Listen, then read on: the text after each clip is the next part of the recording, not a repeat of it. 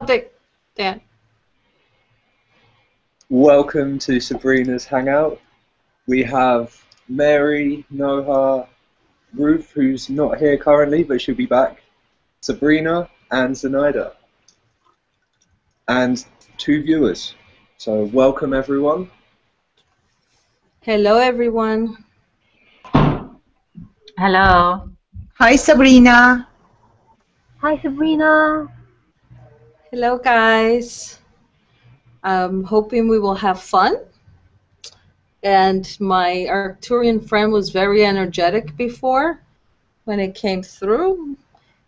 And it spoke for about an hour. So I think he's all geared to go for us to maybe balance some chakras or whatever you guys need. It's up to you to do with the energy what you wish. But since we can always use a little bit here and there, I thought it would be good for all of us to do get a little energy sent from our Arcturian friends. So I think I'll start in about 10 minutes because we had a little hiccup, so I want to allow other members to show up. In the meantime, we can all just converse. Sabrina, when you get all these languages, you just wake up like that talking, or are you meditating when this happens? How does it happen? Well, I meditated first, and then I asked for, well, I did a blessing for the earth in one of Pleiadian. And then, oh no, sorry, I didn't record it. And then I invited different ET races to come in and do a blessing for the earth. Mm-hmm. Give her some energy, help her alone, being that she needs a little help. So I don't know if have you guys been doing that? I forget. I think about it and then I forget. I don't really meditate officially, and I don't know. Maybe I shouldn't use the word officially, but I don't sit for like a certain period of time. I just think all through the day about all kinds of stuff and send energy like that. But yeah. But I remember us being asked to do that and then us saying that we would, so it's a good reminder. Thank you. Yeah, so maybe if I do actually the singing bowl, you all can do it. You can all send some energy to the earth. Yeah. Until other members come in, so we can do that in the meantime. Okay. So I will get the bowl. Actually, I posted something on the Hangouts over there, and they say these ET languages, they can do so many things: healing, activate our DNA, so many things, you know. So every day we are, you are founding something new. Can you hear me? Yes. Yeah. Yes. Great. Yeah. I also miss Jaguar. I wish he'd come. Yeah, I guess he couldn't do it. So, Mary, there's 2 of you. Yeah. Okay, I'm gonna start the singing bowl. How did that happen? Oh, you probably are signed on to on 2 different places. What do I do to take it off? Sometimes it just disappears on its own. So okay. It may just leave after a while. Okay. Yeah. Take a space. Yeah, here you go. There we go. Wasn't there another person here before? Yeah, Jodie was, but she has to run to her mum's or something, so she's going to be back. Okay. This is what I feel.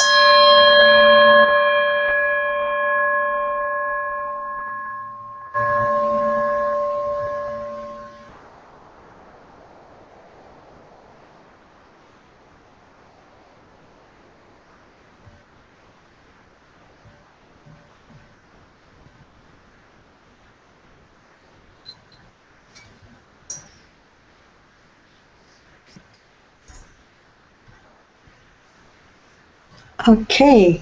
That was a short little meditation there.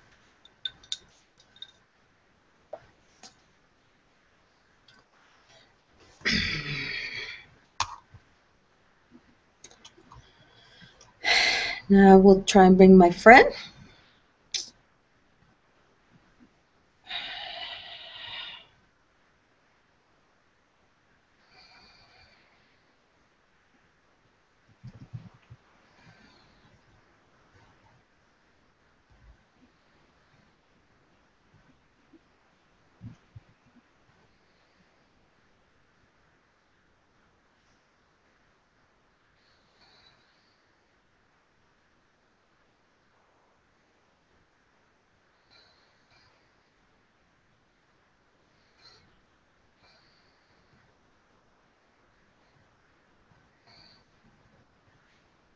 Are you all in agreement that this is to be?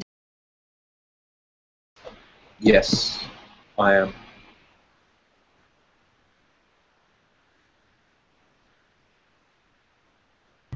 Yes, of course.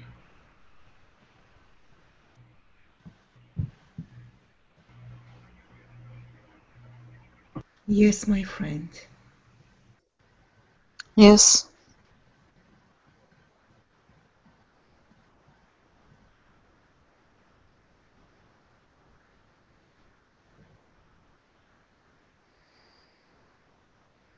Tu sakatitino wa ayataskata hata honda kasiyu hutiyu tukwa hata hanakatiyu shota sitiata antukwa askutu hutuala askutuana shutula katasi taskatandaka haskutualata shutu kutumanaki tashutu huskutuanashi tasuwa haskananaki sulu utukundupu haskutuanashi halokutu hanskatatatu shokutualanana shatuskatatukua sukutu hanakataka askatati shutualanana haskatuwa shumana takatu sotuanana showasatu hoskutupa tasutu haskatanana sholopataka tuntakiniyo shotuwalalanana sakatuwa satuwa soyotatana hoskutupa sayundaya soyatatati shikitiniyiyi handawatana shokotutuana soyuwana skatana shokotu alanana sayiyiyi tukututiniyiyi takatata sholawa skandayuvu skotuyananana haskatayu sondukualasata hayataskata huwa handayiyi tokotononowa satiya handiyuyuvu sitiyuwa handakatuana haskutupa hashiyu honda halanana hakutuasata haskiti lonomayiyi handakutuana haskutua hayiyuwana hatiyutu sunumani tikiyata shataka halaku sontupa shatakatalayi tandiyukutu shotukualanana haskatuwa shalitiya handakutuana shotukutuwataka sonopuku tononokualakati satala tompati shatanama halakayu hoskutuana haskitiya sholuwa tumpukutualakata satikiyata shotulatanana haskatatatu sorunana soruskata tiyutunomanini halayu hotoyutusa anapa patumba halayu oska atapuku anakala haskatuana hana olupala tukiyutu shata atumpakatatua sakataya hanukutu utu hasiti iliniayu opata handu hosatati tampakatala toya diskitupa hasatu ulumba haska tatuana shayutua sayutua iyu haskatuana shoyua handatu hupaskata Tuska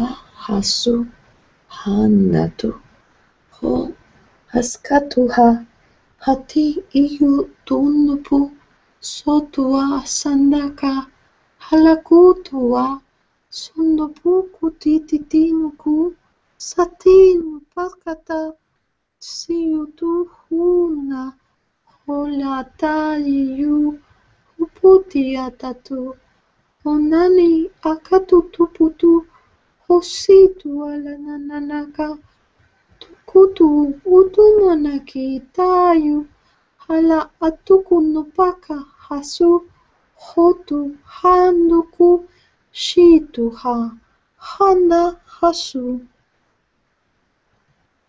It's been an honor to serve you.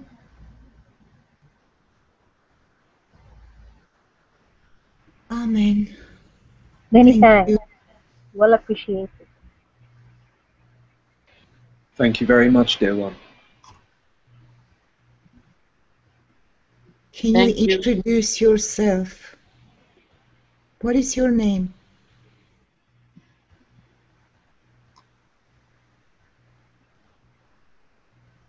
Akuhana. Oh, Hello, Akuhana. Pra. Blessings, Akuhana. my child. Mhm.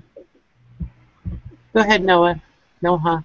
could you please explain yourself to us? Your physique, your looks, everything.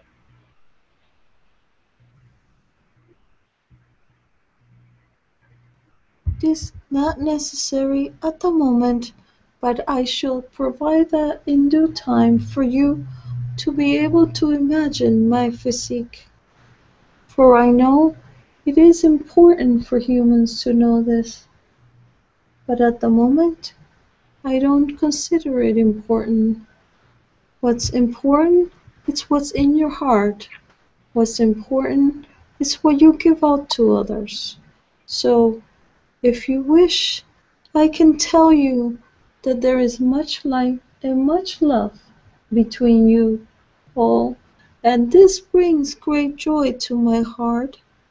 This empowers you all in love and in kindness to humankind, and I so feel blessed to serve you, and I honor you for such courage. I would like to express our gratitude and thank you for your kindness and politeness, and I really appreciate that. Oh, you are most welcome. You have a big heart. Thank Use it. Use it.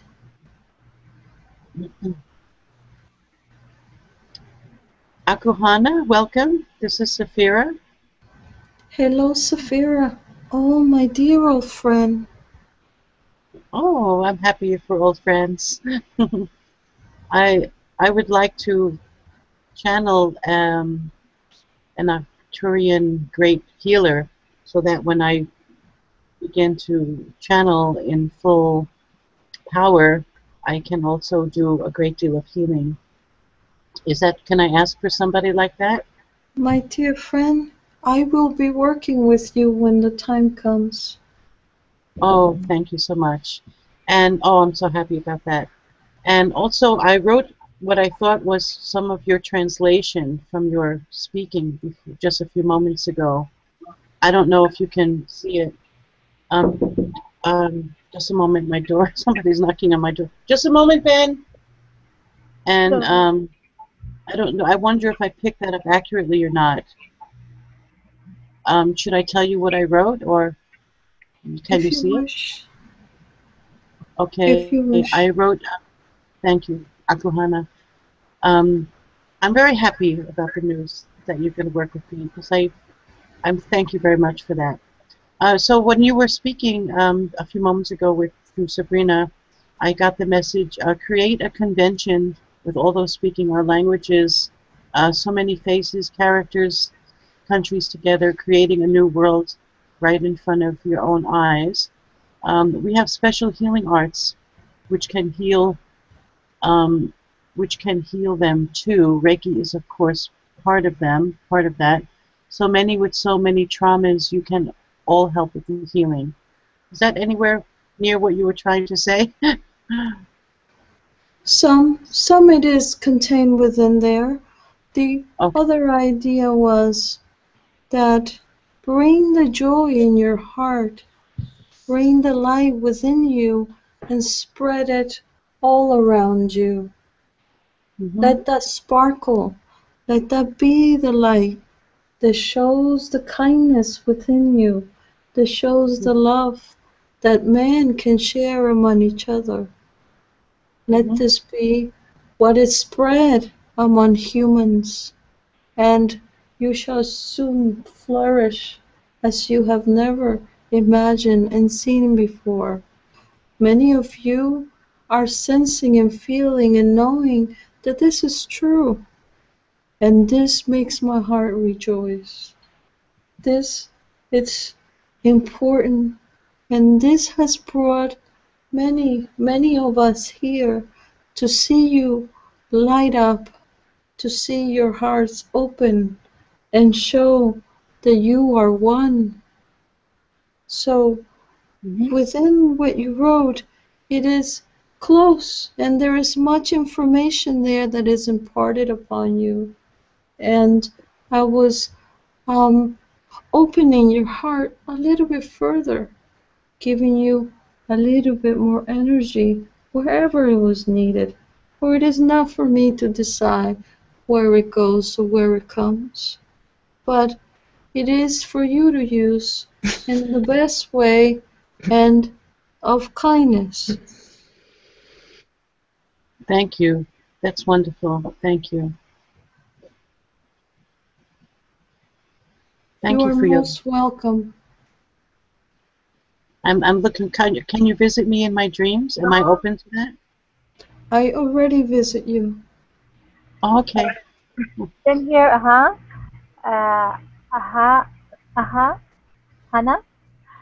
Can you visit me at night, please? Because I need this nudge so much. I haven't opened up yet for my galactic language.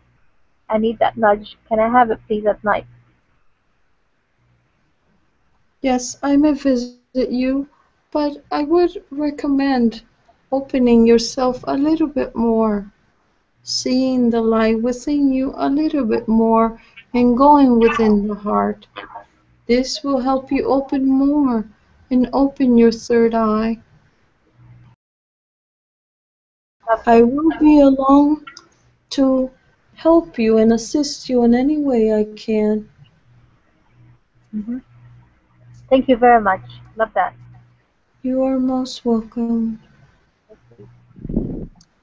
Hello.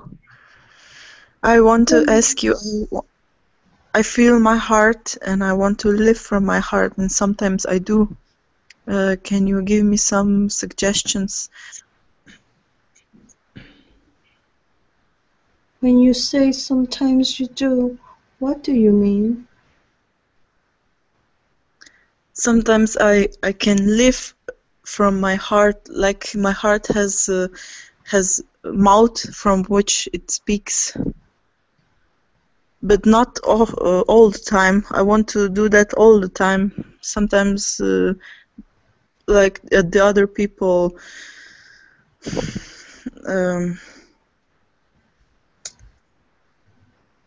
makes it so that I don't live from my heart. Perhaps if you start observing yourself when you seem to be influenced by others, this will give you a little perspective and allow you to step back and not become engaged in what is happening, but work from the heart and see what the heart suggests you do at that moment. Ask it. It will tell you, and you will hear it loud and clear. Always ask the heart what it is that would help you at that moment. And you shall see yourself transform. Yes, I feel like I'm transforming right now. Thank you. Oh, you are most welcome, my child. Hello, Hana. It's Gabriel. Gabriel. Can you share anything about the language I've been speaking?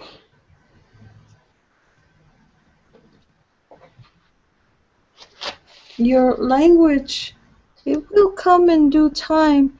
I believe another entity is to tell you this. Okay. Is there something you wish to share to me? Yes. You are so beautiful inside, and I see your progress. I see how you're coming, and I see how you open yourself to others now. I do enjoy that. I do see that you are kind and loving. I see all of this. And I think that perhaps if you spread yourself among your friends and taught them some of what you know, it would be helpful to them and to yourself. If this is of your agreement. Yes, that sounds interesting. Have you visited me? Once. Okay.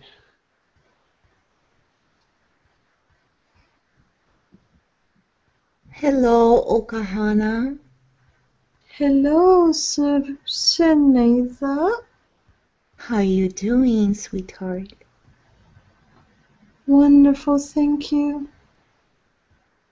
I have a question. I would like to know if I have one of my higher version in Arcturian.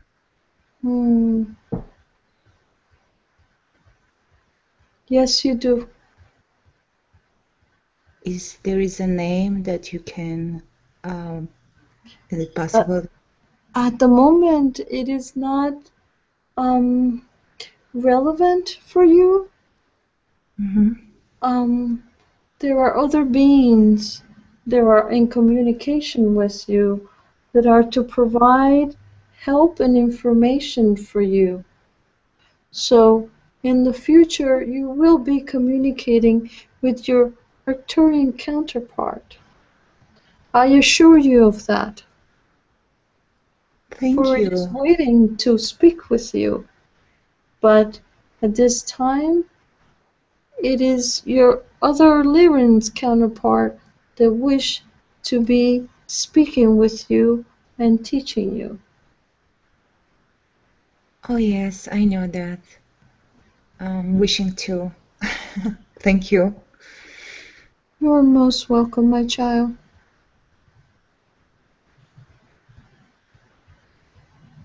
Any more questions? Can I ask you one more thing? Yes. I want to ask you, how do you see me? How do you see my inside?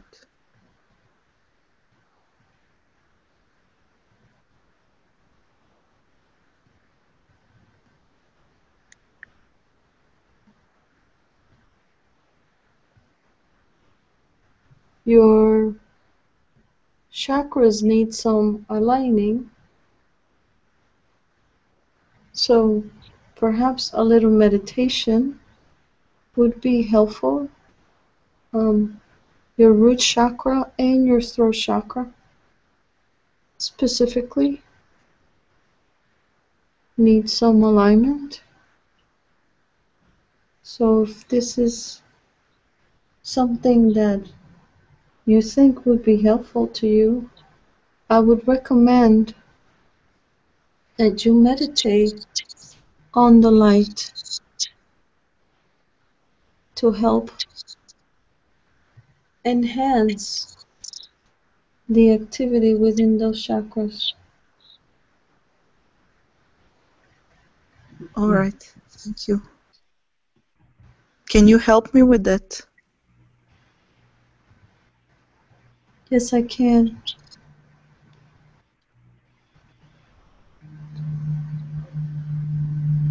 Akuhana, this is Saphira again. Hold on a second. Hold on a second. Saphira, I'll be with you. I must help her. I didn't realize you. Sorry. Turukutuananiyu tatatia tasku halakatatusa tuanana haskututiyu turuanana sututuanana kuku skatukutu askurumanana shiyukuturutununuru tuskatarara tala tu tarananano skuturumanana ha skalakoto skanananoa skatukuluananashi tukuana shatakalaka ha skunanana shi skatuala shandukutua shakutuala nani skutua sakatana halakusiatu humanana skatayutuala nana shikiti tuasatata tumpakati tukusutuala kaskatana hasuku hunayi hasanano hupaskati yutu shantiki hataka husiutu husikata. You are served, my child. Thank you.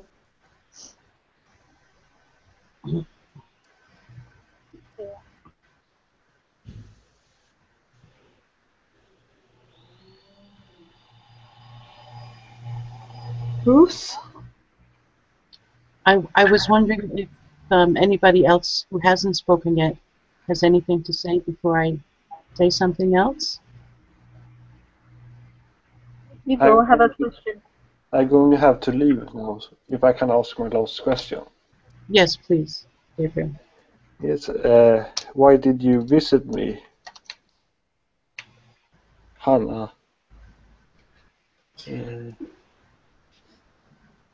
There were some imbalances in your energy at the time, and you had requested some help, so I came. Okay, thank you. You are most welcome. Have I been speaking a lot of Arcturian lately? Yes. Okay, it's very interesting language, I feel. Thank you. Michael, would you like to say anything? Running on. Go ahead.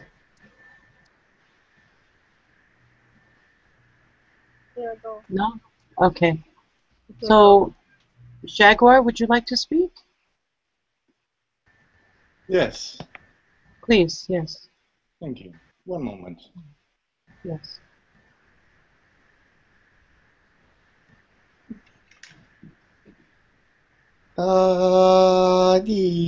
Niatasa kuataniatu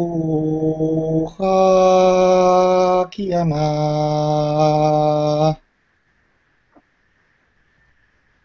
Tuskanau suna utana takotoni yusutu hasatanova tiyutu valaskata huno uskutu wasukutuha. Iya. Ata kata kuat sisi ata ni tiri ata kuat di Tia su tu tua.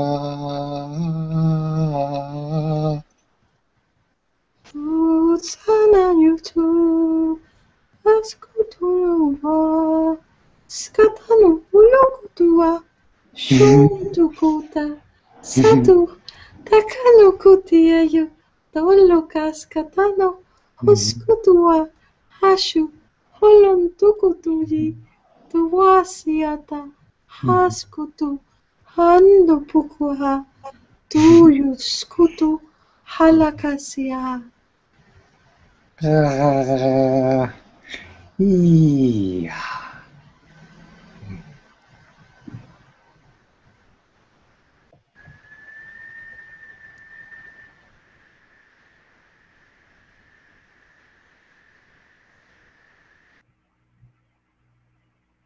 Tukutana sutu wasu. Tono wati ayutu. Kia tia nua. Aiti sia nua ka tiara tia. Tukusu tono kutuala tano. Hoskata. Tatono wata. Halo utu si. Hotuana. Haskatana. Hashu. Honua. Hosutua. Halo hotunu. Haskata. Hayubu. Tuntikitua. Holo hoskutu. Shontaka. Hala atukusikutuhu. Iya. Tana tiara tia. Tukitiki asititua. Mira ria tasa huati. Atu asikitiu. Hontu kutu kuti atio wotu. Hi. Iya tasiaka. Atu asakatua. Sukutuhala. Tutun tukutu. Kutu katatu wali. Hos katata. Handuku. Haskutuala sata. Hasu watiayu. Iyala. Sutia. Sotombaya. Nahia tua. Agiti. Girata. Lati si tiria ku. Urua sutua na. Iyana. Tu. Tanisi. Anasatoru tu kutu wana. Tasiana. Urusu tu. Nawa. Aha. Si. Tuki suku satana. Halaku siotu. Skatunu wasata. Shututu sitiu waskatuna. Ashutu wana. Tiki tutu mani yatu siya. Iya siha. Kiaswa. Tukono mahali. Huskata. Hayu tunduku. Haskutu alakasha. Honna yiyu. Huskita la kutupanti kiayutu. Showa hasumwa. Kiaswa. Takutuni yuti. Kiasaha. Muatuakiaha. Tukiaswa. Tankusuku. Hatamo ukutukwa. Haskuni yutu. Hotu atakuskia. Hatun tukutwa. Hasutuma. Haliyu ontukuti ayeti. Tuskitan tukutwaha. Risia. Miatuasia. Bakatiyu.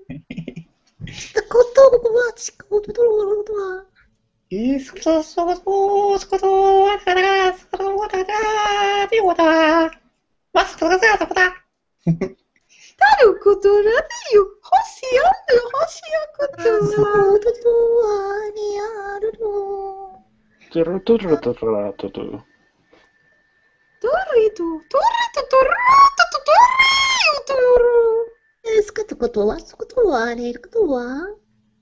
Tuna katiyu, tutukashatiku. Ulu, tuku watakashatuwa. Tutuku wasutu. Hus katanana katuwa. Hashitiyu. Huskanana wa.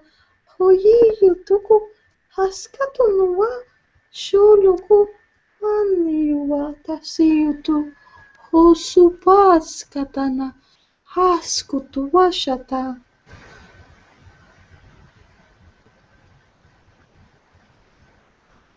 Tuskutuana asi.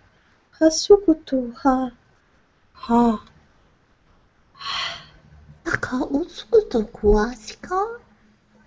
Antokutu hatiyu. Tutomonokusi.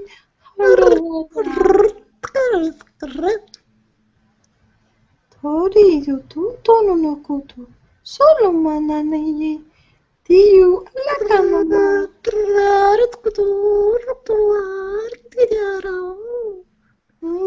Tusititi tulono putututu atatakachokutu. Shotomananikitia. Skatatua hasutu. Hanna kalakatasa. Honi. Hiskitu halatu. Shanna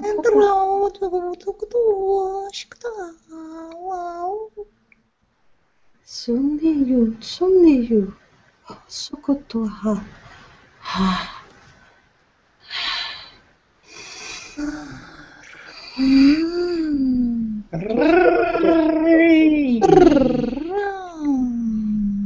Tusi atuku ha. Tunaka. Asu tututu. Tumbaya. Tukuru tuturuma. Hasku ha. My children, I must go now. Please don't Goodbye. wait a long time. We need Thank to you very much. come back soon, please. Ahakana, before you go. Ahakana, before you go. Oh, who else is speaking? I'm sorry. Apologize. Ahakana, before you go, may I ask you a question? Yes. I'm sorry. Sometimes it's hard to know when I'm interrupting somebody. I apologize for that. Could you give me a symbol when I wake up that I remember that you've been there, even if I don't remember our meetings? Some kind of symbol.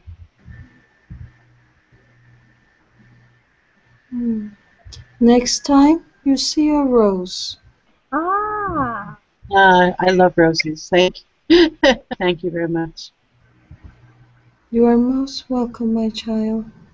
Can I have a question more? I must go now. Alright. Halas, I won't take long.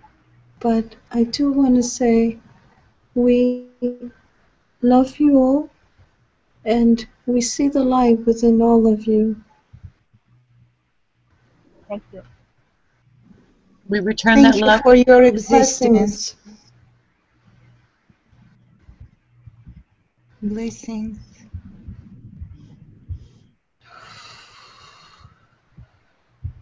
Farewell. Hello, Jaguar. Hello. I love the language you Nice to Jaguar see you so again, much. Jaguar. So, Jaguar, are you speaking her language or your language? Or Sabrina, are you okay? Yes. My voice is still high. Dinner's right. It's beautiful. I love it. You Hello, were having Sabrina. so much fun with Jaguar. Oh my god. Ah, good. Mhm. What were you doing together? You were cherishing one another, right? The way you spoke, it's just like lovers have met, you know? What? The way you spoke, it's as if lovers have met, Jaguar and Sabrina. Sorry, but that was not him. There was nothing? That was nothing. There was Sabrina, something there. I Sabrina hope it was a, helped everybody. Sabrina was a beautiful spirit, beautiful heart, beautiful channeling, and I always say that that kind of energy can't come through to a channeler if they already don't have those preconditions within them. So yeah, Oh, thank you, very nice. Ruth. Yeah. She was Thank so you. high, Sabrina. Beautiful. Lovely. It was nice I got to ask a question. Okay. I have to go on my train very soon. Gabriel, Yeah.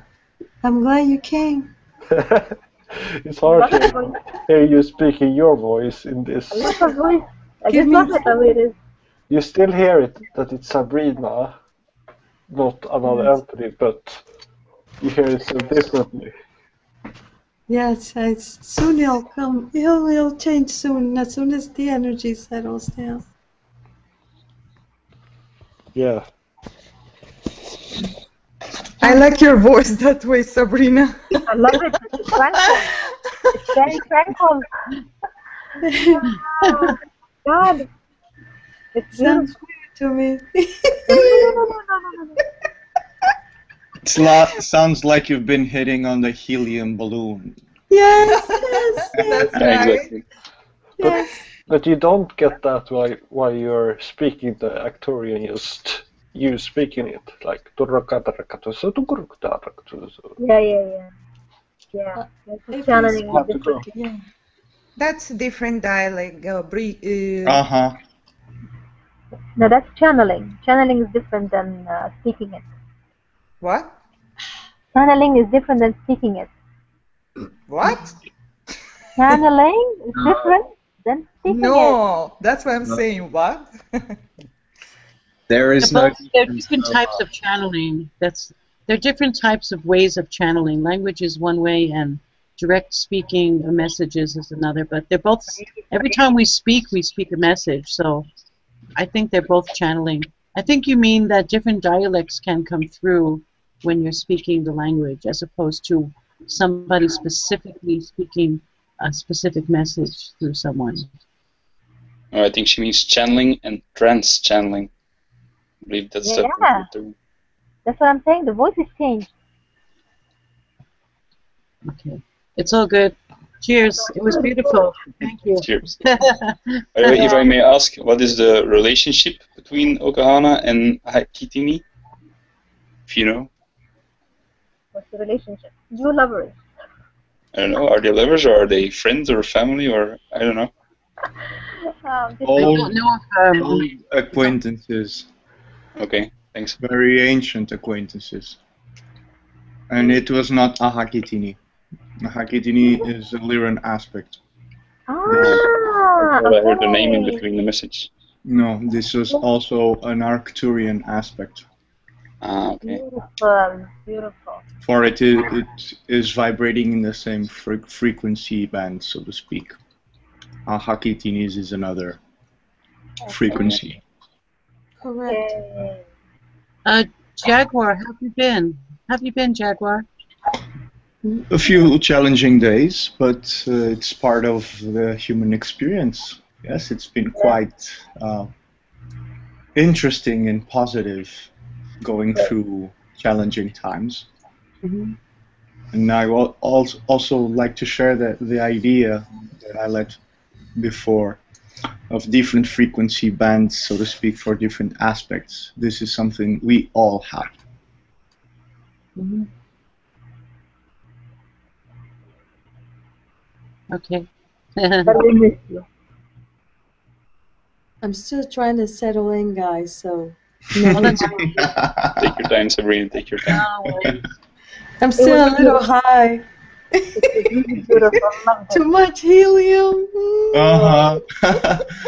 Go and talk to your plants and touch the earth. That may help. Yes. And they will probably appreciate the energy and go, nice, thank you. And maybe start talking. Coming back. In Arcturian. Yeah.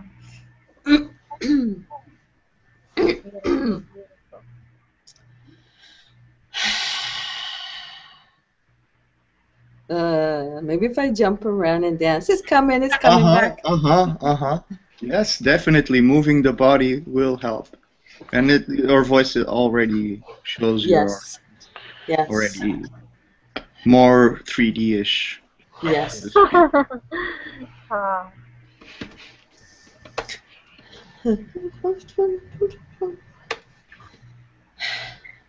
Okay, I feel more me. I'm like at 80% now. You come back. Okay, guys, what's up?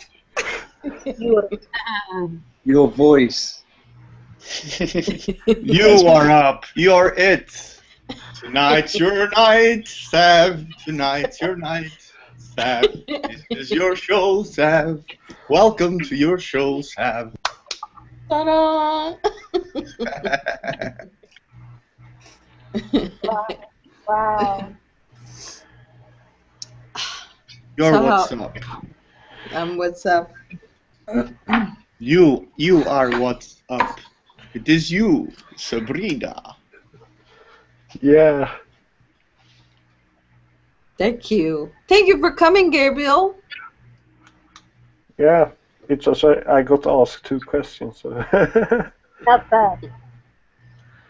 But I'm going back home, so I will have to leave with the bus in 40 minutes. I have to pack everything and can't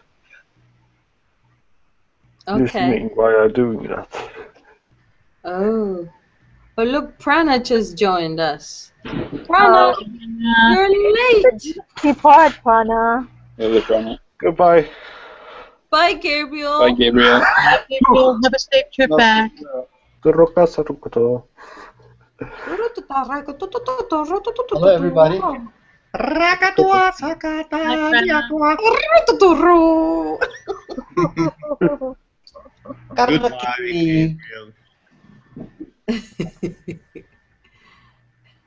Prana, you missed your Arcturian.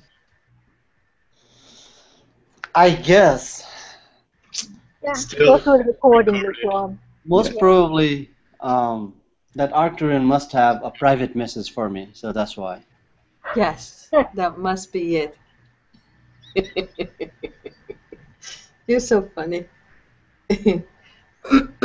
Yes. Beautiful. Because you know, I mean, how Lucky says, I cannot say this to you right now, but I will talk to you later. What? You know, like Lucas. When somebody asks Lucas, yeah, and then he cannot say, he says, I will talk to you later. I can't say this to you right now. So that's why that Arcturian maybe have some. Okay. All right. Sorry for coming in late. Hey, Jaguar, how are you feeling? Hello, Prana. Yes, I'm quite good today, thank you. And you? Good to hear. I was a little worried about you and your health. Good to see you back. And live and kicking. Yes, thank you. It's a pleasure to be here. Yeah, good to have you back. Alive and kicking. Yes. How does that song go?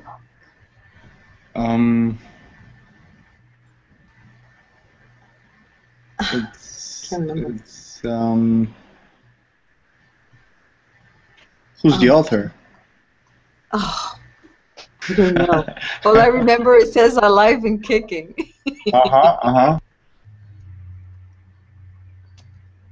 But I can't remember the rest. I don't know. It's not coming to mind now. So, what does everyone propose we do now? We make Jaguars sing. I approve. Again. We love you that much. Go ahead. It's either that or tell a joke. I'm not so much in a singing mood today. My voice isn't up to par. I'm a bit how do you say, with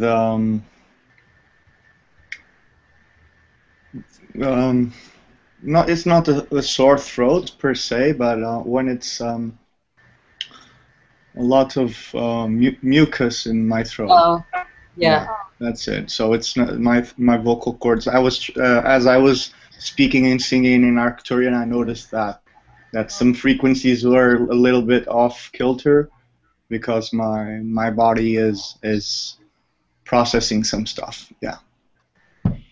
Yeah, I don't think the Arcturians seem to mind though. But it's happy, peppy. Yeah, Beautiful. it was a lot of fun. Yes, they're really focused in joy. Yeah, a very joyful energy. Yeah, it's cool. Yes, it was here like earlier, and I was doing stuff, and it kept going off, and like just talking up a storm, and I was like, okay, and it just kept on talking over everything. I was like, I kept cracking up. It has definitely that ticklish quality. Yeah, sometimes even the body goes like, shivers a bit, like it was getting tickled. It's really interesting, really fun. Yeah, has anyone gotten, I get like, you know when you get goosebumps? But they like shoot from the top of my head to my feet, and it travels, and it's like one after the other, after the other, after the other. Okay. I've had that kind of sensations also. Oh, you had it too? Do you know what they are? Consciously in 3D, not really. I would assume probably it's the DNA attuning itself and opening up and activating, to access more and more of those frequencies. That would be my intuitions as I move, as I try to wrap my 3D mind around that. Yeah. Right. Yeah. Because I go to times where it keeps on happening, and then it stops, and then it keeps on happening, and it stops.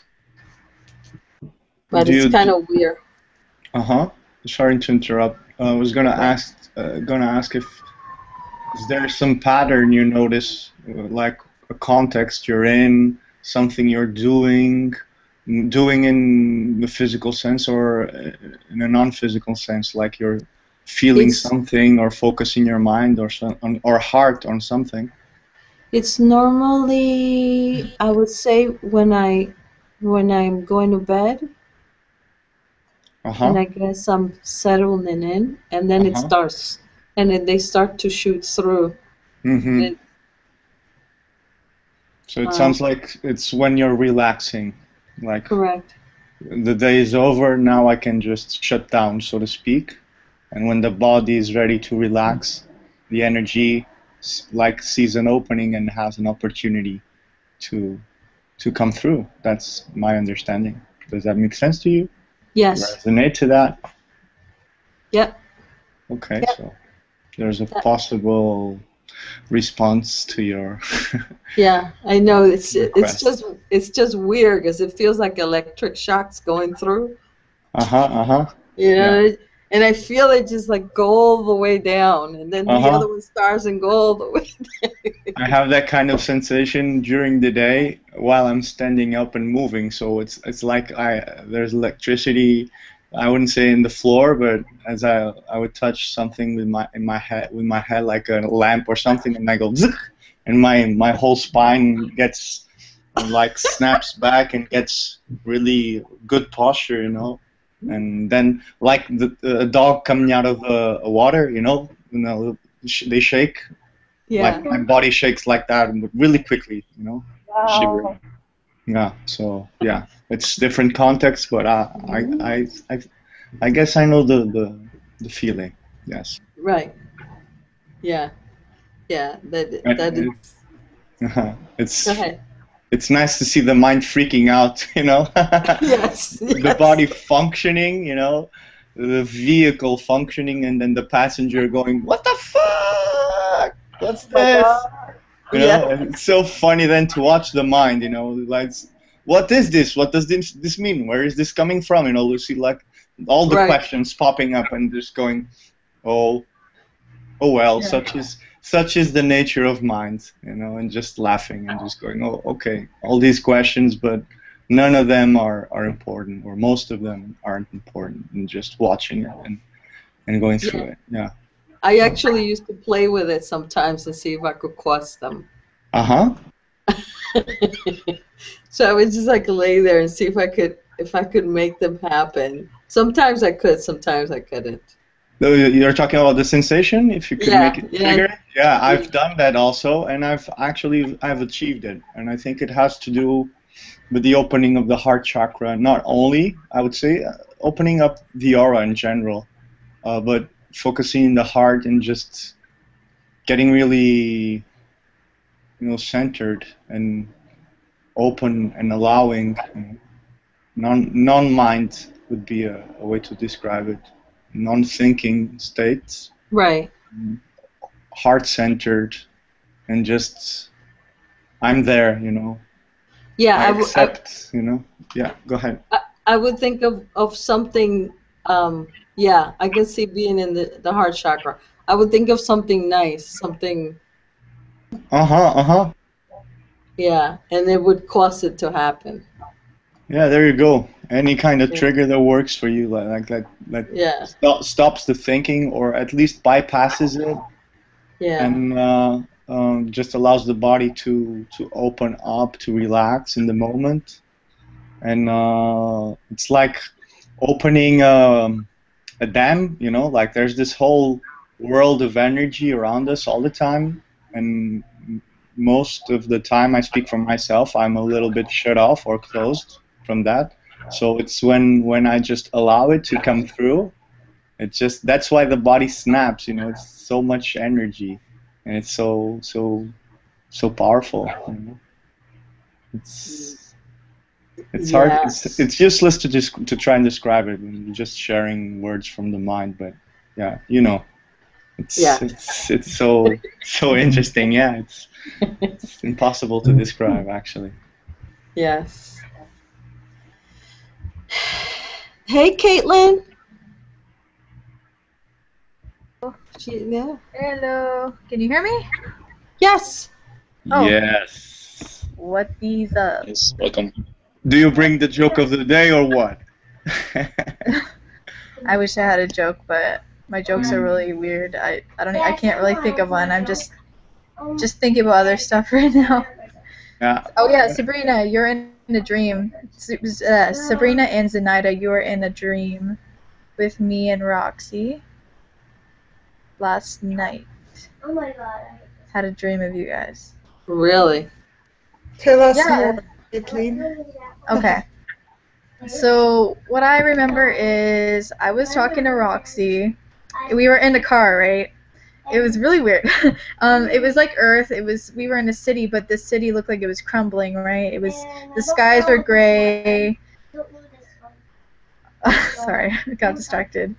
The skies were gray. Like the buildings were crumbling and all this stuff. And I remember me, Roxy, you, and 𝗖𝗎𝗓 were in a car, and Roxy was talking about her son named Ryan, and he was about my age. And she was saying how she was searching for him or something, and she was talking about a couple things about him, and then you guys were with us. And I think we were pretty much searching for Roxy's son. And it was really interesting, but that's pretty much what I remember so far. So I don't know if you guys remember anything about being like in a city that was like, it kind of seemed like there was a lot of homeless people there, and it kind of seemed really gloomy, to be honest. You guys remember anything like that? No, I had a nightmare last night. You did? I sleep like a baby.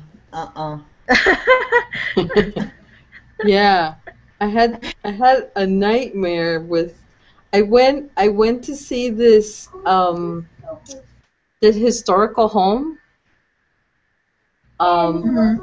And I remember going in, and the woman that was the owner originally, she was placing some of the furniture, and one of the pillows she had arranged have fallen, so I picked it up and put it back in place. And I was admiring the furniture. I was with somebody else, and there was a whole group of people, and all of a sudden there was just my friend and myself there, and there was like an attic, but there were stairs that were pretty steep. So I started going up the stairs, right? And all of a sudden my friend gets pushed and thrown onto the floor. And he hurt like his lower back, and he's like laying there, and I'm like, oh my God, oh my God. So I'm like all scared that something happened to him. And then next thing I know, because there was a ghost there. And then it lifts him up like upside down. He's hanging on the air. What is happening here? And I was like, no, this is what gets the horror. Oh my God. It gets more interesting. I picked him up and carried him in my arms, and then I started saying something, and it stopped. So obviously it didn't mind me being there, it just minded him being there. It was really weird. And then I was going up the stairs because I had left like a lotion or something up the ladder. And then I said, don't climb, you stay there, I go by myself. And he wouldn't let me go by myself. Anyway, it was kind of weird. Yeah, maybe he was trying to tell you something. Was it a ghost? What gender was it? Do you know? The ghost? Yes. I think it was male. Do you? Sometimes ghosts have a really messed up way of showing you how they either died, or something like just an object or something that they were trying to, or maybe a lesson. Maybe he was trying to teach you a lesson, or I don't know. Maybe he knew you. But I know how you feel. Yeah. They show you some messed up things. I remember the girl ghost. Oh, I don't like saying girl ghost. I guess she might have lived in my area. She showed me her dead body, and it was all shriveled up. It looked like it was from the Holocaust, and I was like, what the hell is that? And it was in my basement. I don't know if her body's actually in my basement or not. I'm not sure. But she showed me a dead body in a certain part of my basement. There's this box, and it was closed shut, and when I looked at it, I remember I got like an image in my head, like a vision, not a vision, it was like just a pop-up image of this body that was inside the box, and it wasn't opened yet, so I looked at her, and I was like, there's not a dead body in here, and I opened it, and there was nothing in there, and then I remember I woke up, and then she was sitting on my dresser, pretty much. And she was trying to lower her vibration so I could see her clearer, but she was all static. She was like black and staticky looking, and I couldn't look at her directly because if I did, it would have messed up my eyes. And some ghosts, they have a really messed up way of showing you things. Maybe the ghost was trying to tell you a message about your friend or something. Don't go down the stairs, or I'm not sure. That could be it. Or might be communicating with you to help her free herself. That could be also like sometimes they do show their bodies and stuff like that so that you can go and dig them up or whatnot. I mean, I have heard some stories like that where the ghosts come to you and then ask for help because you can help them. Yeah, for me in this case, I wasn't developed enough as a psychic or medium. I don't even know. I didn't know how to help her. She thought I was ready, but I wasn't yet. And she just tried showing herself to me numerous times, and I just didn't understand because I didn't know what she wanted from me. But I don't know. Maybe that could have been it. Maybe he wanted help from me, or maybe he's showing you that's the way he died, or just in a really weird way, because I'm not sure. Or maybe it's just like giving you a sign, hey, don't let your friend go downstairs or something. Maybe your friend will fall, or they Why do don't that. you go downstairs and just check it out? I'm like, just to go downstairs, see anything happens. Oh God. If I were you, that's the first thing I would do, because I'm What like did very. you say? What did you say? I said, like, if I were Caitlin, I would be like already down at the basement trying to experience if I feel or feel something. You Because mean I'm so. her body? That girl's Huh? body? She was trying to show me her body, where it was? Right. I don't mean, I know. would just go stand there and see if I would feel anything. Well, I don't know. I'm so curious. I'm like not that. surprised. I'm not really surprised if it's there. But the thing is, the whole thing is cement, and I would have to like legit like get something to actually cut through the cement, get deeper, and then find the body. No, And I think it I might be didn't there. mean like you dig it right away, but just to get the No, I sensation.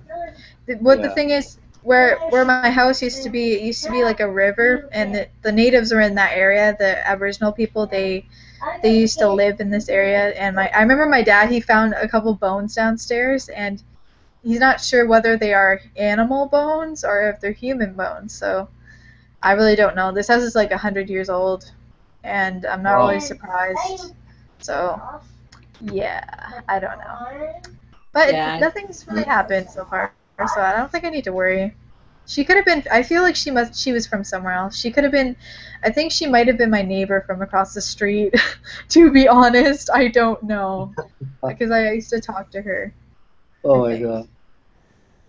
And the neighbors across the way, I think they must be Pleiadian or something. Oh my God, like bleach blonde hair, sapphire looking eyes. It's crazy. It's crazy. Oh. Or maybe they dyed their hair blonde, I'm not sure. But for real, I don't know. It You could have been are? her. What? You're not dyeing your hair, are you? Oh no, my neighbors, they dyed, they either dye their hair or their hair is naturally bleach blonde. Isn't that how Pleiadians have their hair? It's like bleach blonde or blonde, at least. Yeah. I feel like they have Pleiadian DNA. Yeah, like a I'm pretty sure they have. blonde. Yeah, it was like a guy and a girl, and the wife died off. I think she might have been the one that came to me and was showing me her body. Sounds like they Maybe. must be like aliens. Or yeah, like you were saying, Pleiadian kind of people. I don't think they're aware. Well, she died. Well, nobody really dies, but you know what I mean. She left her body, and I don't know. All I know is if it was her, she masked herself as my grandmother. But the thing is, okay, I'll tell you the whole story. It started with a dream. I was in my house. I seen a genie. A genie was like, wish for whatever you want. And I'm like, okay, I wish I was clairvoyant. And then everything started changing around me, and I could see things. And I was like, what the hell? And I remember, like, I was walking outside in my sunroom, and I looked out the window. It was snowing, and my dad was shoveling outside. And I seen this girl floating, and she was floating downwards. Like her head was like down, looking at the ground. And This was all in a I dream. seen like, huh? This is all in a dream, right? Yeah. And she pretty much came to me in her dream. I guess that was the sign. So she was floating and looking at the ground in a night dress and a nightgown, a white gown. I don't know why they're always wearing white gowns. That's a stereotypical thing. But she was like literally, she looked like the Grudge kind of, to be honest, with her hair down the way it was. And I was like, what the hell? Why is there a girl floating outside my window? And then I remember I went back to my basement door, and my grandma was there, and I was like, oh my God, it's my grandma, and because I wanted to see her. And I just knew it wasn't her because it did not feel like it was her. And she was showing me her body, and I'm like, your body's not in here. Why would your body be here? And I just knew the whole time it wasn't her. And then when I woke up, I seen the girl, and I just knew it wasn't her. And then I got confirmation from that by a psychic who I didn't even ask him about it. He just knew what happened, and he described the whole thing to me, and I was like, what? So I don't know. It was crazy, and it was hard to understand it because like I didn't know what was going on myself, but he did. So that's what I mean. Like when you have dreams of ghosts like that, it's really difficult sometimes to understand what they mean because they could be emotionally hurt or they've been through so much traumatic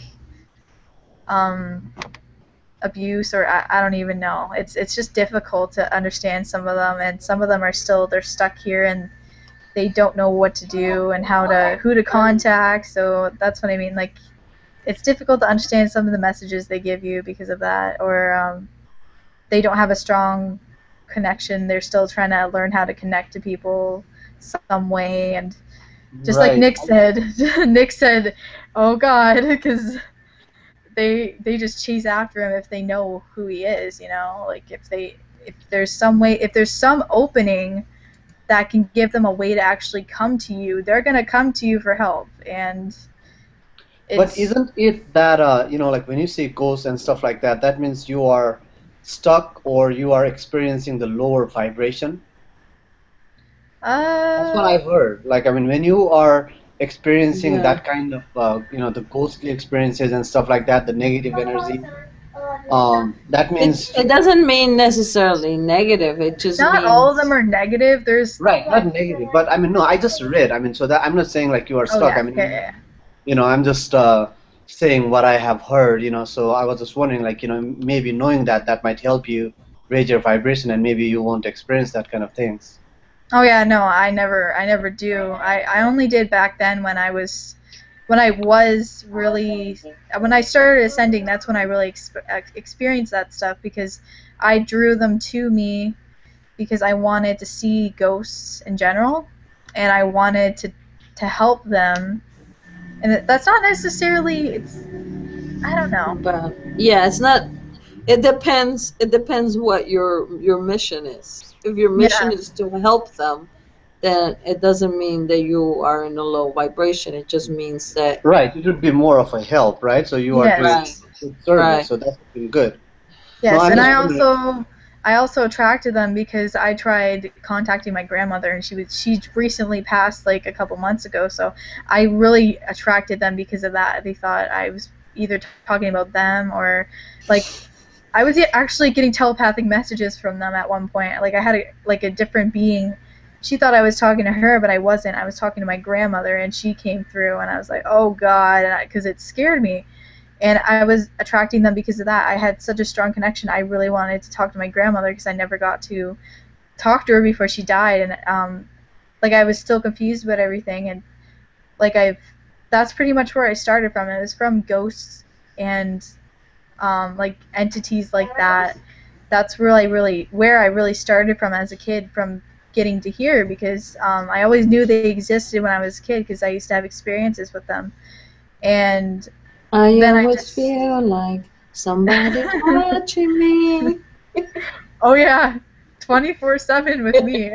Definitely when you see them. But yeah, I mean, they're not. Yeah, no, I used to see it. I don't know exactly. I used to see entities all the time when I was a teenager. Oh, you did? Yeah, they would be like standing by the foot of my bed, or like wake me up, and they were like right on my face. That's God. Yeah. That's crazy. Wow. Yeah. I guess that's something I would have to probably, well, not but. That's why I don't wish to have the ability to see anymore. I do. I shut it down. I shut it down completely. You did? Yeah. I definitely want to see, but I guess that's a part of what I'm going to have to deal with. At first, I really couldn't control it. I did talk to somebody about it because I was really confused. I didn't even know what I was seeing was real or not. I was like, what the hell? I thought there was somebody just walking in my house. And no, it turned out it was them. And he was like, well, you don't even know how to control it yet. And I'm like, I don't know. I didn't even know it was true. And it was just difficult to deal with. And it was scary sometimes because you see full of bodies coming through your room, like 4-dimensional, because they can go through walls, right? They were just floating across my room. And I was like, what the hell? It scared me. But I got used to it, kind of. And that's why I think I'm ready to see it again. Oh, And it's just a well, part, I guess it's a part of just dealing with that. If you see negative entities, I mean, I've seen shadow people my whole life, and I can deal with them, but like if it's, I don't know. I think I'm okay with it now. well, you're But not, braver than I me. want to be able, I just want to be able to shut it off when I want to, because when I'm in school, I don't want to see like full out black shadow people walking through my halls or something, like, hey, how's it going? I'll be like, it's okay, I don't know.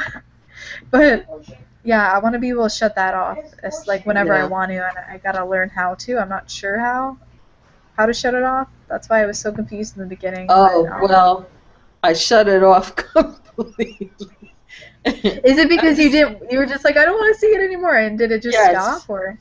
Yeah, I just started closing myself up, which is not a good idea, but that's what I did. Mhm. Because it was like every night I didn't get sleep, so I kept ending up on my sister's bed. So what did they look like? What were they? Do you know? Most of them were spirits, like people, that kind of thing. Uh, Sometimes I wasn't sure what they were, because all I would see was like the outline. Oh yeah. Um, Oh, I know what you mean. Yeah. I know yeah. what you mean. So I couldn't really tell. Oh, okay, yeah. I used to see the outline of people, but not exactly. It was kind of foggy still. And now I just see transparent, and it's so annoying because I just like it just gets to the point where you're so sick of it, you just want to see the full out thing, Even though it's scary, I mean, I don't even care. I don't care. I just like, if I see a scary thing, I'm just gonna be like, you know what? Get the hell out of my room, and I just call on somebody to help me. Maybe that wouldn't work out. I don't know, but That's why I say you're braver than me. well, Because I was like, I don't want to see. I don't want to see. I don't know. I think it would be so cool to just see them full out. Because Yeah. I seen a Yahyel one time. It was so cute. I was just looking at it, and I was like, oh my god, you're adorable. And but it was 2D. They're trying not to scare me. They're trying to look 2-dimensional now, and I'm like, dude, I'm okay. I can see. I would like to see a 3D.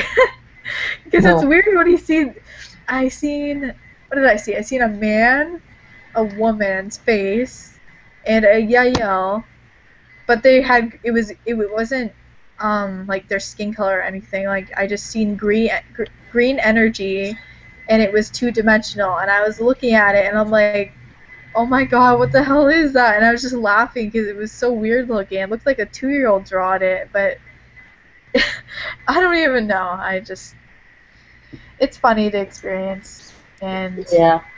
I tried seeing more yesterday. I tried an experiment, and I actually got a response. I mean, I just seen like pulsing, and I guess they were trying to help me see them better, but it was like there was like an aura like thing. It was really big, and it was like near the roof kind of, and it was pulsating, and they touched my hand. I just remember that. They were literally touching my hand, and I could feel the tingling on my fingertips. And in the beginning, I was like, if anybody's there and if you would like to help me with this experiment, I would appreciate it. And if you could touch my hand to show me that you're there, then I would like that. And I got a sign. I mean, they touched my hand. It was tingling, and I was just like, I didn't really get much, but I did get the pulsating with the aura thing, and then I just wanted to get confirmation whether this was real or not, and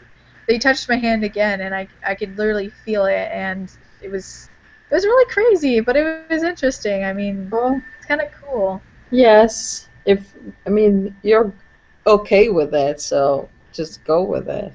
Oh yeah. Yeah. It's funny Hey, when guys. they touch. Yeah. Yes, Prana. Did you guys ever had a dream like you know where you see the same thing like multiple times, like in different dreams, like maybe after 4 or 5 months or whenever, like after some time? Have the 'Cause, same I mean, dream? yeah, like I mean I have Yes. like a couple Yes, days it happens. yeah, a couple days ago I had this dream like where I was in this house, and as I was doing something, I knew that that was a part of my house, but I have never seen that house, I've never been to that house. But in the dream, I mean, I can see the layout, I know exactly where the kitchen is, how many stairs upstairs and all that stuff, right? And whenever I'm in that dream, I feel like, oh yeah, I have this part of the house, I always keep forgetting about this part of the house. And then like I walk by, and then so it's that feeling that amazes me. I don't know like why I see exactly the same from the same perspective, and I'm inside the house walking, doing things, and it has happened to me like maybe about 3 times in about, I don't know, maybe 3 years or something like that. What does the house? Huh? I have also a dream with the house. It's the same house, and I keep saying, "Oh, I know this house," and different things happen in the dream, but I'm visiting the same house. And I keep saying there's a library over there. There are like these steps, but it's like it's all wood. Like it's a Uh-huh. really old house and it's all wood. And then I say, and there's some hidden bedrooms over here. And I could probably draw you the layout of the third floor. Right. That's how many times I have visited the house. I know. I wonder like if that has like when I was talking about this to Roxy, he was saying that maybe I was going home, and because like in my 3D reality, that's how I would understand what a home is, because like if I were in a different planet or different density, that house would look completely different and I might not recognize it. So maybe that's a part of going home. Yeah, I don't know.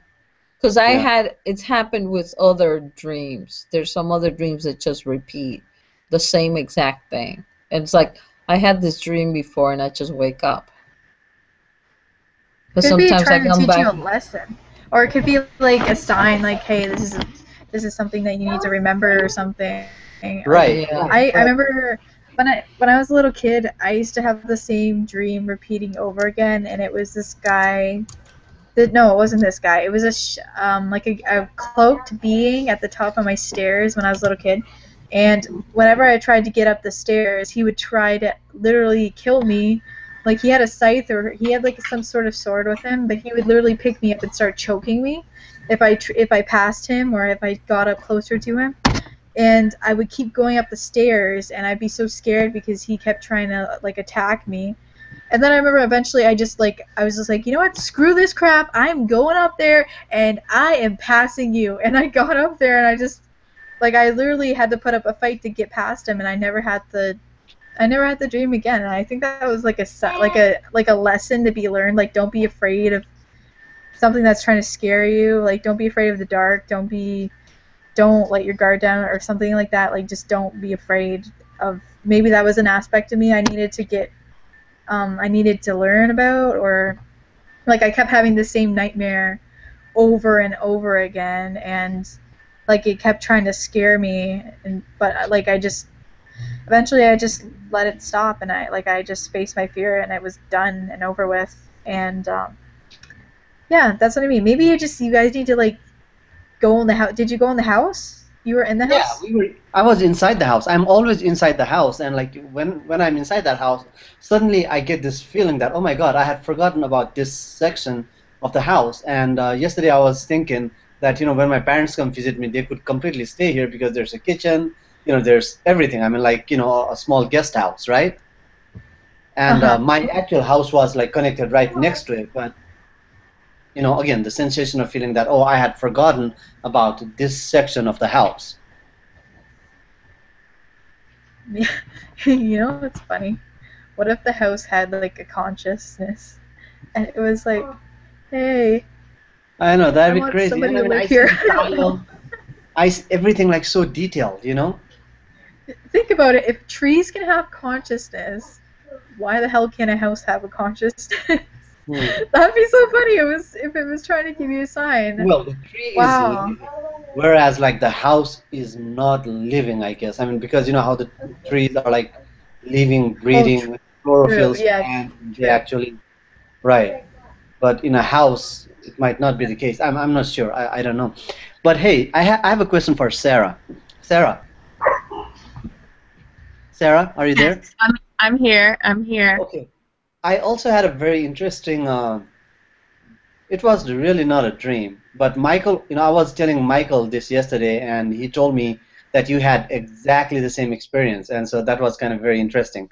So what happened was, as I was falling asleep, I felt like somebody literally just like kind of gently pushed at the very bottom of my spine, you know, right above the hip, and and when I was sleeping, I could literally feel that I moved a little bit because, like, you know, when somebody pushes you there, I mean, just that part kind of like moved. And that was my first experience. I mean, I understand having a twitchy leg or twitchy hand or something like that, but that was, I could literally feel that somebody actually pushed me. And Michael was saying that you had the very same experience. Were you standing or laying down? I was laying down. I was sleeping, but I wasn't asleep yet. It could be that it was trying to fix something within you. No. I mean, Michael was telling me you had the same experience, so I was No, just I wondering. didn't have that experience. I had a weird experience one time, and I didn't tell anybody this yet, so how did he know? But anyway, That's crazy. no, I was laying down one day, and I don't know what I was thinking. Who knows what I was thinking? But I was inviting someone, and this may sound a little weird or freaky. I was inviting someone to come and kiss me because I was in that mood. But I literally felt like as my lips started moving as if someone actually kissed me. Very interesting. Like it was literally like somebody put their hand on you and like you could feel the pressure. Right. Cool. But Sarah, what I was referring to when you had like the snake-like entity, you said there was a lot of pressure being put on your lower back from an external No, not my force. lower back, my upper back. Oh, The your thing upper back. is with the cobra, you know how the neck. Well, actually, it's the entire head. Right. There's a whole head, and my back became, I guess, part of the head. Got it. You know, the You had that arching connection. of it, the round arch towards the back. Okay. Yeah, that became part of the head of the snake. I see. So okay. That's what I had, but not the lower back. It's different. Yeah, it's just totally different. Okay. Yeah. That's cool. Yeah, but I've been having I've been having very interesting dreams lately. Like for the past maybe 4 or 5 days, it's kind of similar. Like the first one was ever in my life. I had this experience where I felt like, you know, I saw spotlights kind of shining on me, and I realized in the dream that, oh, I think like this is coming from the spaceship, right? So that was my first experience of like dreaming about aliens or spaceship or any sort of, you know, stuff like that.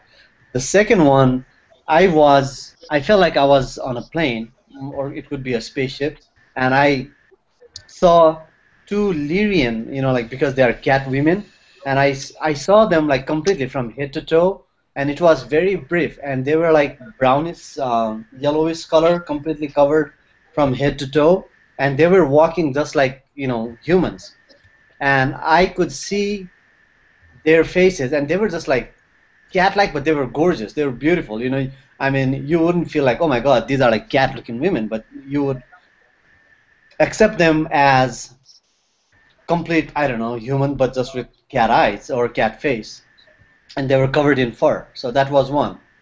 And then after that, I had another dream where I felt like I was driving something, but I was on the clouds. I was going through the clouds, and I was like, this is interesting. Why am I driving through the clouds?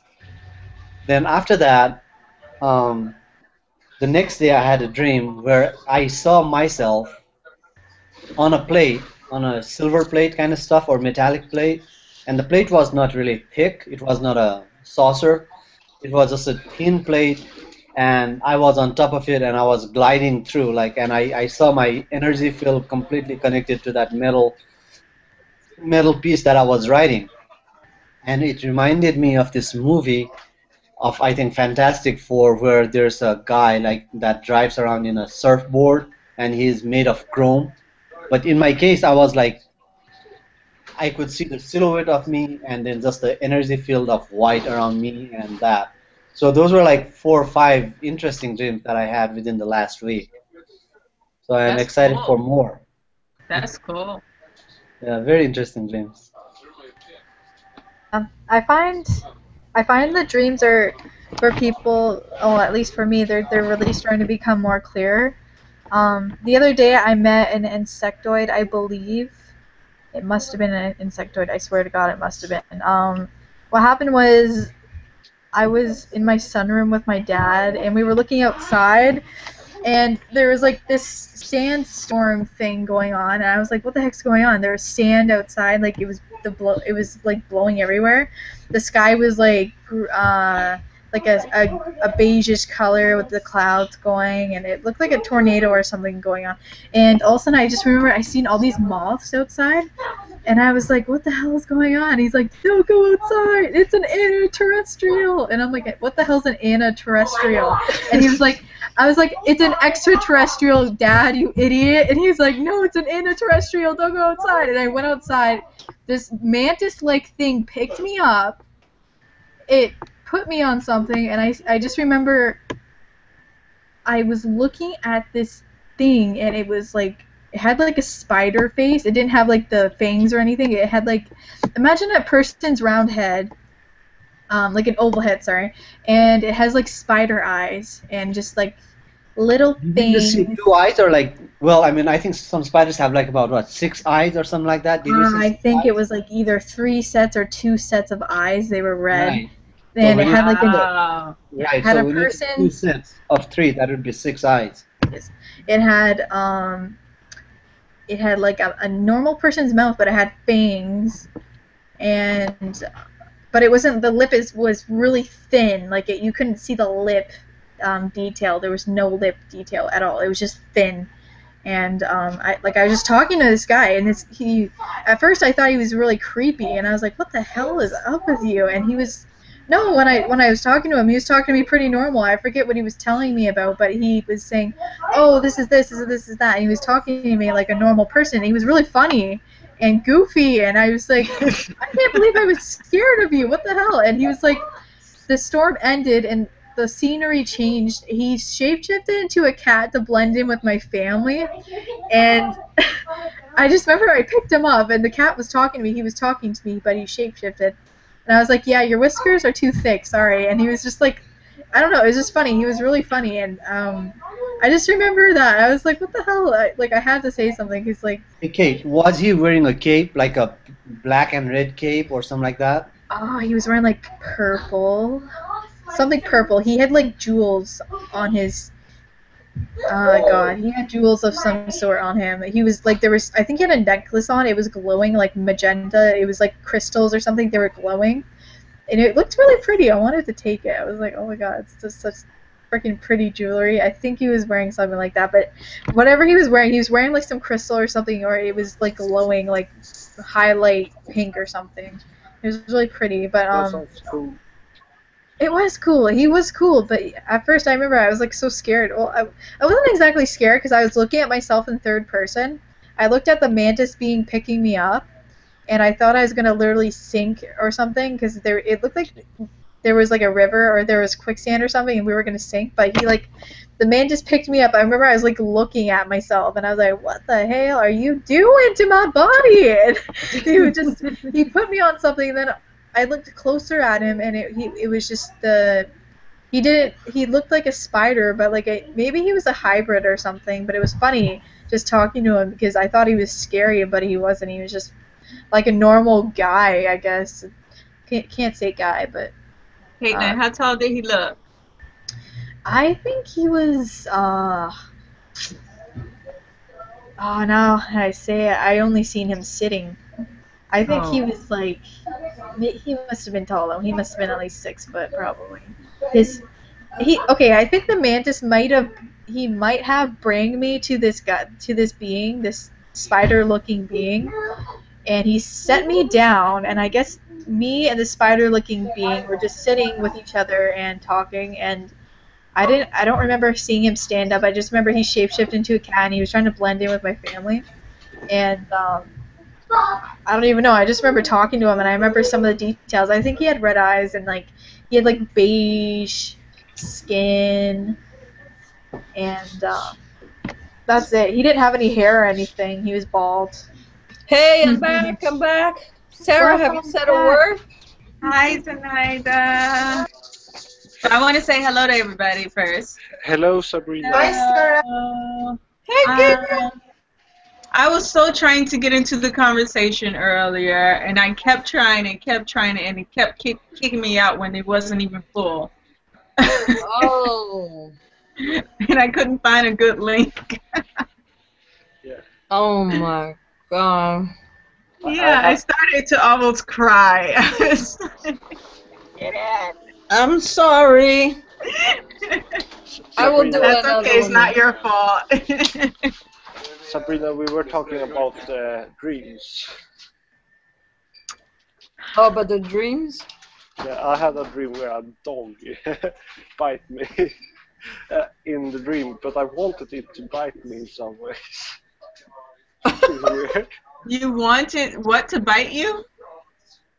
Like I was close to the dog and I was disturbing the dog, and then because it was like I was working on some other place home that I had a dog outside the house, like, and I was doing something there. So the dog came and bit me. Oh. But it did not hurt me. And then I woke up and was very scared. Gabriel, do you want to clarify to me what you said to me earlier, or you rather keep it private? What I said? What you told me. On the chat? Or yeah. That I played younger brother. Do you mean that? Yeah.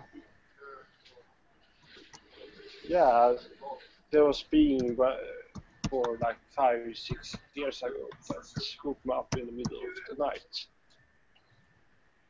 So I got in for that. I asked to travel to their world, and they put me back. So I have one Pleiadian brother and 3 Pleiadian sisters, according to that information. So, wait, so when you got out of your body, did you just see them, or were you there already, or do you just remember getting out of your body and you're in your room still? No, when they put me back in the body, I woke up complete like I'm here right now. Gabriel, was this your first out-of-body experience? Yeah. No, it was not out-of-body experience that I remember. I remember I was connected fully to my body.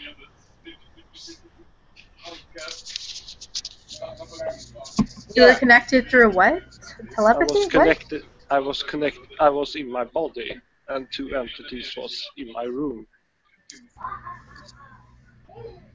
Oh my God. Okay, and what about you What about what you told me? Did they tell you that? No, I got that information channeled through that person. You got the information what? Gabriel, can you speak up? We can hardly hear you. Yeah, I'm on the bus right now. Oh, He's on the bus. Oh wow. Okay. All right. So Oh, I see. I won't have you speak any louder. It's okay. We'll talk about it later. Yeah. Yeah. I'm not sure what you meant about the information you shared to me. You shared that when you channeled before that I have a Pleiadian family. No, what you said that Pablo is your brother. He says you have 3 sisters as well. Yeah. That was the entity I met in my bedroom. Oh, so that's what they told you? Yeah. It's a person who channels drawing ET pictures and then channel some information in writing. So that's the picture and the writing I got. Oh, okay. So I now I requested understand. that from that person. Okay. I thought you were getting the information. No. I was trying to say that it was not me getting, but it sounds something I can resonate with. Yeah. Yeah. Oh well. What was I gonna say?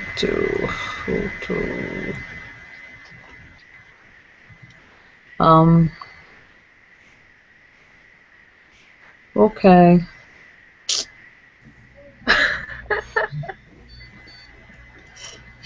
I was trying to read what he was saying and stuff, and Zenaida, you're so quiet. Zenaida, where are you? She's so quiet. She's probably doing something. Yeah, she might be too. Gabriel, when Prana told you to speak up, I just imagine you going, "Hello!" on the bus.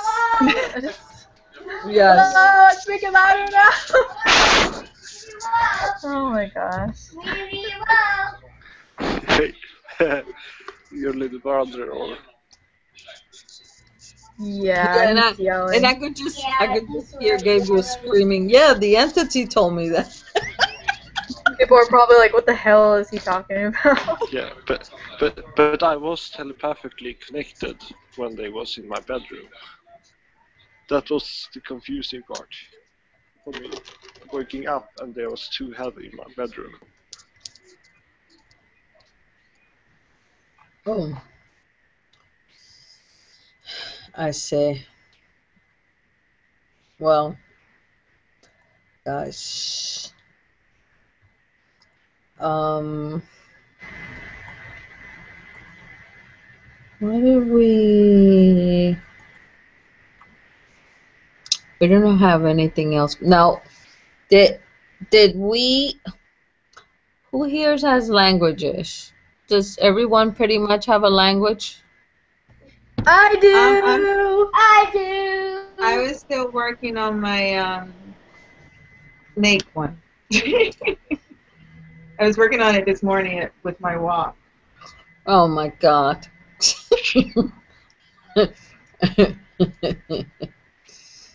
Have you practiced your Lyran? No, I haven't really practiced that just yet after that first day. Oh. Because I didn't really speak it at that time, so I need another nudge to push it through. Okay. Sabrina, are you able to whisper the language? Which language? As any language, like speaking but whispering. So you're speaking it, but nobody else can't hear it. So if I mean, like whispering the language when you're speaking the language. I just started doing that, whispering for myself so I don't speak it out loud. You lost me there. So you're saying it low enough, or you just saying it in your head? But no, I sing with my mouth, but not so Oh. high as, so nobody else around me will hear it if they are not really, really close. Oh, I see what you mean. Because you said that you can't really stop speaking it. Yes. Yes. I spoke a couple of new ones today. Really? Yeah. What is it? I don't know. They were. I don't know. To tell you the truth. Why don't you guys practice it? Let me see if it'll come to me. I'm gonna mute my mic because it wasn't really me. There were entities coming through, so it's kind of hard. But it was kind of funny because you know, like when you're going to whistle, that you put your lips all together, or like when you're going to kiss somebody. So my mouth was in that position, and I kept trying to relax it because my mouth was getting tired, and the entity wouldn't let me. So I felt like it was stuck like that.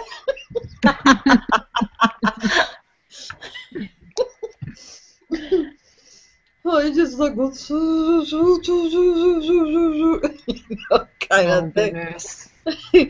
And I was like, my mouth is getting tired, but it did not care. I'm going to come out anyway. I'm going to finish what I started to say. So, exactly. So I had to allow it, especially since I asked. You know, it was my idea to begin with, so.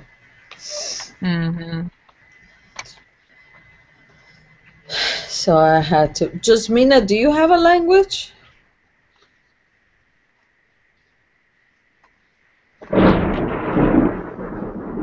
What was that? That's called lightning and thunder. Oh, yeah, it is. Holy cow. What are you, Florida? Yep, and it is pouring right now. Yeah, that's Florida for you. Exactly. Rainy season. But are you in Orlando? No, Miami. Oh, okay. Oh. Yeah, my sisters are in Orlando, and it gets pretty bad. It's Florida. I don't like it. Oh, I love it. Because the rain is warm. It's so hot here. And then when it rains, it cools it down a little bit, but it is still hot. Like it. I was sailing I like it in that the way. storm today. But it was cold. and we had hail too on the sailboat. It hurt. You have hail? Yeah, I was sailing today. Oh, sailing. Okay. Yeah, and we got a hailstorm. Quick Oh, hailstorm. wow. That's crazy. While we were sailing. We couldn't really watch.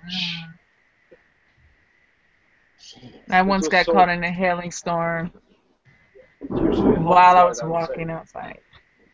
Oof. We had ours yesterday in the Chicago area. We had tornadoes come through. Oh my! That's Everyone's always okay? Oh yeah, everything's fine. You know, just no real damage this time. Most of the time, it's not close enough to really do. Just a lot of power outages. That's all.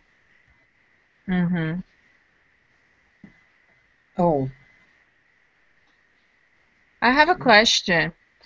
Yeah. To those who speak another language, that it's, ET language. When you're speaking it, do you kind of get a different feeling out of yourself? Kind of like a different energy? You feel like, Like it, yes. Like it's different from you. You feel like yeah. When I was speaking the Elven language, when I was really getting intense with it, I just knew it wasn't me, or I knew it was an aspect of me that was always there.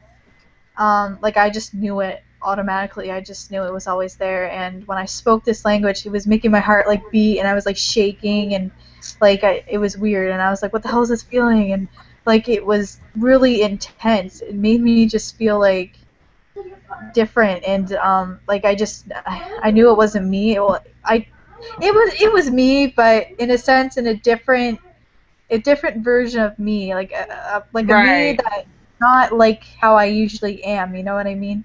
So Right. yeah, definitely, I know what you mean. I Like feel it's a that. different energy altogether. Like Yeah, yeah. it does different things than you would. Kind of like Well, at what the way point it do moves your face, or the way it, I don't know, the emotion of it. How do you know? Okay. When do you know what you're speaking? How do you know? How do you differentiate? All right, but you have to remember that sometimes it's information that was given to you and you're speaking it, and sometimes it's a completely separate entity that's speaking. Right. Mm-hmm. Right. Well, I know it's a different entity. That's what I know. But I also noticed that there's a feeling and emotion that I am not used to personally. Kind of like, I don't even know how to explain it. Tell you the truth. I agree with you, Sarah. That's exactly how I feel that way too. Yeah. You know what though? I don't connect to anything. Yes, Emotion. Sinaida could probably talk to you about that better, because I think the one that comes to her, the energy is more similar to the one that was coming through you. So she might be able to enlighten you there a little bit better than us. What was the I'm emotion sure that you got from her? I mean, the being that you felt. What's that? What I didn't hear emotion? What feeling? What feeling and emotion did you get from this being that you felt came through?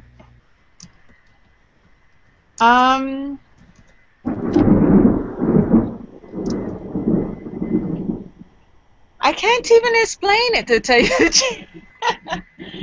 It was happy to be here, but like the way it did things, the way it moved my arms, the way it's an energy almost like, I don't know. Is Z there? Yeah, it's What? different. It's a different. It's because you're channeling. You're channeling the Yeah, but entity. I'm integrating it also, so I'm not just, because I am aware that I still have control. Yes. But I'm trying to give it leeway to be allowed to come through. Right. That's it is, baby. Just allow, don't think about controlling, don't analyze, just be with your energy. You know, you catch the energy, you got that, okay, it's opening, let it go. That's it. Don't think about anything else. What you're talking about, whatever, leave that alone, far away. Let it language come. Let it come. Very beautifully. You feel sexual energy, that's normal. So that's what you want to say, and you're just going around and around. No, not that one. No. See, if it was sexual, I'd say it was sexual and I wouldn't care about it. But it's vibration, some kind of je ne sais quoi. It's like, yeah, but there was a je ne sais quoi there that she was talking. That's in it. Yeah. I sensed it too. Je ne sais quoi. I don't know. Yeah. So, Caitlin, how do you know how do you know who's coming through? How do you know what you're speaking when? When did you first figure that out? How did I know what? Like what kind of language was coming through when? What language was coming through? Yeah, how do you know, like, the difference? How can you distinguish one from another? Is it an emotional thing? Is it an energy? Is it? It's like, it's like an energy feeling because I'm empathic and also it's just I get telepathic messages. They're really faint, but I still hear them. So and also I was told what it was, and I just knew deep in my heart I knew what languages it was. And when That's what I was wondering, that if it was just because I feel that empathic energy as well all my life. Yes. So I can kind of, I guess that's the way to explain it. I guess you can sort of feel the difference, I suppose. Yeah.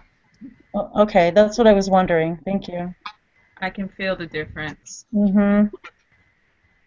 Yeah, there's a difference. There's a difference because you know it's a stronger and you feel the energy come in. Yeah. So you know it's not you. Yes, Well, definitely.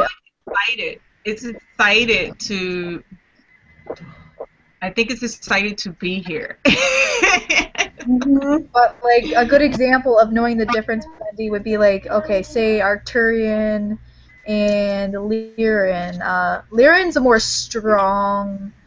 You get that wow, like you kind of carries on, like you get the strong energy, the pride. Arcturian, really loving. Don't get me wrong. Lyran is loving.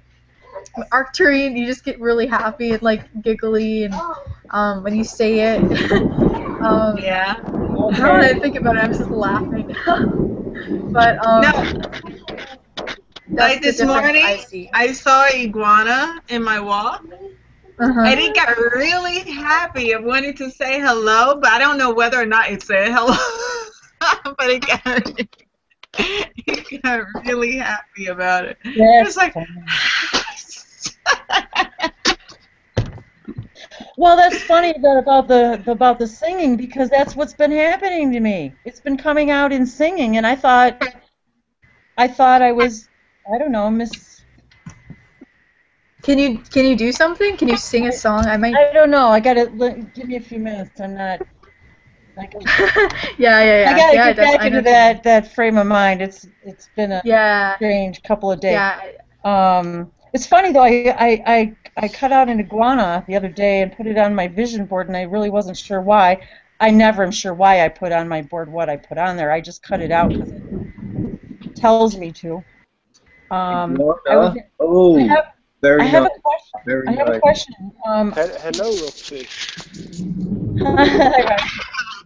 I have a question about your ghost thing too, because the weirdest thing happened the other day. I went to my eye doctor, who has an old house he renovated for his office, and for some reason the energy there was really high that day, and he kind of, and I've known the guy for like 25 years. I've been a patient. He says, "Where's Wendy, and what did you do with her? You're like Wendy times 10. What's going on with you?" And so he got like really, and all of a sudden he started telling me about the people that he bought the house from, and it was a police officer, and his wife took her life with his weapon, with his service weapon, and how she thinks she's still in the house, but he doesn't know her name. And all of a sudden I'm thinking, okay, why is he telling me this, and why is it now all of a sudden I'm obsessed with learning this woman's name? Is she trying to tell me, you know what I mean? Is she talking to me? Why? Why? She might sense that you have some psychic abilities, or that you're capable of helping her. I told him to just ask her what her name was if he wanted to know, and she would. And if I said, if you want to see her, just ask her, you know, and ask her why she's hanging around. I guess that's the question: is why is she still hanging around? Well, I can't really say. Some ghosts, I don't like calling them ghosts. I don't like calling things a lot of things nowadays. It's just a label. I know what you mean. I know. Spirit entity. How about spirit entity? Okay. Spirit. So some of them they just can't. Maybe some of them just don't want to go. They like where they are, or they need to let go of some ties they have to Earth. Okay. So maybe she has a tie. Maybe she can't let go of that husband she hates, or I can't say she hates him. I don't even know. I think something just came out there. Well, she was very. No, you're right. You are right on the money because she was extremely unhappy there, and we don't really know why or what was, and like I said, he was an officer. So did he die in that house too? No, he actually sold it shortly after the incident because he didn't want to be in the, in the house anymore. So it's interesting because I've been going here to this place for all these years now, and all of a sudden, only just since this has happened recently that I've been able to be more open to these things, and I just found it fascinating that, and then because then I feel like this responsibility, and I'm not really sure. Like, am I supposed to go forward with this, or? And I think I've already discovered my answer. There's like this old museum next door, like this button museum, which is really weird because it's been there like for 30 years or whatever. I've never even noticed it, and it's right next door. And I'm thinking, well, if it's been there, maybe they know her name. I feel that if you feel like you still need to get into it, then you need to. If you feel that's the right thing to do, then yes, go by all means do it. Hold on a sec. Oh, okay, thank you. But do you feel like you still need to be involved with it? I don't know. I do, and I don't know why. And I mean, not like real powerful or anything. Just like she's like. That she's trying to contact you. She's trying to get help from you. She's trying to tell me something, and I don't really know what it is or why, or am I? So I don't know. I guess I'm just going to move forward with my instincts and talk to whoever I feel I need to talk to at the time. I kind of did a little research online, didn't find anything, and then didn't feel any real need to pursue that. Like, that wasn't going to be where the answer was going to be for me. That's how I felt. Yeah. If you don't... Okay, I feel like you really are empathic. Is that true? I have always felt that I was, and I guess I never wanted to, but yeah, I mean, almost to, like a sponge. Like, it's almost painful. Like, I sometimes have to remove myself because I can't be there anymore. Yeah. Oh, yeah, I know what you mean. But... if you feel like she's trying to get help from you, if you feel like you still want to help at least a tiny bit, I'm not saying that you are, but if you do, I would ask that, my advice would be ask for like a dream or something, or maybe a sign. I remember I used to be so interested in this stuff. I used to literally just be so I was really bad with it. I used to really research things, but I don't feel like she's really. I just feel like she's really sad, to be honest, or she still is hateful, but she doesn't hate everybody. She doesn't. See, I got the impression that she was really just very, very sad. I you know what I mean? Like, I don't even know her. I know, and it was really weird. And I actually tried to see her because she did it in the kitchen, and it's a really, really teeny little kitchen.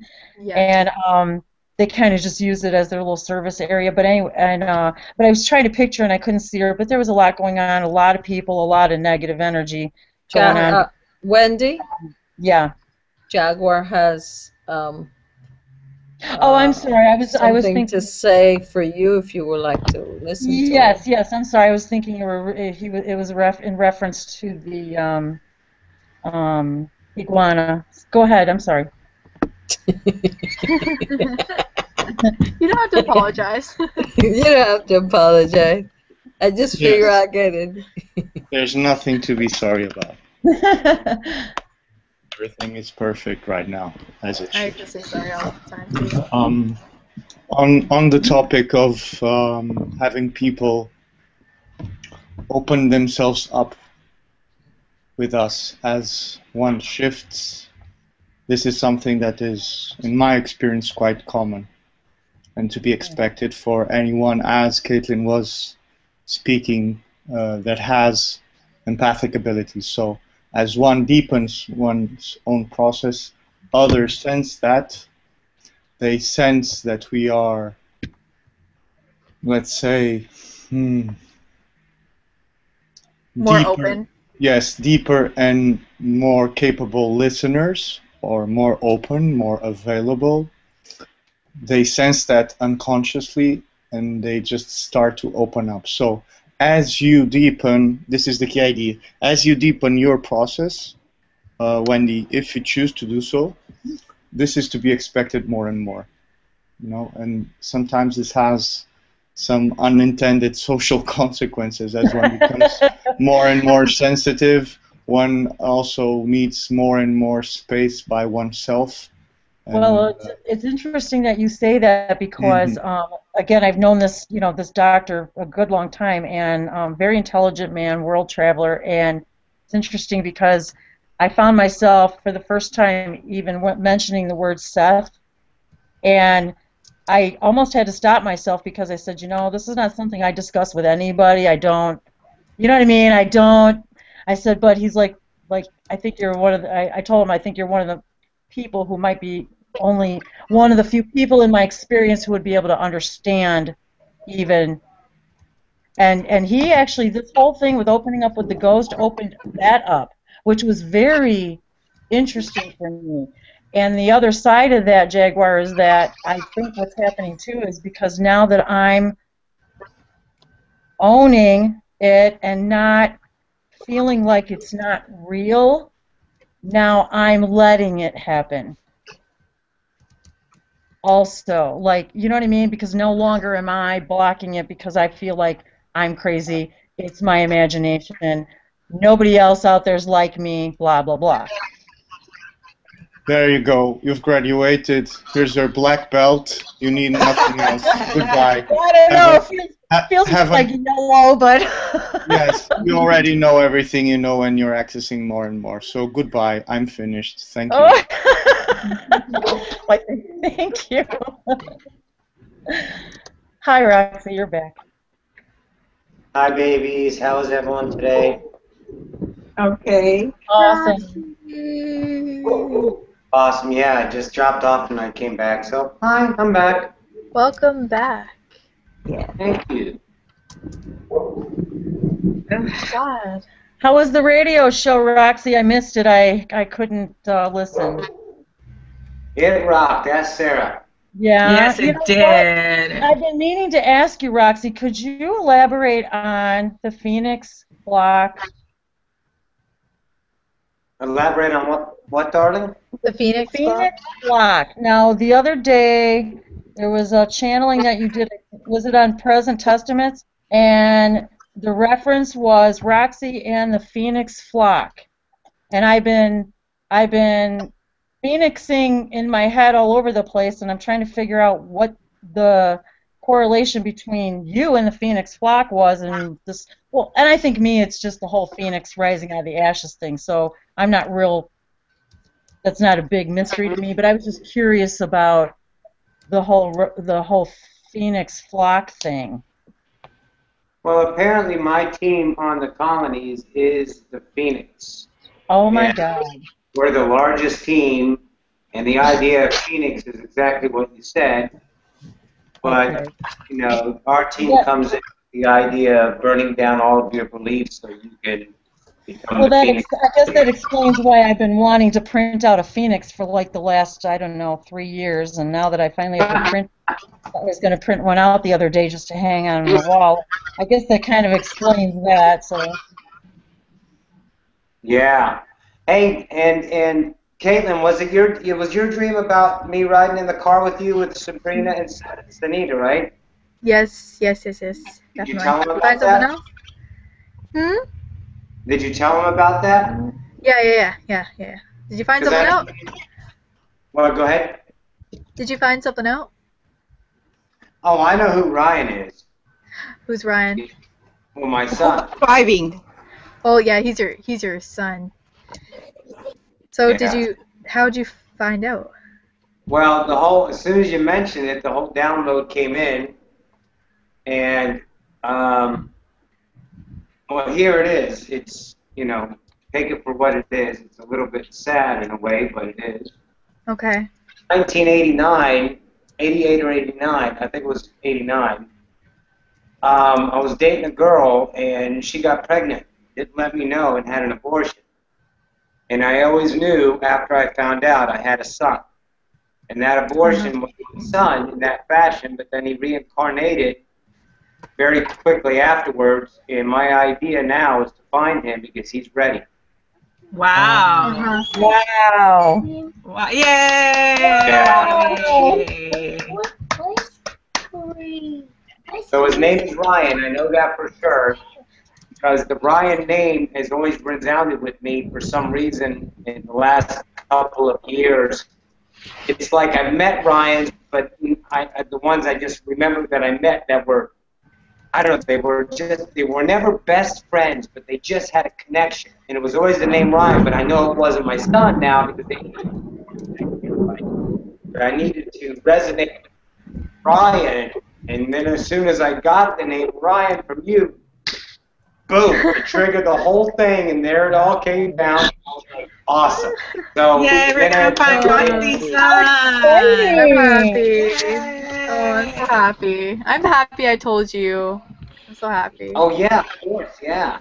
Thank you so much for speaking. Yeah, absolutely. Yeah, because somebody was telling me like I had to say something. It was just so random. I was like, okay, should I tell her this? And like, I didn't want to be like, because I didn't, for some reason, I felt kind of weird, like just the dream I had in general, because it was so random, and like, I just remember you describing him. You were like, yeah, my son's not that good at math. Like he's good at other things. And I was just laughing because we were talking about like school or something. And I was like, yeah, my weakest subject is math. I mean, it's not. I'm not gonna lie. I don't like math. And some of the stuff they teach you, it's not relevant to some of the jobs you get. I mean, if you get really advanced job or like certain jobs that you choose, the math I'm learning just doesn't really relate to that. And I was just like, we were talking about that. I remember either 𝗖𝗓𝗓, I swear to God, those two were in the back seat. They had to be. And I was just in the front, and Roxy was driving.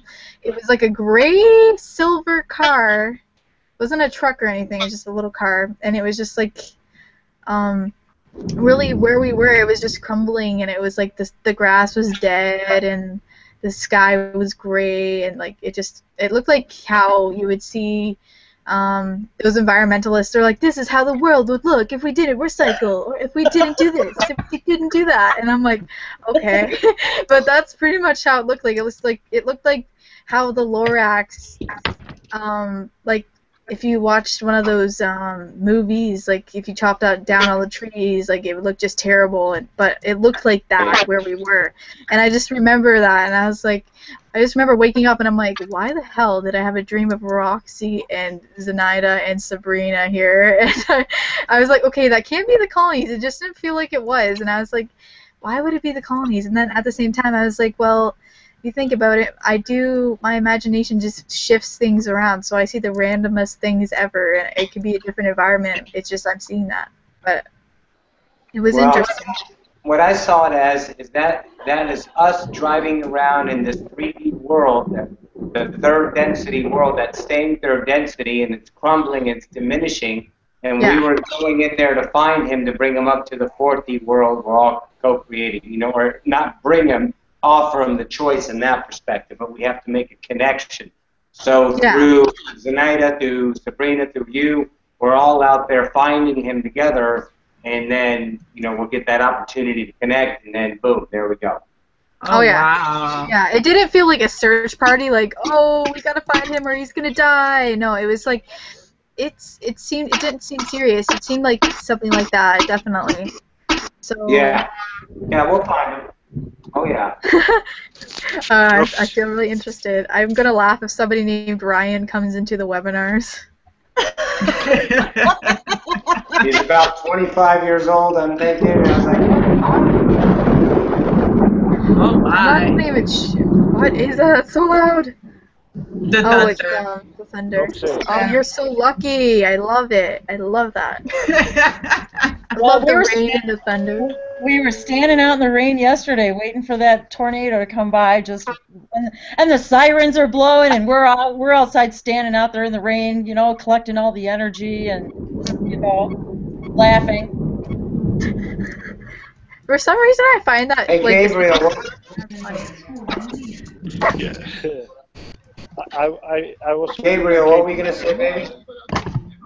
I was communicating with you telepathically today. What I got today. I can't hear him. Can you guys hear him? No. No, he was on the bus or something. On Can a you hear train. me now? Yeah. That's Okay. better. Yeah. I was communicating with you telepathically today. Roxy. How were you? And what did you get from those hippies? I'm not sure. No, I know Dan, but no, I don't know. Because I'm not. Yeah. So my question is, everybody, when do we get to start hearing each other? Yeah. That's what I want to know. When do we get to start? Because I'm sending everybody messages all the time, just waiting for somebody to go, hey, I heard you. So Wait a moment. Jaguar said that he felt me get upset because I couldn't get on the chat. Is that right? Who said that? Jaguar. Well, that's, you know what's really funny? Because as soon as you said out loud, oh no, when you told me that you felt, oh no, when you said you started to feel like you were getting frustrated, you were getting ready to cry, I started to feel the same way, and I'm like, and then you sent me the link, and I was like, okay, that's just too freaking weird.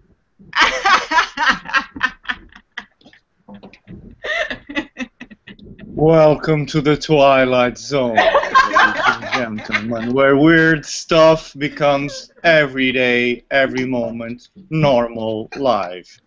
Yeah. Yeah, so we gotta start doing that. So we gotta start not being afraid to ask each other, like, okay, did you say something to me yesterday? Because that's what I heard. Yeah, we gotta start talking to each other. In response to Sarah, yes, I felt something was off kilter, and then I just felt I had to leave, so there would be room for someone else to come in, and then I checked the chat bar, and there was Sarah almost ready to cry, and I said, okay, so goodbye, enjoy yourself. And then I saw Sarah's picture, and she's live on the chat, and I'm like, I'm typing, I'm like, how did you get in? I do, because she sent me a message. Actually, Yeah.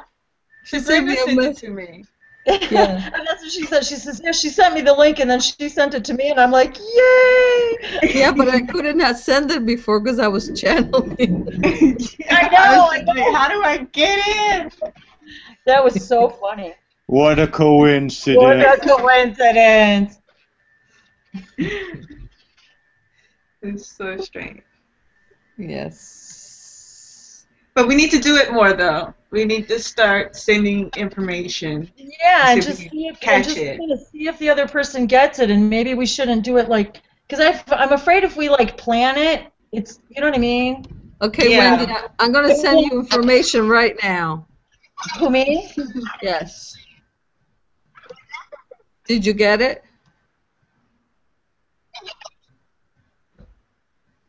All I got was Chocolate something. and wine. No. What did I get? What did you get? All I got was something Arcturian. No. I said, No. Wendy, can you cook for me? Oh, okay, I'm going to tell you something really weird now, because I'm standing at my stove. I am not kidding you. I'm standing at my stove, and I'm making a big giant pot of what I call Ranger stew, because that's my dog's name, because I make his food. And so I have this giant pot of food cooking for my dog. And then you say, you want me to cook for you. That is just too strange. What a coincidence. Oh, that's so funny. I love it. Yeah. So, Roxy got close. She said wine and chocolate. Hey, I can use that right now. That was pretty good. That was pretty good. You want a coincidence? Right now, I'm holding 2 bricks of chocolate in my left hand. No. All right, share it with us. Exactly. Come on. I'm going to place it in the Beam Me Up Scotty. Go ahead. So we can all have a bite. Well, I want it. I want it in the form of chocolate cake by the time it gets to me. You have to speak to Scotty up there. For that request. I love chocolate. Yes. So if we can't remember our dreams, and I'm feeling really like I've been really busy all night, even though I can't remember where I've been, I feel like I've been really busy. Is there a way to how do you know if you're been helping somewhere or you know what I mean? How do I know? You're busy. You can't remember. When you stop saying you can't remember, that's when it comes. Trust that you know that you're remembering. Okay. And when you wake up really, really exhausted, I've found that similar kind of thing happening after I've been many, many places. That's how I tend to travel a lot between different planets, different colonies, different everywhere. Sometimes even different universes. That's so cool. I want to do that now. Me too. But I want to remember, I want to remember. Exactly. I want to remember and I want to do it. I had to laugh at the seminar on Saturday. I was watching it and it was just, I had to laugh because Jim was saying how he tries not to be shocked at their appearances. Oh yeah, that Douglas. was funny. That was funny. That was Douglas. That wasn't Jim. And then he's like, "Oh yeah, I forgot. I can't hide my surprise because you can read my mind."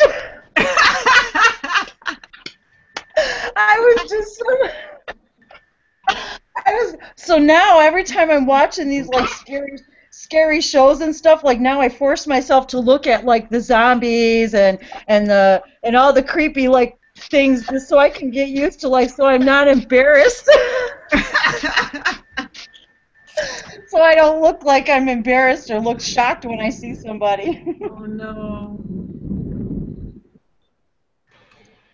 Trust me, even if you prepare yourself for it, there's always going to be something that just makes you go, "What the hell was that?"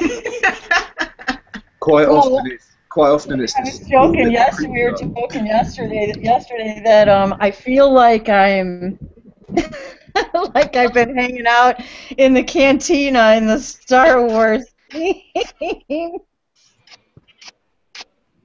Just having cocktails and dancing with all these, aliens and and the music that they play and that it's so fun.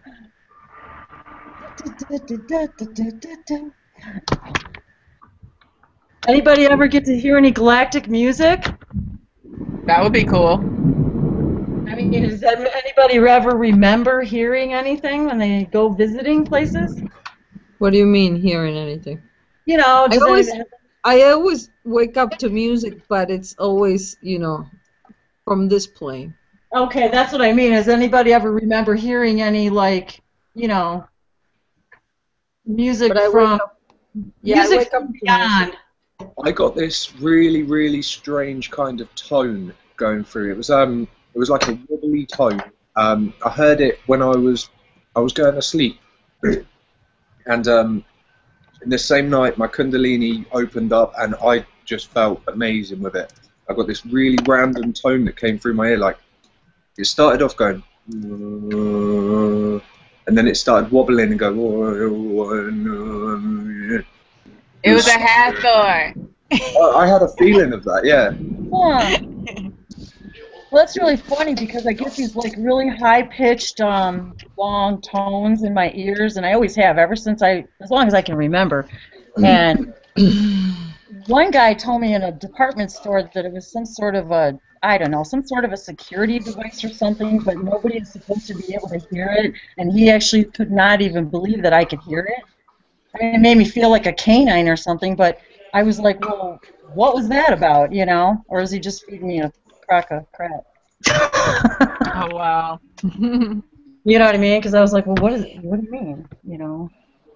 He's like, it's something to do with the security system and the tone of it, and nobody else can hear it. And anyway, I thought that was weird.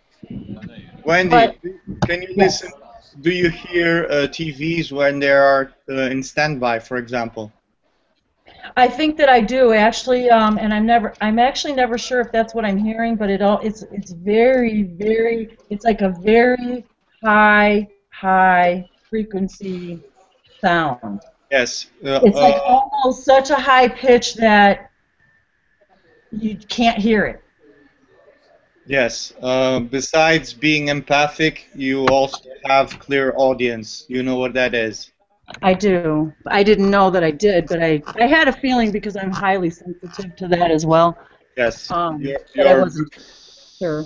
Yes, you're very aware of those kinds of frequencies in 3D in terms of audio.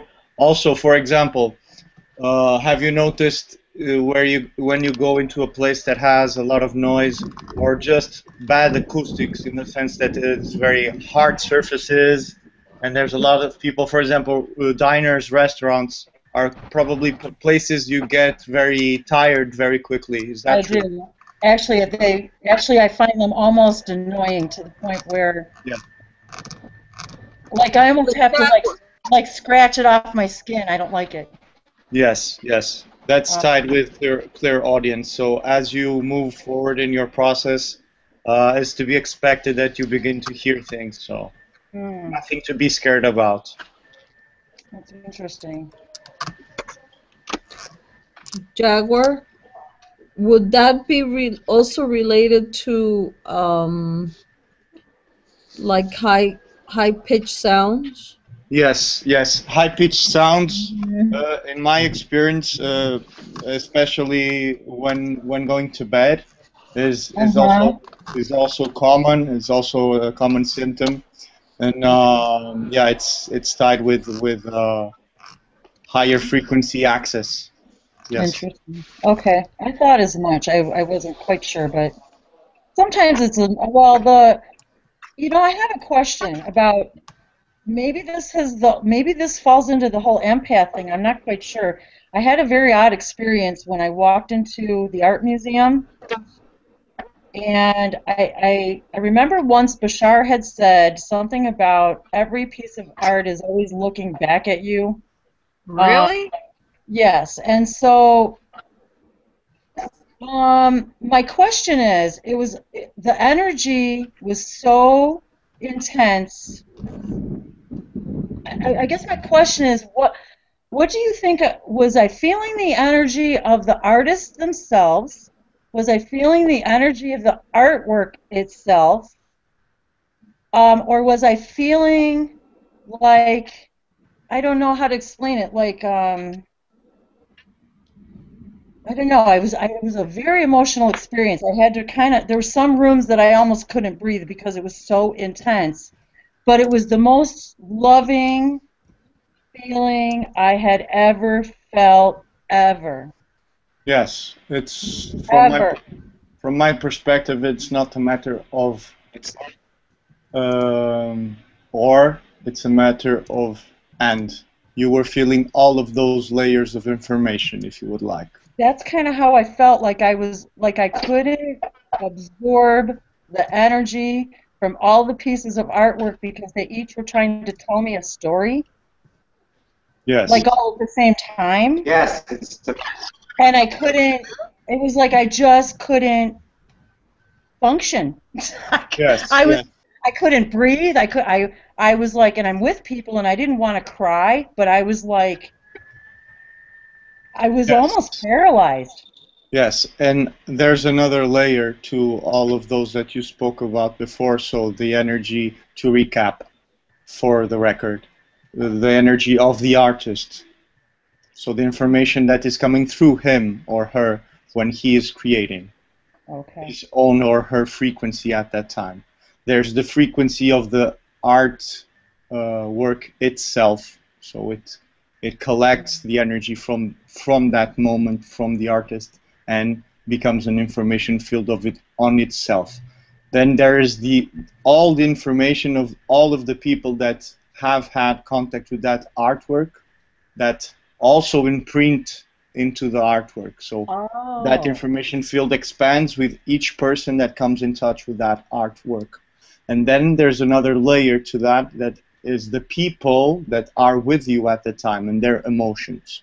I would like to take a look at your human design chart, but I would assume that probably you have an open emotional center, and you're very, very, very attuned and very vulnerable in a sense to other people's energy in terms of emotions. So you're feeling all of those layers, and especially the energy of the people that are beside you at the time. So you felt not only your own ability to process, capture and process all of that information, but also of the information of the people that are right there with you in 3D at that time. Does that resonate? I really appreciate that, because that actually does resonate with me a lot, and that explains a lot, and I appreciate that very much. It's hard sometimes when you don't have somebody to vocalize these things to who really can even understand really what level you're trying to talk to, you know. Yes. So I appreciate that feedback. I really do, because it's something I kind of felt, and I wasn't quite sure what I was feeling, and so that helped clarify that. Thank you. Yes, yes, you're safe. That's one of the key functions of this group is for each one to open up and feel that he or she can be understood. So. For people who are in the situation, though, like Caitlin as well, how do you? I think I'm a little concerned about letting in energy I don't want to let in, and I know we talked about this a little bit before. That all you have to do is ask. That only like energy of love and light be allowed in. Sometimes that doesn't work, and it attracts the. Oh, I had to learn this the hard way. I used to do that, and well, because I noticed that you actually come into experience with things that kind of freak you out a lot, and I'm trying to prevent that. Yeah. What I would say is what I don't exactly always experience that anymore. The thing is, what I'm experiencing right now is trying to see the full bodies of people. So when I see something and I'm like, oh my god, what the hell is that? It's I don't get a negative energy from it. It's just like something that's trying to show itself to me. But I guess that's how it is when they first come in. But no, I know what you mean. When I used to do the same thing. I used to attract the negative ones just by saying, oh, I only want the benevolent ones and all this stuff. It also attracts the negative ones too. But what I would say is just ignore the negative ones and focus on the positive. Just don't even, you know what?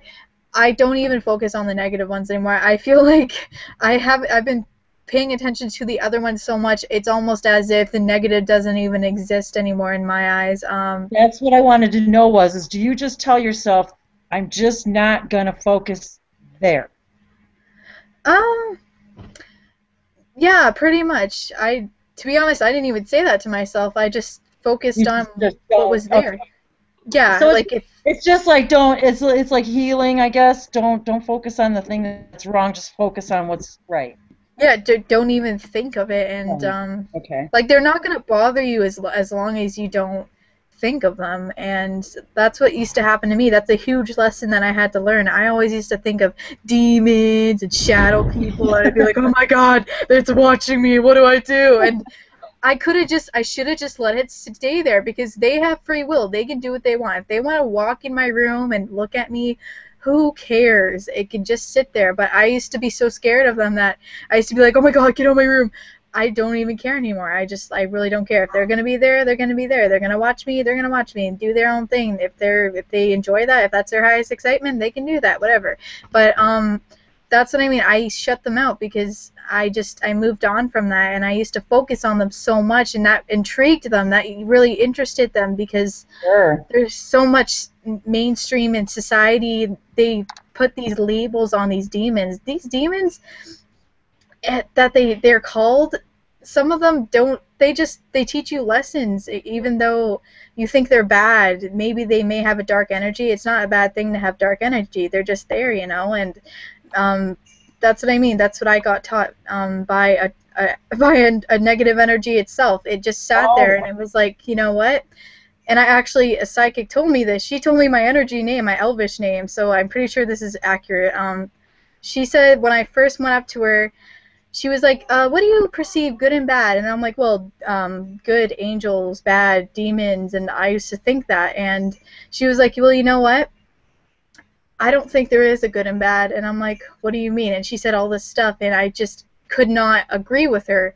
And after time, I just stopped, and I was like, you know, wow, this girl taught me such a lesson, because she was like, you know what I see behind you? And I'm like, what? And she's like, you have a really dark entity watching you 24/7 now, and he keeps just staring at you, and he's observing you. He's really intrigued by you. He's like 8 foot, and he won't show me his face, but he's really intrigued by you. But he said he's not here to hurt you. He's just here to teach you a lesson. And I'm like, what do you mean?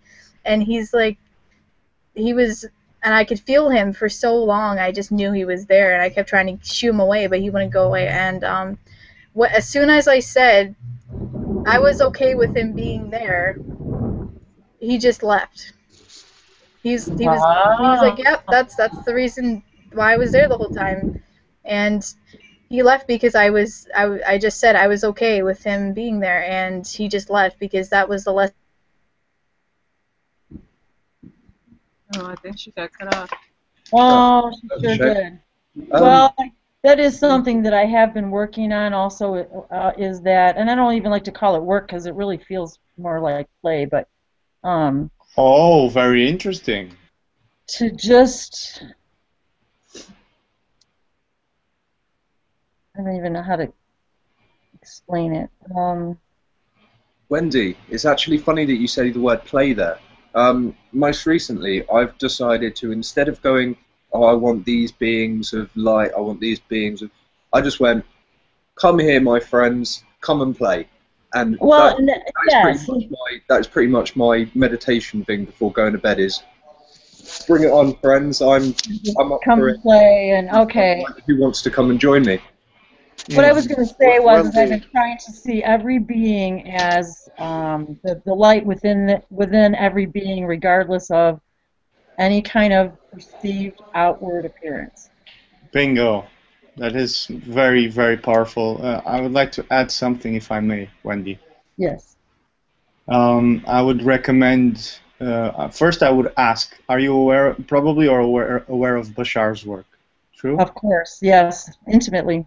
Okay, so you're very aware of the idea of belief structures, belief systems?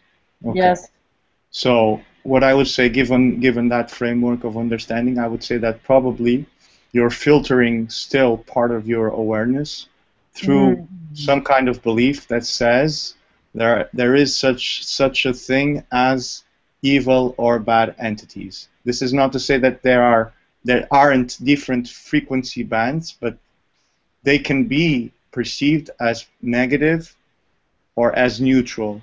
It's a matter of choice of belief. Does that make sense? And yes, actually, the word perception is exactly what I was trying to hone in on.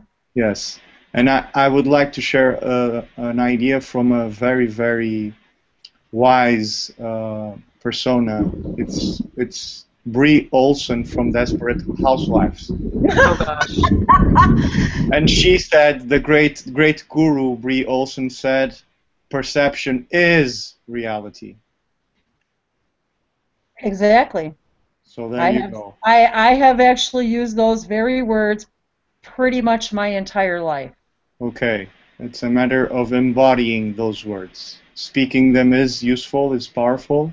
Resonating and embodying them is even more powerful. So that would be my suggestion. And also, 𝗪𝗪𝗡𝗧𝗘𝗡𝗧. Are you aware of them? Very much so. Okay, so you're also aware of the concept of type 1 and type 2 entities, correct? I actually have been listening more to Treb because am looking for more clarification on that. don't know the specific differences. And matter of fact, I was listening to one of Treb's the other day, trying to distinguish just that. Yes. So what is the meaning between those two? What a coincidence! I'm speaking to that right now. So, so type 1 and type 2. I'm not clear right now which one is which. That doesn't matter. The idea is that one type is focusing on service of self, regardless of its impact on others. So, self-serving choices above all. Other type is focusing on balancing service to self with service to others. So there you have the idea. Okay? So connecting that to your initial issue, let's say, of dark entities, scary entities, bad entities, you know, it's a matter of understanding that, yes, there are, or it's not a matter. This is one possible frame or point of view, just one, not the point of view. Framing that kind of thinking as, okay, there are entities that are focused on service to self, yet, if I am a part of all that is, I am not separate from that. If I am not separate from that, that in and of itself reflects back to me something that is within me. And this connects us to a key idea that Dan shared, that is,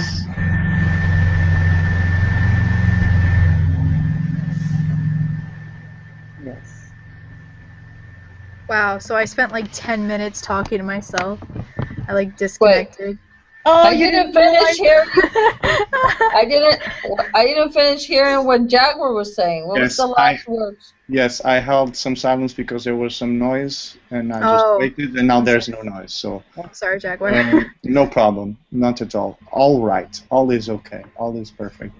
So connecting back to the idea that Dan shared before is a very powerful idea that if one goes from the frame of all that is, regardless of how it may be perceived as type 1, type 2, self-serving or serving others, whatever wording one prefers, if one is open and just recognizes any kind of entity with any kind of frequency as a part of all that is, the illusion of separation, the concept of I need to protect myself from, which places us on a position of disempowerment, disappears. And one begins to understand all that is as neutral, as meaningless, as Bashar says. Life is meaningless. What meaning you give to it, life, an entity, an experience, whatever, is entirely up to you. It's your choice. It's about your belief systems. Does that make sense so far, Wendy? Very much so, yes. Okay, and to conclude, as Dan said, if one shifts from fearing and resisting, which paradoxically is exactly what makes one resonate and attract and reinforce that kind of experience. Here's the funny paradox of being in this human experience. Oh, I'm afraid. Oh, I'm scared. Oh, my frequency goes into fear, and I start to resonate to a frequency and attract, by law of attraction, exactly those kinds of entities and those kinds of experiences. So if one shifts beyond that, the experience shifts with that, and the mirror that the universe is starts to show another reflection. All right. Thank you. You're most welcome. It's a pleasure. Thank you, Jaguar. You're most welcome. It's a pleasure. Caitlin, I interrupted you, or rather, no. I interrupted you. Yes, I interrupted you. Yes. Okay, who cares? It's just a happen. Yes. All right. So where did I cut off? Well, we were kind of just talking too about trying not to focus on the negative energies, and actually with Jaguar that whole scenario really put all that into a much better perspective for me as well, because then when you are looking at everything as all that is, there is no separation. Definitely. Just look at them and be like, oh God. I don't. When you even though they might look weird or something, like, I don't look at them weird anymore. If you see a dark entity, just look at them as like your family. Even though they might try to creep you out or do whatever, just say, you know what, I love you. That's why I had to laugh so much at Jim during the webinar, because I felt myself in that situation and just laughed because I felt so how that must feel when you realize you can't hide your thoughts. Oh yeah. Yeah, that actually, now I think about it, that'd be really funny. They would just know everything. But just even, I don't know, a strategy that I used to use if I really tried to keep positive, and if I did know there was a dark entity there, I would try to creep them out back. And I remember I said something, and I was just talking to it, and I was like, you know, baby, I love you. And it just, I just sensed it left, and I was like, yes, I freaking made it leave. But like, what I learned from is you gotta look at them with love, you know. And some of them, there's reasons why they're like that. Maybe they enjoy that. Maybe they went through something traumatic. Maybe that's why they are like how they are. But you know, you gotta look at them and be like, you know what? Well, I am you, and you are me. Well, and that's just another expression of all that is. Bingo! Bingo, there you go. They are just nothing more than another expression of all that is, no different than me or you, or the chair I'm sitting on. Yes. So that's how I'm trying to approach this, in order to kind of shed any of these last core beliefs. You know, and I wonder too if that's not one of the reasons why I stopped when I saw that picture of the iguana too, because I'm trying to see the beauty in absolutely every single mirror reflection in my reality. yeah, definitely. That's a really good start. That's a really good start. I'm proud of you. Because where I was, for me, it was like pretty much like a kick in the butt. Like I had to learn it the hard way, and well, it wasn't exactly hard. It was actually probably one of the easiest ways you could learn. You just have to accept that they're there and they're a part of you, and you may think it isn't, maybe like when you first get into this stuff, but they truly are. And you know, I don't know. It's funny. I'm hoping that if I can get myself to that point, then I can be more relaxed with the idea that they are right here with me, and allow myself to start feeling their energy more. Okay, Wendy, Yes. If you just focus on what you want, forget about the rest. Just focus on what it is that you want. Yes, for example, if you start spending energy on what to avoid, yeah, then it's gonna attract them. Then you're gonna manifest it. So yes. Don't try not to focus on what to avoid, but on what you want, what it is that you're seeking. Yeah, that's how I didn't know how to describe it. I used my manifest little picture today to remind myself of that. Yeah. Manifest what, focus on what I do want, do prefer, not what I do not. Right. Exactly. Don't even acknowledge that. Guys, can I ask Roxy a question? Do it, girl. Do it. Yes.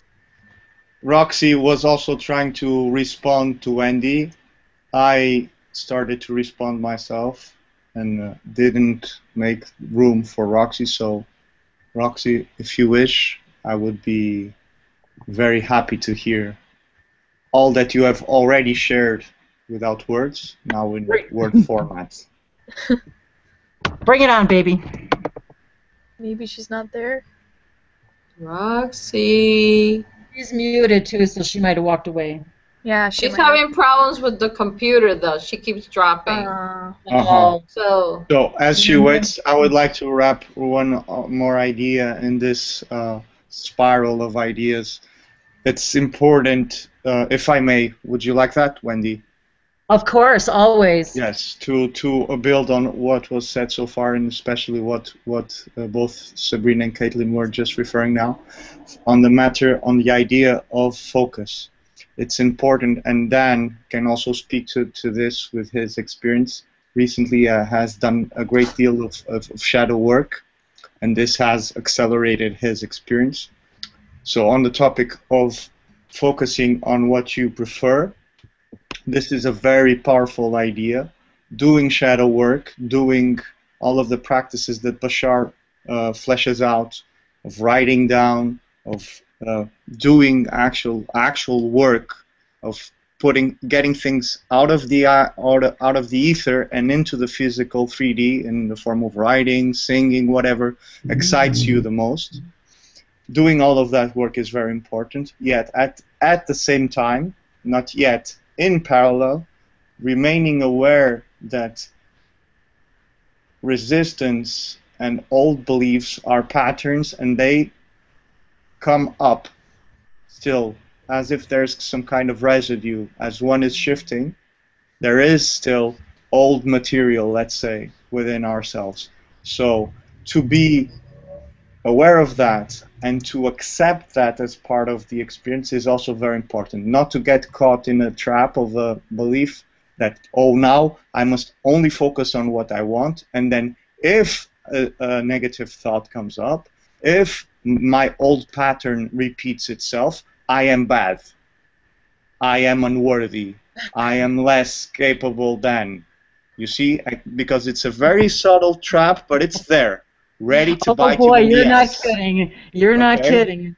I'm not kidding. We're in black belt shit right here. Sometimes it's not very subtle either, because you're absolutely right. As soon as that little self-doubt starts to creep in, you might as well have just put up a brick wall.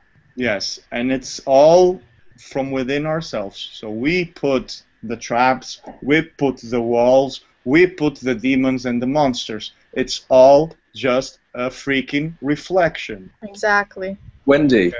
Yes. The funniest part about that is those self-doubts aren't actually your self-doubts. You're just accepting somebody else's doubts against you and against how they believe they are.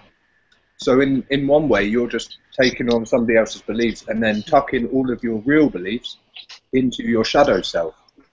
And then people are scared of the shadows, people are scared of darkness. But actually, there's more light in the darkness than you can possibly imagine.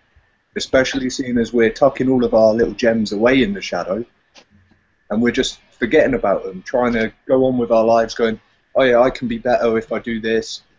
But then you just end up kind of not really enjoying yourself.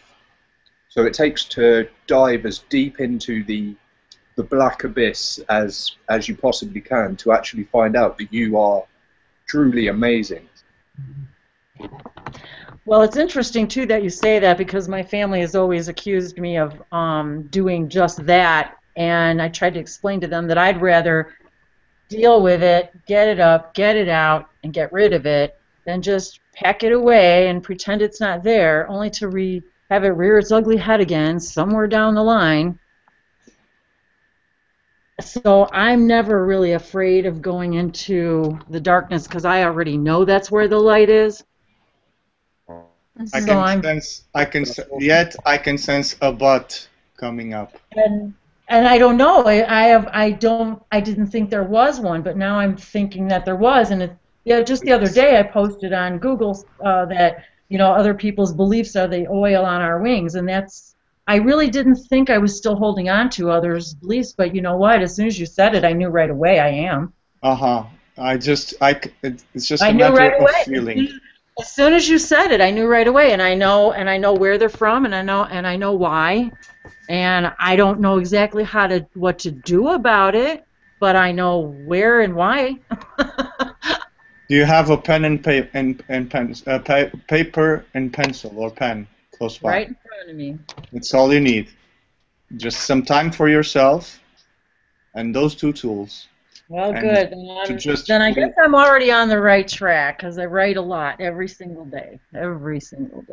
Not only are you on the right track, you're already at the end of the track, within the track itself, and outside of the track, all at the same time. I love that.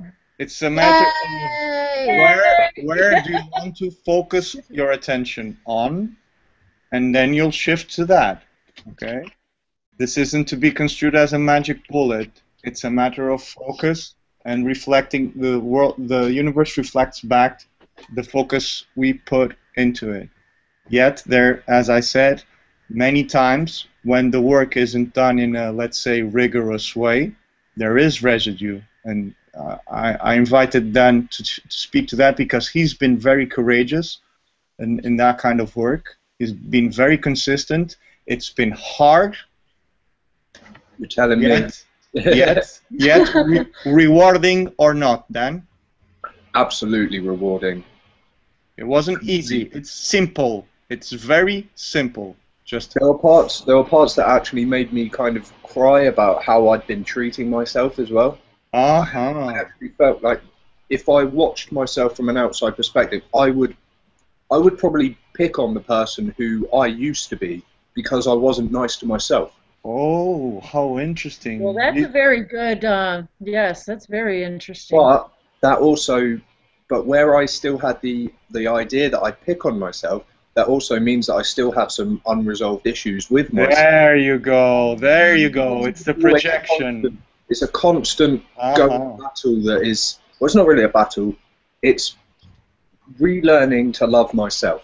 Yes, and on that I would like to share an idea that we are processing not only shadow material from the beliefs we have stolen, to quote Bashar, from our parents, our cultural milieu, our peers, everything, in this life experience, we're also processing shadow material from parallel lives, and we're also processing what actually a very interesting English author I can speak about another time.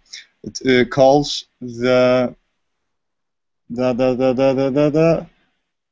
how do you call an injury? Other words for injury. Like an accident or a injury. Like when you harm. When you like scratch your knee when you fall down. Oh, okay. Like an abrasion or a bruise or a cut. Yeah, yeah, it's not non-technical. Okay. Yeah, my English is. Oh no, your English is fine. Don't you worry. Are you kidding, Jaguar? Don't dare. No, sometimes it just locks up. It's okay. It's hard to find. It's even hard for us to find the words in English. It's a very simple word. But anyway. Wound. Thank you. Wound. That's it. Good Thank job. you. Very Thank good. you, See? None of us came up with it. There you go, Michael. Thank you. Perfect. Perfect. No coincidence. And with the irony, the non-English or American. How beautiful is that? So the wound. It's like a primal or ancient wound. We are processing the you could call it that, the karmic field of all of the other parallel lives, not only of ourselves, but of all human beings that walk this planet. So there's a pretty deep well of wounds, let's say, to process. So it's normal, and if we see reality as a fractal, as you go deeper, there's it's like Alice in Wonderland. How deep do you want to go into the rabbit hole? It just keeps on going, keeps on going, keeps on going. So as one processes the shadow material, then this, to respond to that idea, it's normal, it's to be expected in a way, if you choose to expect that, to find deeper and deeper layers, because you're then shifting from your personal, let's say, layers into transpersonal layers. So that's it. Yeah, as a matter of fact, Daniel's message was about putting your fractured self back together and stop. How did he say something about? Yes. Stopping believing that you can't do that. Yes, and Because also it's only the belief that you can't do it that's preventing you. A better description of it. Think of yourself as peeling an onion to make onion soup, and your underlying kind of your main you is the soup. All you're doing is you're just stripping it away bare, and you're building together this final meal, which is probably going to end up being stripped away again, so then you can rebuild yourself to another meal, which you're just going to constantly be peeling it away and building it back up, peeling it away. Yes, exactly. Well, it's interesting that you said that too about feeling bad about how you've treated yourself in the past, because I had written something just a few days ago about just that, about why, for example, you have a best friend and you love your best friend, and you love them not even because of their quirks and their things that they think. The things that they hate about themselves are typically the things that we love about that person. And why is it that we cannot treat ourselves with the kindness and acceptance that we would of our best friend, with all the flaws and all the the things that we think make them fun and make them who they are? Why can't we accept those same things within ourselves, and talk to ourselves so harshly? And I bet, I don't know about you guys, but I know on any given day, I probably say half a dozen things to myself that I would never say to another individual, ever. Because we're repeating patterns that are, let's say, recorded into our subconscious and unconscious minds from our childhood. And not only from our childhood in this life, from previous lives. So there's like a fractal echo coming from all of the songs we have sung, so to speak, metaphorically speaking, in our previous lives. So we are so harsh on ourselves, and also building on that idea with the ones closest to us, family, close friends. It's an irony, right? We are only open up our shadow self to the ones we feel the safest with. That's for sure. It's the same idea here on a slightly different angle, but you see, it's exactly the same mechanic. Well, I don't know about you guys, but I have never been in a position in my three-dimensional reality here that I've actually had anybody that I've been able to show my shadow self to. So that's, I guess, takes some practice. Try in the mirror. That's where the real shadow self is. That's the hardest thing. No, well, how's that harder? You're just stood there. There's nobody else around. You've got no one to worry about. It's just you. You and your other aspects of self. If you can't, You know what you should do? You know what you need to show the do? real you to yourself, then how are you supposed to show the real you to anyone outside of yourself? Exactly. Well, but I guess the point I was trying to make, I guess, is that now I have a place that I can do that where before I couldn't. Yeah. But are you still looking outside of yourself? Probably. We're taught that everything that we need is outside of ourselves, when actually we are the ones that we can confide in the most. We are the only ones that actually know who we are. We are the ones that are hiding ourselves away from ourselves, and then we're putting on an even faker message to our friends. Well, I guess as Bashar would say too, like me having this conversation with all of you is really just me having this conversation with me.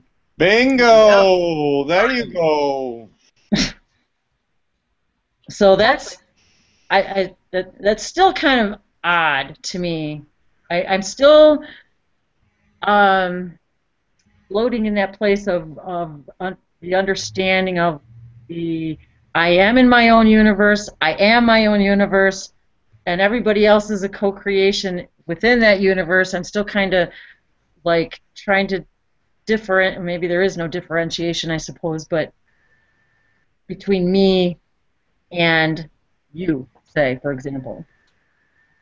You know what's even more mind-boggling? Your own two eyes have two different universes inside them. Get Dun, out. dun, dun!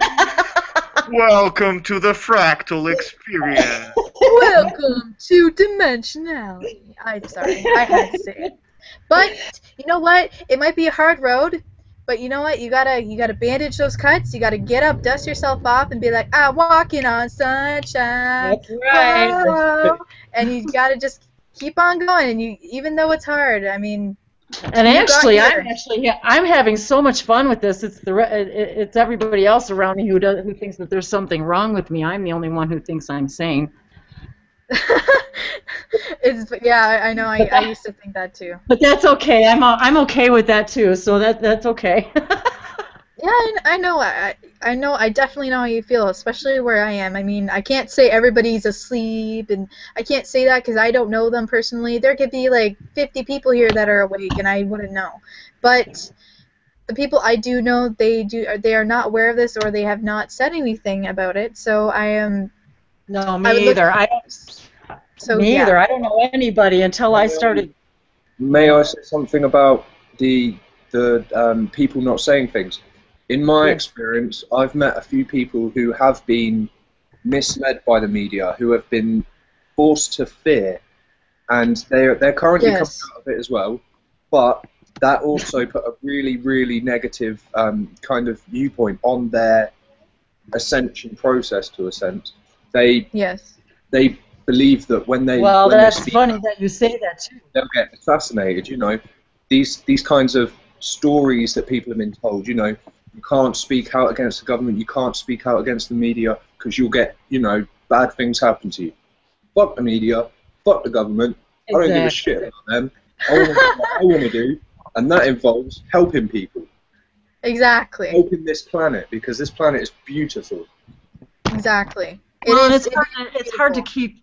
Sometimes it's hard to keep your mouth shut. Even like last night, there was a show on about you know, one of these alien shows about people being abducted and how you know, it was the worst experience of their lives, and how you know, and I'm thinking, and then we wonder how this belief is being perpetuated, you know, and so all I could kind of say to that, and the response I had was that, you know, that isn't the way.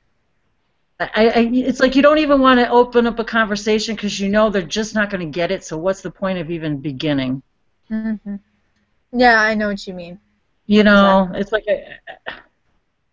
what I said. They were talking about, you know, why they won't land, and I said, and he said something about because all the guns here, and I said, well, would you? Would you land in a place where you would fear that, you know, everybody's going to come out of their houses with a weapon? Would you land there? Wendy. Yes. May I challenge you? Of course, I love a challenge. Snap, a challenge, Jaguar. I love a challenge. Here's the next stripe on your black belt, if you would like. Master Jaguar. No, yes, I am a master, and I'm a black belt, and at the same time I'm a white belt. So wrap your linear mind around that one. I like that. Go Jaguar. Go Jaguar. Go Jaguar. Thank you, Caitlin. Thank you, Caitlin. Thank you, Caitlin. Let's go together. Let's go together. You're welcome. Group power. Whee! So I got totally lost, and that's totally fine. It's totally funny, so that's cool. I'm sorry. To watch the mind, no problem. I love watching my mind freaking out and going, no, challenge. I have to show. Yeah, I have to show. Challenge. Yes, Jaguar. watching my own mental trips and going, no, I have to prove myself that I'm very capable, and showing that I know and I'm capable of thinking and being structured and being orderly, you know? Yes. Girl, everybody's capable of doing that. Just some people doubt it. Yes, watching the mind freak out. It's better than watching TV. You know, why watch TV when Oh, I know. we have Exactly. a TV ourselves? So on the issue of the challenge, could you say again what you said about others and finding it difficult to open up to others because Well, there's it's like for example, I wanted to right away. I got defensive. Because I already know that all of that is just because they don't understand that they agreed, and they just don't remember they agreed. Or they chose a different experience. Or they chose right. Exactly.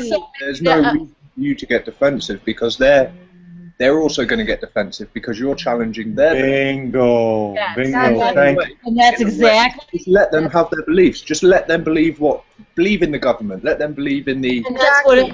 And I'm so happy you said that because it all of a sudden just like that's exactly what I thought. All of a sudden I thought, wait a minute, I had my experience. Let them have their experience. Definitely, yes. Some people are here for different experiences. Exactly. To be a lawyer, hey, I'm in finance and I have money, and maybe I'm obsessed with money, and maybe I need to learn this experience, move on in next life. Yeah, that's how some people are, and that's what I realized also. Sabrina.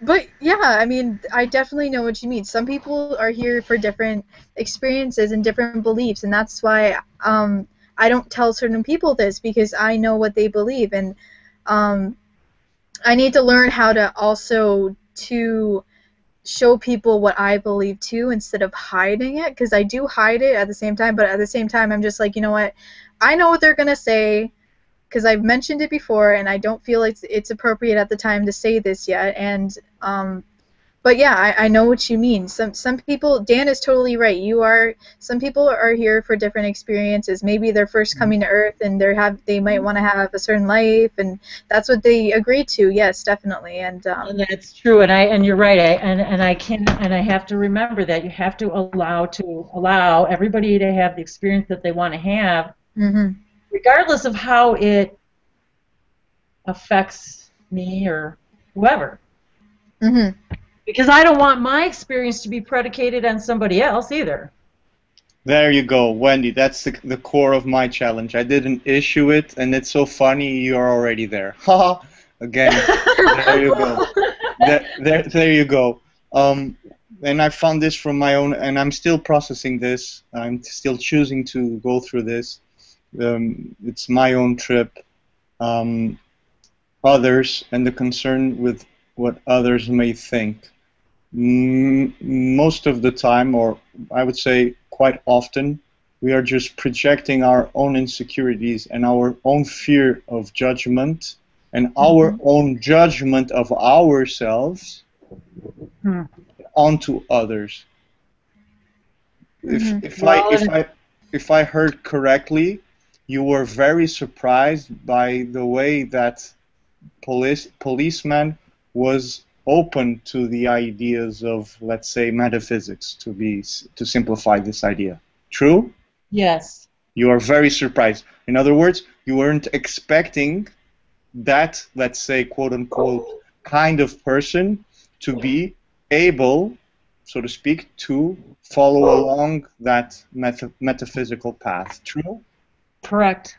And then life showed you, it reflected back to you, hey, maybe sometimes you are thinking that others aren't able, and maybe they're just as able as you. So maybe sometimes, this is my experience, I'm not preaching here, I'm just sharing my experience. Sometimes, and I'm going to speak in the first person, so I integrate this into myself, because I notice I many times tend to speak in a preachy way. So now I want to experiment with another way. So I'll speak in the first person, be less academic. So I many times hold back in my interactions with others, because there's a belief inside myself that says, others, I am alone. another belief that says others aren't able to follow along with this kind of thought process. There are other belief inside myself says there are very few of us that are interested or open to this kind of exploration, let's say.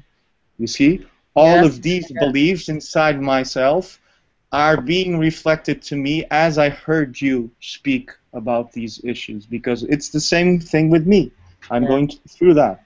I close myself off from others. Why? Because I'm fearful of others' judgment. Why? Because I judge myself. Why? Because I learned deep, and as we go down the rabbit hole, there are two very important beliefs that are core to all of this. I am not enough. There you go. First knife, and let's twist it a little bit more. And I am not worthy. You're not kidding. I told you what's going to be the next stripe in your black belt. And no need to flinch, because you are a black belt. But now to pick up the tools and to work is your choice. As Matis Yahu says in one of his songs, the digging you must do yourself. Others can point where to dig, but the digging you must do yourself.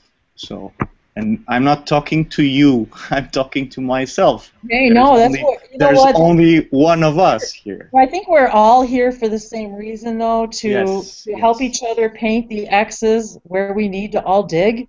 Yes. I mean, even if we don't realize we're doing it, because I know a lot of times I can just sit and listen to a chat and I'm not even part of it, but yet everything I had questioned was answered. Yes, and it's no coincidence. You know, we already know that we're only going to see and hear and be everything we need reflected to us on any given moment. Bingo, major bingo with flashing lights. Bingo, bingo, bingo. There you go. Where's her prizes? So, Wendy, here's the next question. Are you ready to stop hiding from yourself and take on the mantle of masterhood that you already have? Are you ready? Are you ready? Are you ready? Are you ready? Cha, cha, cha, cha, cha. Let's go. Go, Jaguar. You're already there. Ready, 'cause here I come on my way. This is it.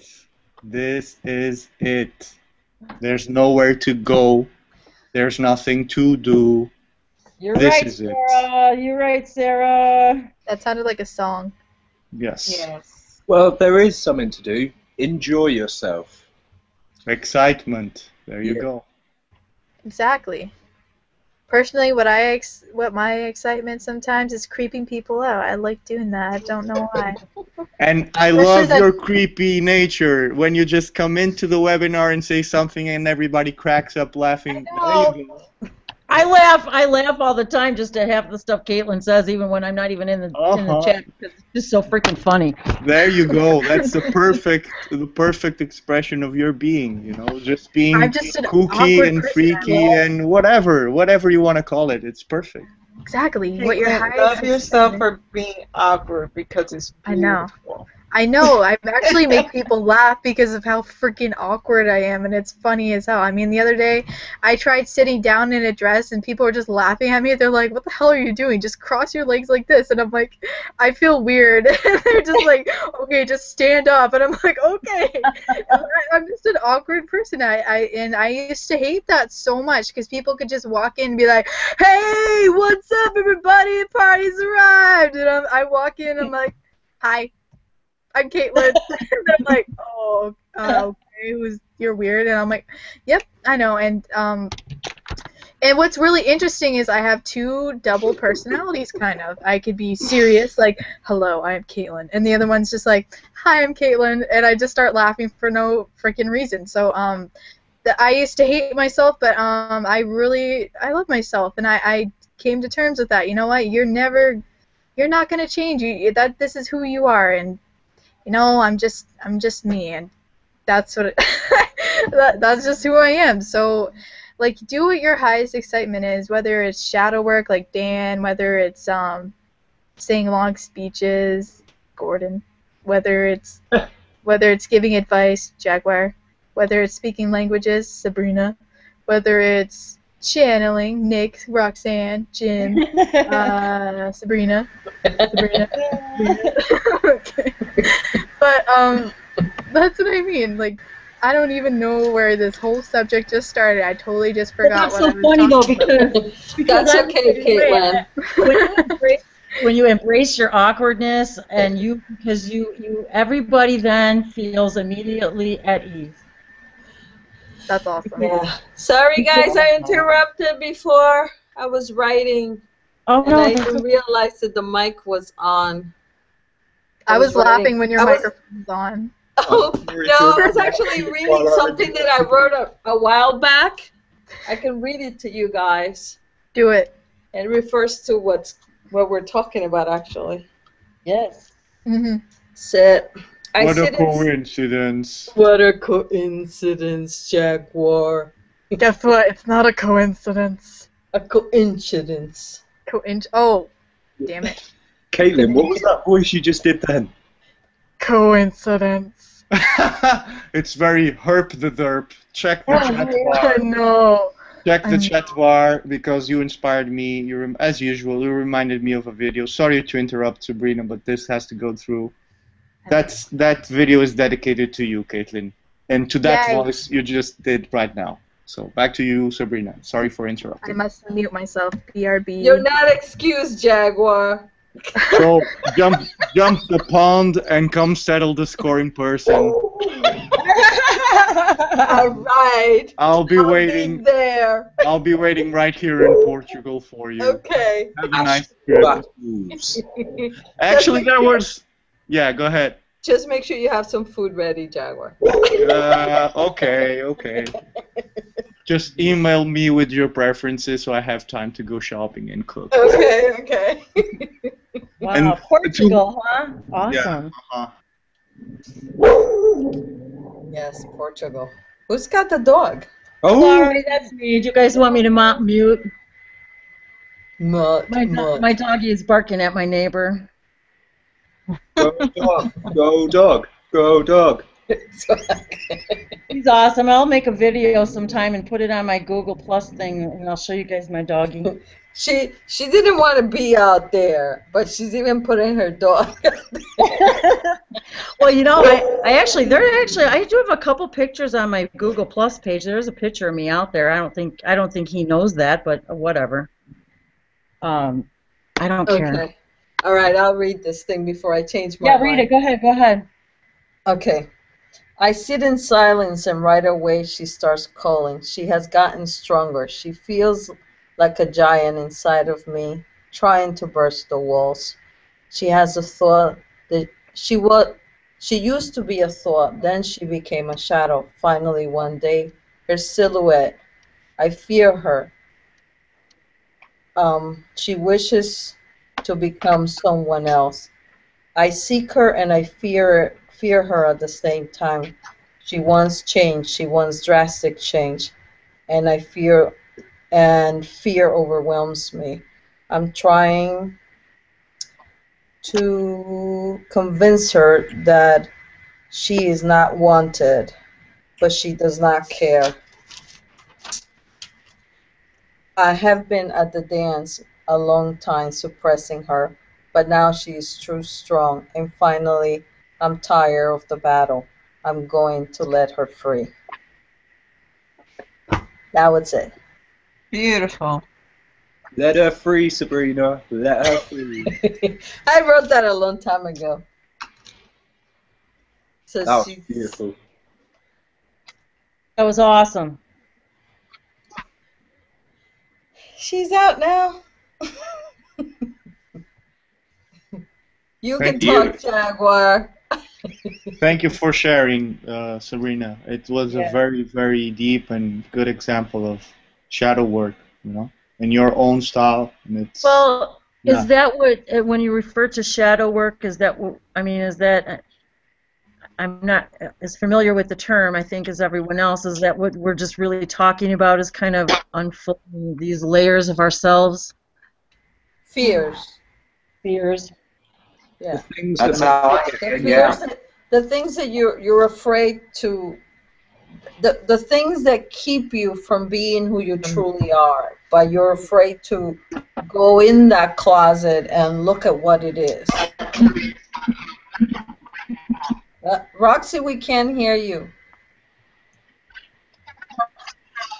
Oh, I'm sorry. Can you hear me now? Yes, now we can hear you. Is it too? Okay, hang on. Now you just went back up. Sorry. Go ahead. That's kind of weird. It's all jacked. Ah, there we go again. They don't want to let you talk. No, I stopped talking. What do you want to talk about? Oh, I thought you had a comment. I do want to talk to you. No, I just love that. I do want to talk to you about what Lakesh said. Do you have a comment about that? Yeah, and well, you know, it was funny. I went back and listened to it, and what was Lakesh saying? That we were in a council meeting. You know, you asked about the meetings, and you're in council meetings with Roxy. But the way it kind of sounded is I was one council meeting, you were another council meeting, and then we would get together about the council meetings or something like that. I don't know. Does that resonate? Yeah, it says. I don't know. Yeah, that I'm a part of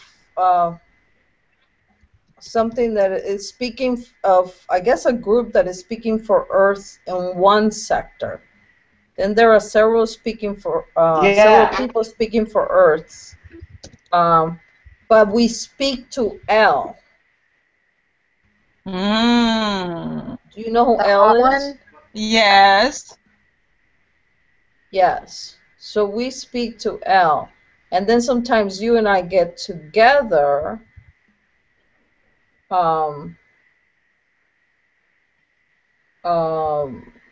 Yeah, that's what I got. Is me and you got together about whatever is going on like that. You know what I'm saying?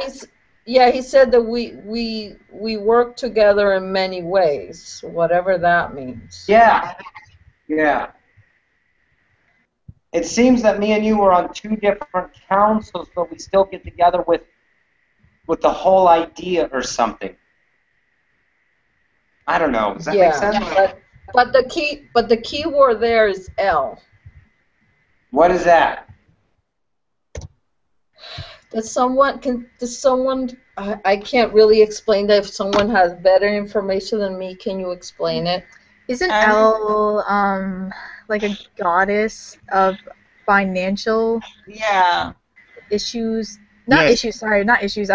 Financial things. Matters. I heard she's really hot though. Yes. Yeah. Well, I had to put that out there. That was in Hathor, there are the four elements, and they're Ka for fire, Lim for water, Om for air or space, and L-E-L for earth. Roxy, who did you say was the water one? Leem, L-E-E-M. So it's L, I'm going to type it in. But in this sense, L, because L came through Jim. It's spoken through Jim. So L is a god of finance? Yeah, like it finances the entire universe. That doesn't resonate with me at all. I don't believe in any of that crap about money or finance. No. It like provides things for everyone. Well, that's abundance. But just when you say finance, that's so limiting, so 3D. That just does not vibrate with me at all. Like make sure everyone has food they need and anything they need. Like everybody. Yeah, I never watched this, so I don't know. That's not finance. That's not finance. That's abundance. Yeah, abundance. Yeah, so if it's the god of finance, then I'm going to leave her in 3D because I have no interest in her at all. Because that's only a paradigm of limitation in my belief. 100%. Anytime you say finance or money, that's a paradigm of the abundance that we're sustaining. You know, I believe everything is free. I believe no one needs any kind of mutual exchange of any kind of thing because everything is free because we provide our joy by doing what we do, and that is a product that's needed in the world for abundance of around the world, and everyone's doing their own individual creation of co-creating the abundance. The farmer will always farm because he loves to farm. He doesn't farm for money. He farms and his produce is free. And the truck driver who picks it up loves to drive a truck and deliver. But he does it for free. Why? Because everything is free. He goes and gets everything he needs in the store for free. Because the people that are in the store doing their work, they have everything for free. They don't need to have a job to pay for the stuff because everybody is doing what they want to do in the moment, and it makes the whole world system work. It's just you take out the money. You know? I know that's how I see it. I play the game of finance. Okay, so it could be the god of abundance then. It's the god of abundance. Yeah, I have never heard it, so I have no idea. But I thought that was interesting. Yeah. Yeah, but the council meeting idea with us was very resonating, especially when we had that idea about the council meetings before and what your role was in that. And then when he brought up Roxy, and I listened to it, and I was like, oh, yeah, okay. Roxy, so maybe that's what you're telling him. Wait a second. I don't resonate with this. This is...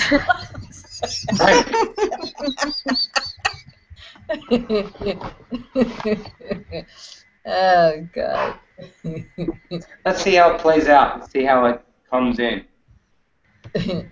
Yeah, I don't know. I mean, I do know about the meetings, about the many meetings. It's like, I never been to so many meetings. Every time I wake up, I'm in some meeting with somebody.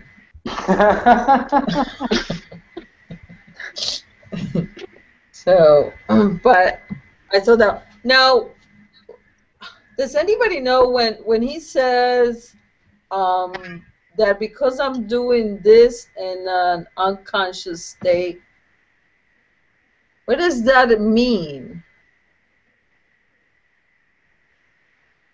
What does he mean in an unconscious state? A sleep state? You know, you're doing your work while you're asleep. You never really sleep because you're only caught forever. But I would think that would be obvious. Oh, I see what you're saying. It's like you're doing it unconsciously as well. Yeah, of course I am because I don't remember it fully awake. But this thing. Right, see, I'm not doing it while I'm awake, so. Oh yeah, I do remember that part. Yeah, I see what you're saying. Yeah, when you're a driver for a longer time, you drive unconsciously. Yeah, it's just making it automatic in you and let it flow. So how is it, Brent? But how is it unconscious if I'm aware that I'm having all these meetings? You're aware that you're having all what? Sorry. The meetings. Then it's not unconscious. Then it's conscious when you're aware of it. Exactly. That's what I. Maybe you're waking up to more and more of them. Yeah, I remember almost the whole dream of mine from this night. I was listening to Bashar Stone Speakers, and I know exactly part when I fell asleep because there it became different. When I listened to that again in the morning, I recall everything. Huh. Right. So. Okay. That's nice to hear your voice again. Thanks. I like to bug him. Anyways, so that was I don't know. I don't know that it's still on. It just threw me for a loop.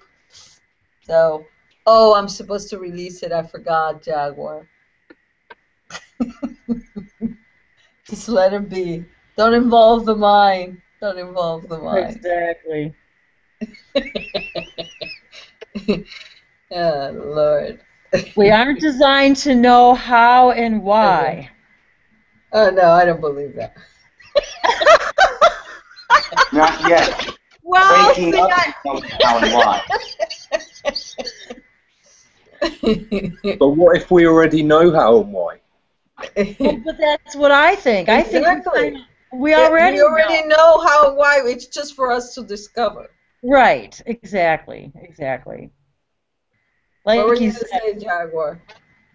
I would say that the why is a very tricky, very powerful. It's like a double-edged sword. It is.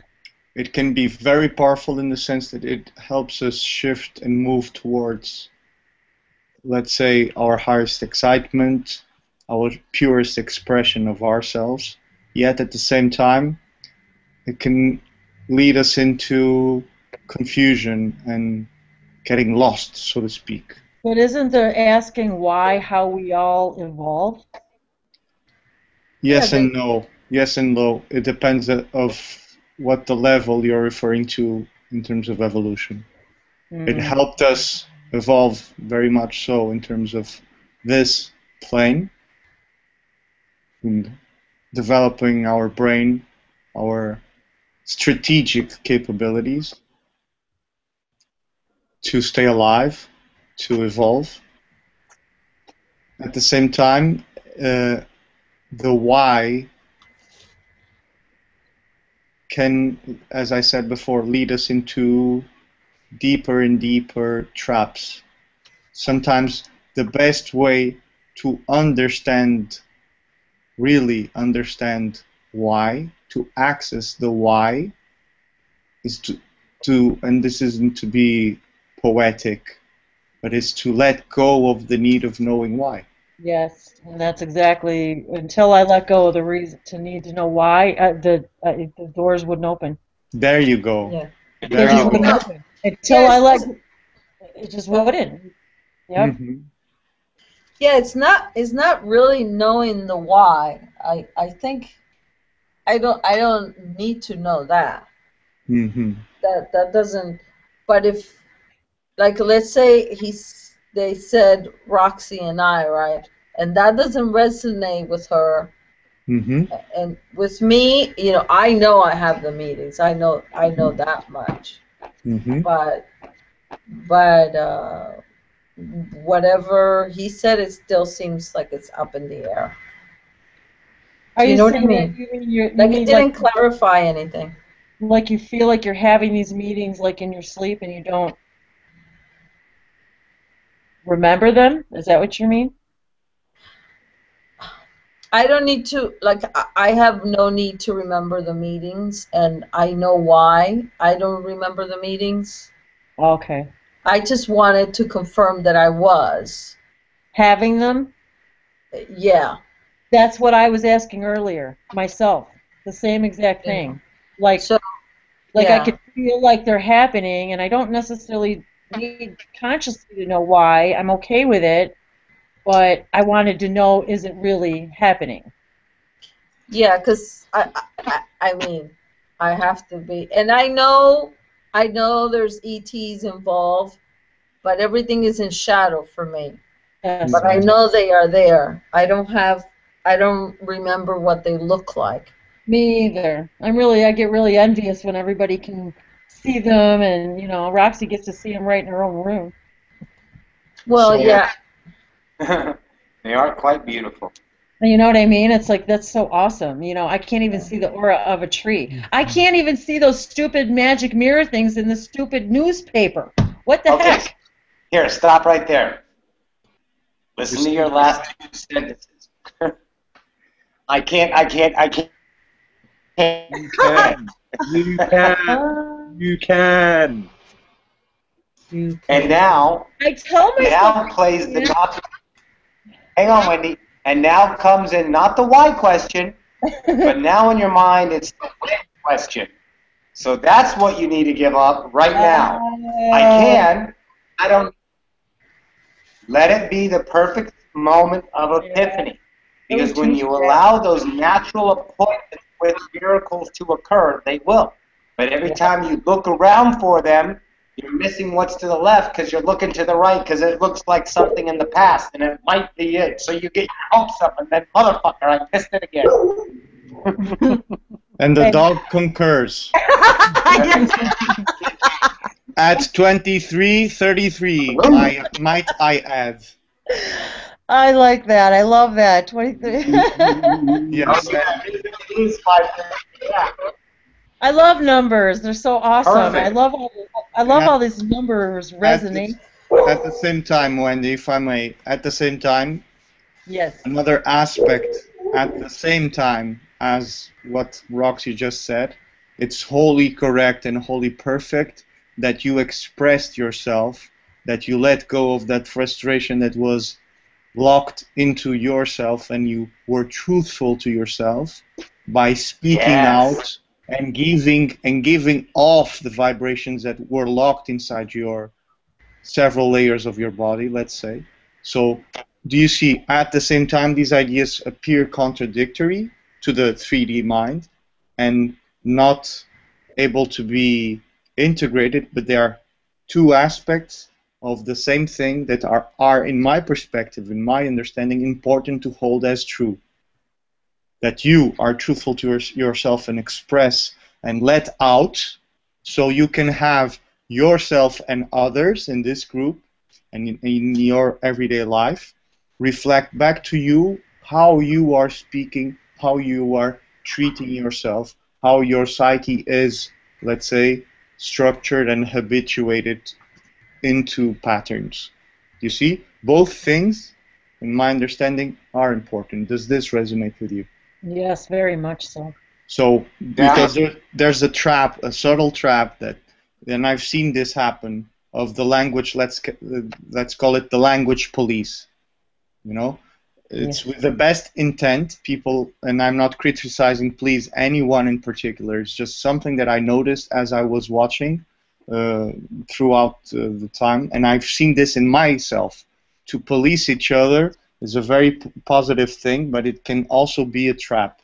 That, oh, he spoke these words, now I'm going to reflect back, and sometimes the other person just needs space to process the information and be truthful to themselves and say, today I feel like shit.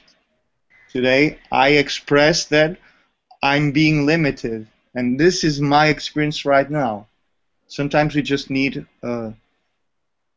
space to express. So both things are important, both things are valid, in my understanding. Black belt shit. Black belt shit. Good job.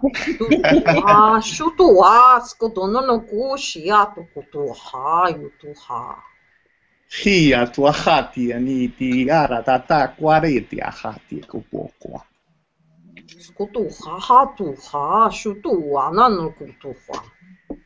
Yeah, tiaroati aheki tianoa. I just want to say that in this case, it helps me to see that anything I attract is my reflection. So I always ask myself, why did I attract this person saying this to my reality? Yes, exactly. Exactly. On that, yeah.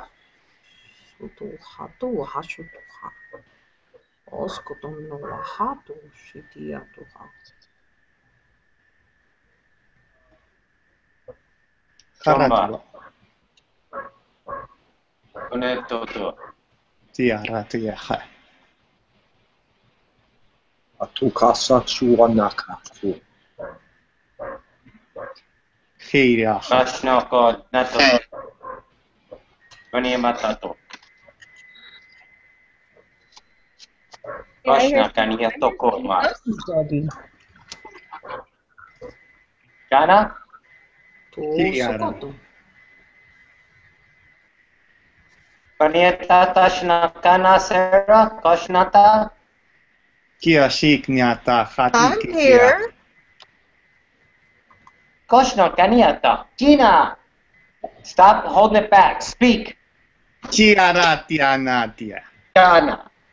Do I have it? Kashna, of course you do. Kana yukona. Sarah. Do you want to have it? Yes, I feel left out. It's there. It's there. I do too, Sarah. I'm working on it. I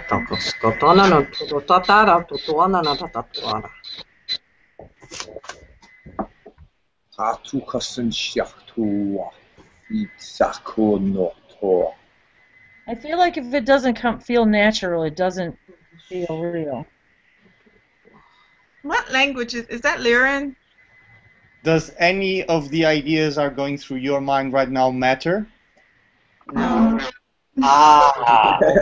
Okay. You want to move forward? Yeah. Again. Does the hard love approach need to continue? I love it. Or are you just going to grab a hold of your own mastery, reclaim it, and accept it, and stop playing hide and seek with yourself? I love Come on, baby, rock it. Let's play. This is exciting, right? Yeah. So that's everything you need to know, think, feel whatever. You know? It's a carpet ride. I told my mom something. The magic carpet ride is ready to start. Do you want to come into the magic carpet ride? All right now. We got a wrapper on our hands. Well, okay. Now you're gonna have to rap in lyric.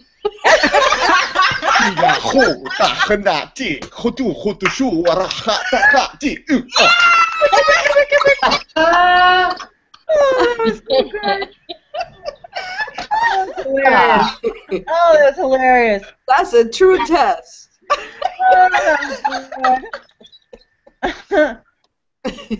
Somebody akonata. Koshna kaniato kosnata sera kuna yone otona. Skata tonoro skata tonoro skata. Kimiriato. Yapata. Miata toktono patska tonono patati otoko skata noma. Kira skatia konota, kira toko toshna mati, rikonia toko de turya papa ka kaniato. Inato shushi shushi no shaiko matatato kumara. We're waiting. Why is the snake trying to come out? No pressure. Breathe into your belly. Close your eyes. Just listen. Just listen. Hee Oh, do the screaming one, Jaguar. Oh gosh. Okay, are you ready? Are you ready? Oh. Straight from the Pegasus system.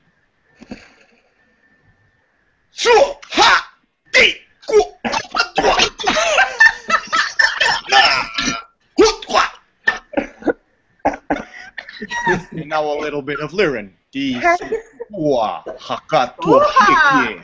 Nina hoko hoto ha heriata haku no su kombo hakeate. I think that's what I've been speaking. Tuku ala kuskuduna yayu tukutu ala shotokonomapa skatukutu hada tunkutushia lan konomaye yutuku sokota ha sotoho shundu kutu skatata olopa sontu kushi ta yotsukotonowa.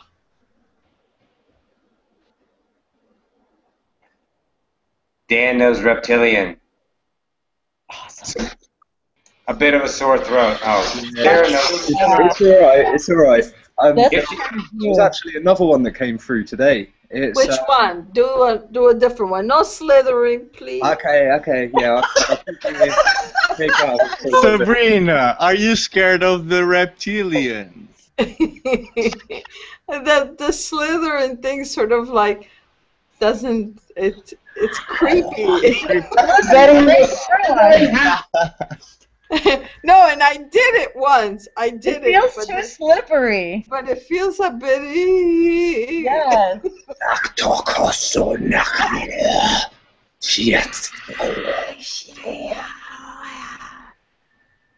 There she goes.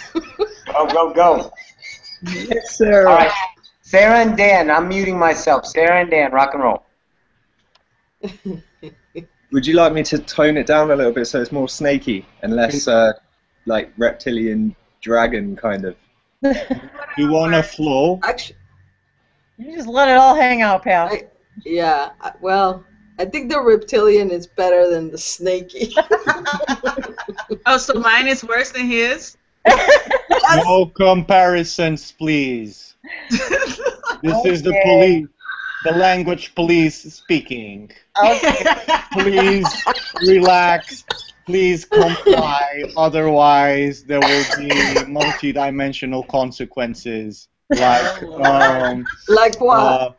Interdimensional water cannons or ether cannons. Oh gosh. Sarah, How much you go alone, Jaguar? And go. Stop making excuses. Stop playing hide and seek, Sarah. Let's go. Bingo. Dan.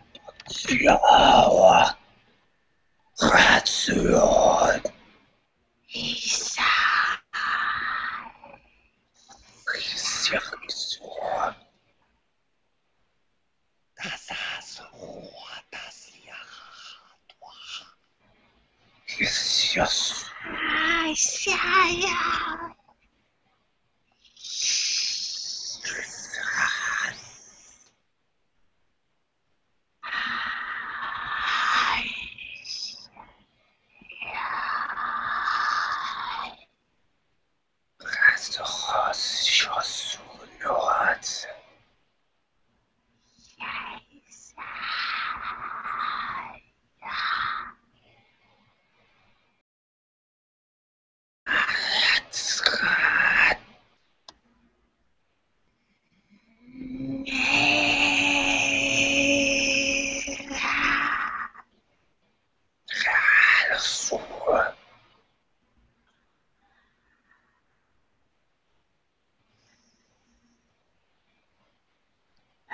I feel like I'm trying to control. No problem. Let's keep going.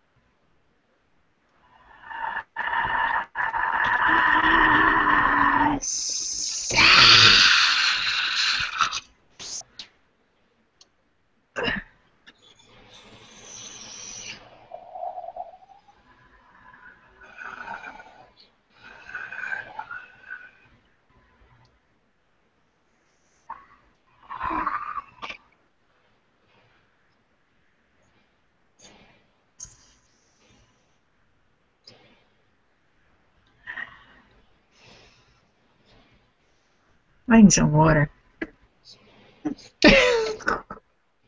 Sarah, that was awesome.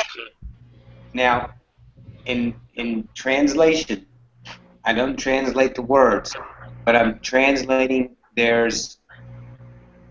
okay, whoever's telling me, it's like you listen to Dan, and you guys are speaking back and forth to each other, and it seems the conversation is you got it, Dan's telling you, you got it, and then when you get up to that point of you're like screaming, and you scream real loud, and then you almost stop yourself, and that is you going to that edge of fear and then letting it go. So, pushing up to that edge, let it go from there. Know that you're trying to hold it back. Just let it go after that. And you're screaming real loud. Let it go. There's so much more behind that. Make sense? Mm-hmm. Yeah, it's perfect. Congratulations. You just made the major breakthrough, and from now on, it's going to keep on rolling and flowing easier and easier. You're already there. You just made the most difficult step, which is the first one. Now it's going to be easier and easier. She had already done it, Jaguar. Oh, okay. I wasn't aware of that. I apologize. Yeah. She's done it, but at this level, she's never done it at this level for this period of time. So yeah, I felt like there is some major breakthrough happening. Yeah. And I was walking this morning with it. Yeah, and you were speaking with Dan. You guys were communicating an idea to each other. There was actual words and messages there. I just felt the unity of the communication, and Dan was telling this idea, and you were going, I gotta break through it, that kind of thing. No, I'm trying to understand what it's saying, but it's not coming at the moment. But that's what he said. Don't try to understand. Just let it go, because what you're trying to understand is fearing. You're letting it go is letting it just come out, and worry about what you're understanding later. Okay? I don't need... Yeah. And I thought to myself, because I was trying to allow it out this morning, because I wanted to know what civilization it was from and what name it was. I asked for that. And when I didn't get an answer, I said, okay, I'll wait. And then I looked online today, and I found out the civilization, but like, no one has its name. The king of the Nagas. Okay, you have the name, and stop looking for everything else. I'm trying. You keep doing this, Sarah. I love you to death, darling, but it's okay to just trust yourself. It's okay. Don't worry about knowing it before. My parents put together my bicycle. I didn't give a fuck how they put together the bicycle. I get to ride the damn thing. So go and play with your gift and let this stuff come later.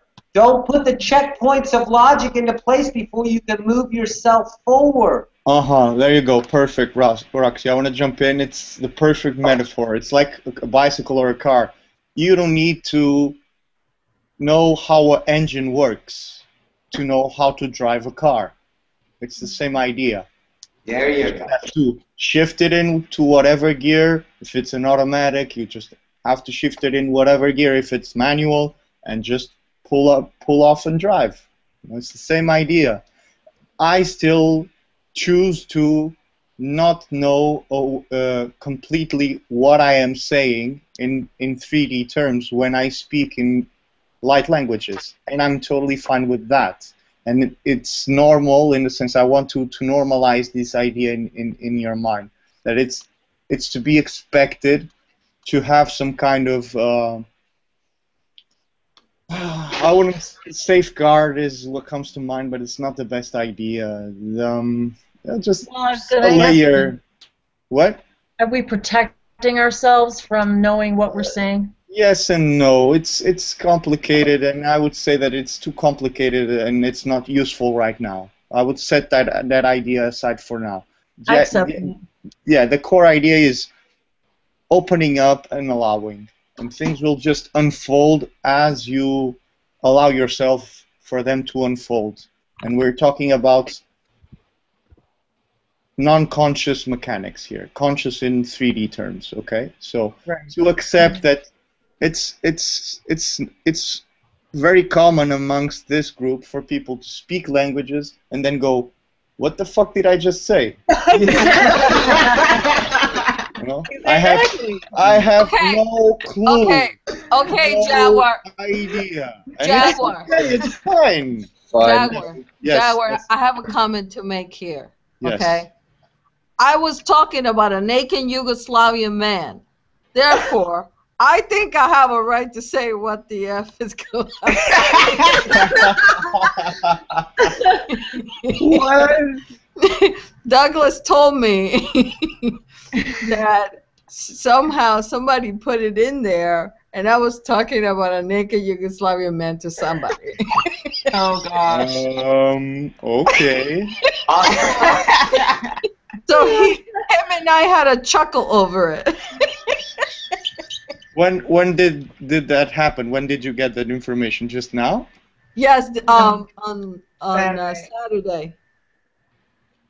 Oh, okay. Saturday, Douglas, the one that's in the colony, I had asked him if we knew each other, and he said, yeah, we have talked.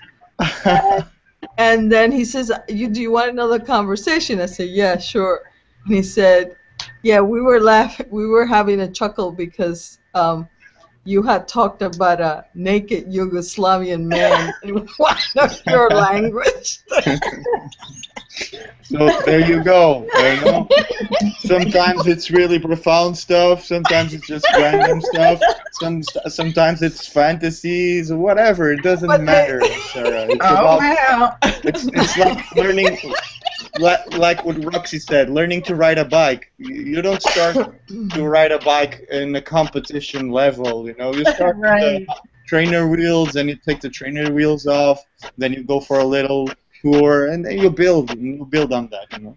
Yeah. If you choose to experience that, of course, you can just jump levels of mastery.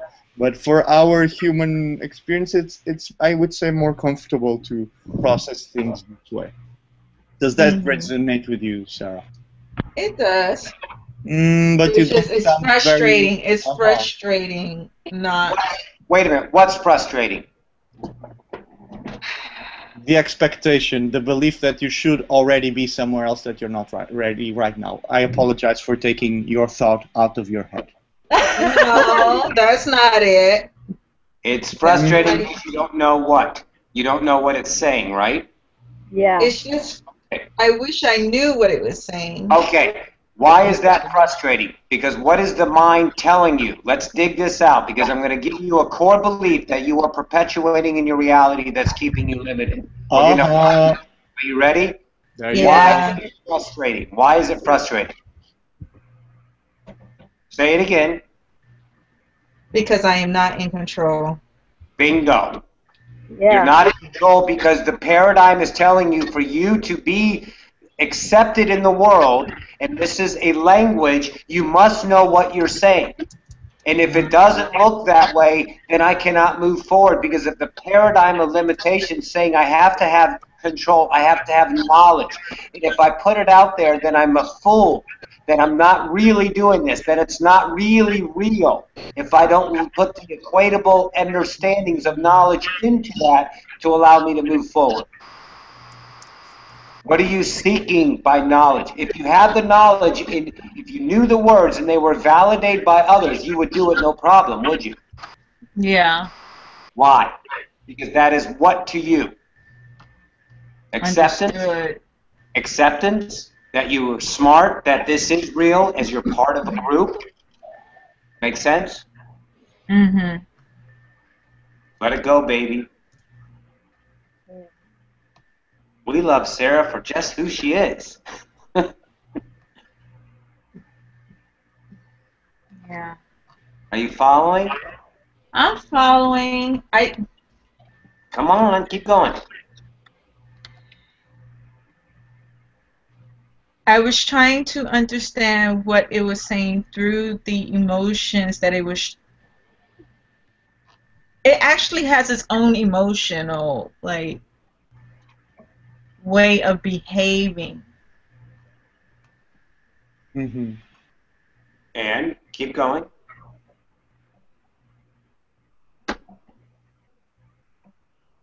And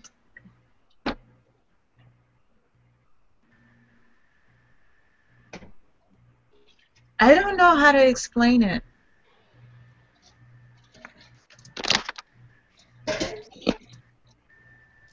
I don't know how to explain, like,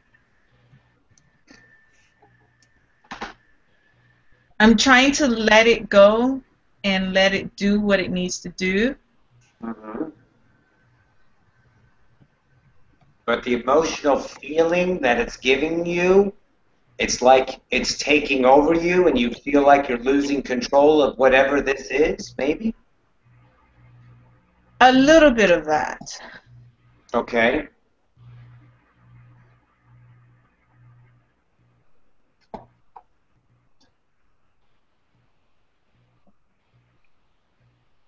It's just I don't understand it all just yet. But that's okay. But the only point we're trying to say here is you don't need the understanding to move forward. Right. You know? I feel like just mumbo jumbo is coming out of my mouth. Okay, Sarah, what happens? Sarah, I have a question for you. Perfect. You feel like it's mumbo jumbo, so since there's no validation, you're just making shit up in your mind. Yes. Yes. Yes. Yeah.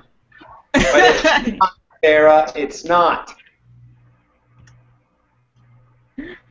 Sarah. Yes. It's a little bit harder to understand when you try and put it in the way that it is actually going on, where you are actually taking control of your own body with another aspect of your own personality. So in a sense, you're holding yourself back from letting yourself take command of your body, but with a different side of yourself. Oh, I like that. It makes, that was really good. It makes it really confusing, actually, because you kind of think about it and you're like, why am I stopping myself from taking over my body? Because it's my body anyway. But you're not used to having this other energy, which is still you. It's as familiar as the other beings that are going to come to you. So it's more like you're reconnecting with a sister or a brother, or that's you in a different life. Or your higher self. Yeah. It's really confusing. The mind doesn't understand it, but the heart does. Remember, Sarah, what you said to me the other day. You said... That's what I said right there. You didn't say that. Well, that was synchronistic. Wow. You said to me the other day something like that, like accept that those are indeed the other sides of yourselves. I said that? Yes, you said that. Oh, are you talking about the other? There's another Sarah. There's also like no, it was Sarah. you. It was it you. Was me. It was you. Really? Yeah.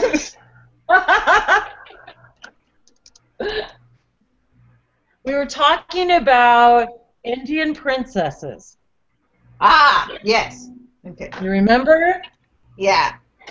And it's sort of along that same premise that until I guess we accept that all of these are reflections of ourselves.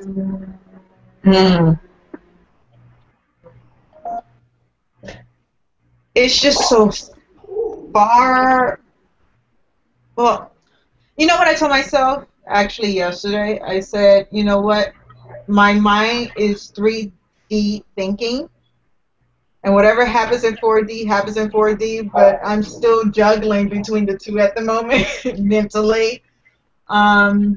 We all are.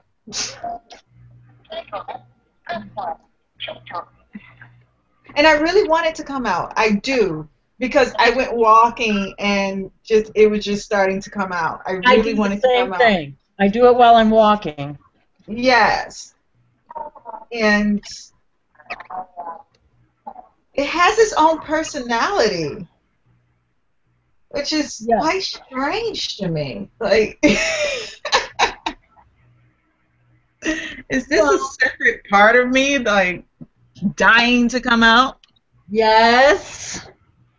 May I respond, Sarah? Yes, go ahead, please. I would also like to build on something that was already expressed through Roxy and also now through Wendy. To be very blunt, you're shrinking away from your own greatness and your own power. So your reduced ego self, your reduced, contracted, constricted image concept of yourself is trembling right now. It's scared to death, so to speak, because it's afraid of being obliterated in the presence and in the power of more and more aspects of your true self. So this resistance that we hear as we hear you speak, rationalizing, justifying, expressing all valid things because they are true to your experience in the now, this, in my understanding, in my intuition, is the layer driving that in a deeper layer of yourself. So you're going through what I would call a shattering. You know, part of your ego is trembling, is resisting because it's feeling threatened, because there's a power you're accessing that ego self is trying to shrink away from, because it's afraid it will be lost as that power comes through. I've been through this experience. I can speak to that. A key, and also I'll respond in part to one of Sabrina's questions on the chat bar. I don't know how long I've been speaking. Consciously, I've been speaking through the same process you're going through now with the support of others. But the key moment was a moment by myself where I had it's hard to describe it in words, but as I think I shared this idea before, as the floodgates of dam open. Mm-hmm. I understand. This is our potential. You know, I opened the floodgates. I came to a I was just so tired, so sick of being a lesser expression of my potential, and now I don't say any of this to sound full of myself, but it's also healthy and good to reclaim and to express our own power. Mm-hmm. I had this set of experiences that I just screamed out loud in Lyran, more and more and more, and this power came through me, and then I just shifted and I went like, whoa, okay, I understand now. You know, we've been so conditioned and so programmed to be constricted, to have a image of ourselves as powerless, as helpless, and we have all the power we need.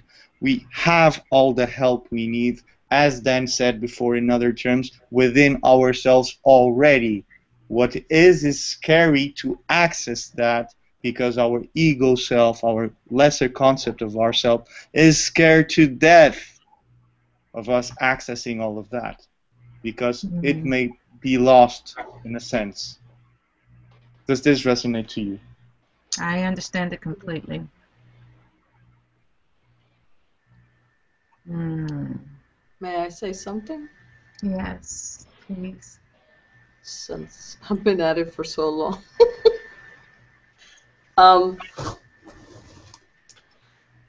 One thing, if you don't know what you're saying, what's the worst thing that can happen? True.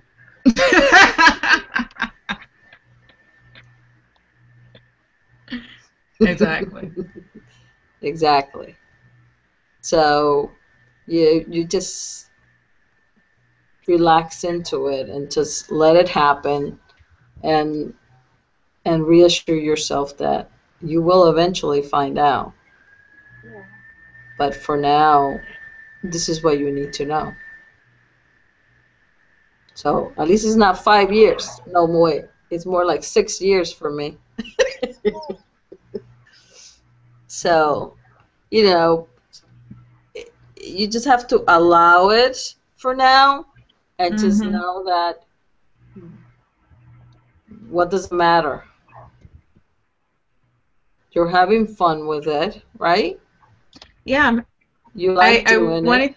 when I went walking, I wanted to show it what my neighborhood looked like. So we both went walking, and it started talking. Who knows what it was saying, but it started talking. Right.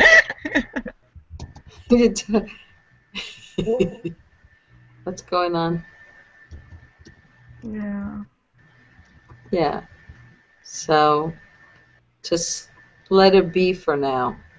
Yeah. And You know, I lose breath when I do it. Yes, bingo. Yes. I lose breath. I want to speak to that. I wanted to say. I'm sorry to interrupt, Sabrina. I wanted to say that because I felt that in my body as I was hearing you, as I was feeling you. You were constricted in your body. So I wanted to say this, but I didn't want to interrupt the flow because you were breaking through, and it was really important. Now, breathe deeply into your belly. Close your eyes. Those are two very simple, very practical, and very powerful tips for you to go forward in your process. Okay, to practice your breathing, deeper breathing into the belly, so you can speak for longer and in a more comfortable way. That helped me a lot. Because it wants to keep going. Yes. And I feel waves, and yet all my breath comes out, and I have to catch my breath again. Like I panic sometimes. Yes. Yes. Yeah. It's okay to pause and take a breath. When Iggy comes through, I find myself having to take a lot of breath. Lots of deep breaths. Dan, did you want to speak the language? What, the other one? Yes. Yeah, it's got loads of clicks in it. Clicks? Yeah. It's get open to cosmetic and it casking to squatted at Moscow at what is egg und it's squanted. Nice. It sounds similar to the one that I was telling you. It kind of thinking back on it, I believe it's a similar kind of one that Zachariah was speaking. Yes. Yeah. Indeed, it reminds me of that as well. It sounded quite similar to that because it also had like the kind of sort of sound in it. But it also made me think too, like native African kind of. Yeah, click. that process. Yes. Process. There's a language that's actually called clicks. Yes, yeah, I was in South Africa. It was really fun. It was really fun to hear them, and I can actually, like, if somebody was sitting next to me saying it, I can actually say that's Xhosa or that's Zulu, you know. Awesome. But I think the really clicking one is in the middle of Africa somewhere. I don't know exactly which country, but yeah. And then there was another one that came through, funnily enough, also on the toilet, like most of mine come through. Um, Mine are in the kitchen. it It's might. the Well, water resonance. It's the water. Lyran came through in the kitchen, and most of the other ones have come through while I've been in the toilet. So. Or Right. showering for me. It's the water. It's the water. I know to mayo so to yo to I what's on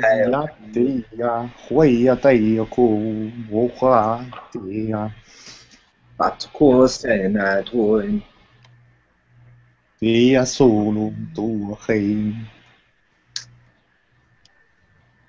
Jen, do you? That is.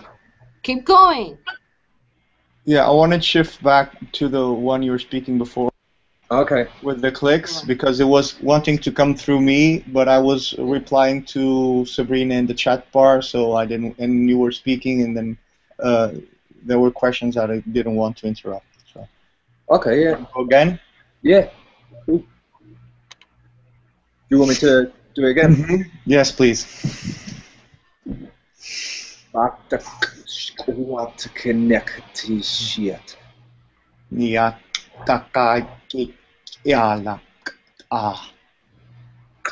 Sure, naked egg to snick air to. Kierek eja at oro utuosa. At eja at skotuora. Skaskuon. Skask ail to. Irons cheeto. Era hot uno tutos at skotoros at anat at skoro aniets ara. Skutuk at out. Era tacht orut en at eras as orut urus eira. Is in at orus tora. Yeah. Skot and ow. What kites eat good what get at. Kinurut koskora kutsuset nirat kaskot korat kahat nirat iskirat ka. Yes. Does anybody have a clue the origin? No, but I think I have it. I think I have it too. What is it? Want to go again? Let's go on. Let's. Yeah. I was trying, like I can feel my throat trying to say something. Okay. I was trying to, That's it. but I didn't want to interrupt you two, so I was just trying to make the sounds of it. Okay, perfect. Anybody else? No, I don't think it's Pleiadian. No, can't be Pleiadian. Sounds like Native African or something. It's a light language. It is? Yes. No name? No name, Yes. Jaguar? What? No name? Yes, there's a name. At the time, I would say that's not relevant, and that information is available through, like Dan was saying, Zachariah, and there's recording. So, moving forward, Sarah, you're having it. Anybody else? I think I do. Let me try. Oh, okay. No. Let me see. I don't know. This thing, the choking sound, I used to do it at home a lot of times, and people say, "Stop the lizard sound you've got." You know? It comes out like that. Let me see. Go, guys, and I'll catch up. Ariet kohut oruotu nuak ariata a. Takt et skotuk and het skotuk et si. Ariat koskut oruotu tut ariat eskat. You hear that?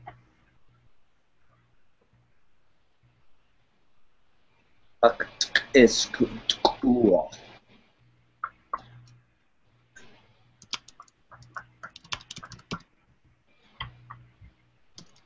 area, ono oro ka, area equal, ono skat skat oro, kat niet ka.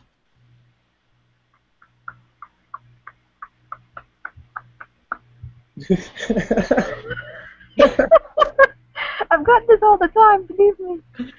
Oh my god. You hear that?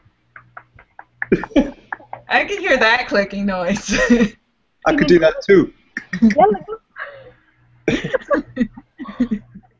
Sarah, do you want to jump in?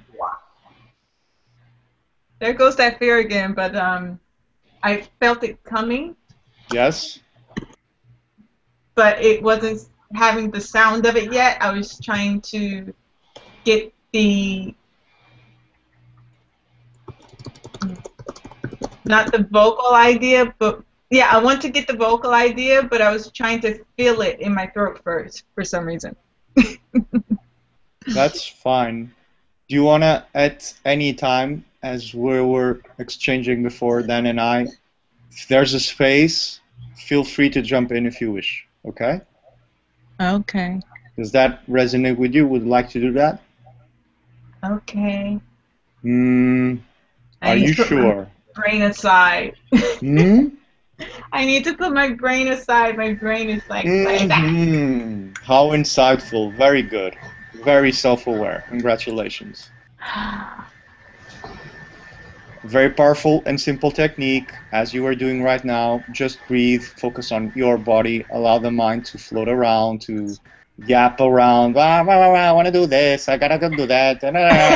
Just let it go. Let it go. It's like a wild dog. Let it go. Let go of the leash. Let it run. It will be back. Nothing to fear. Dan, want to move forward? Jaguar, well, okay. Well, One what moment. she Go ahead, thinks. Sab. What? Go ahead, Sab. Oh, I was gonna say, while she thinks about it, if you want to let Noha try what she's. You heard me, a jaguar? You think I'm making it up, or what is it? No, Let not me at see. all. Let me hear you. Let me hear you.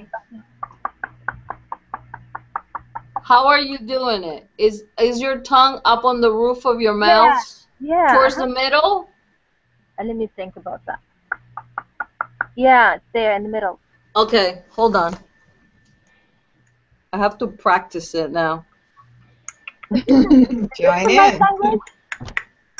Is it a light language, really? I was practicing the other day. Sabrina, that you're doing that? Yeah. It sounds like clipping your hands, your fingers.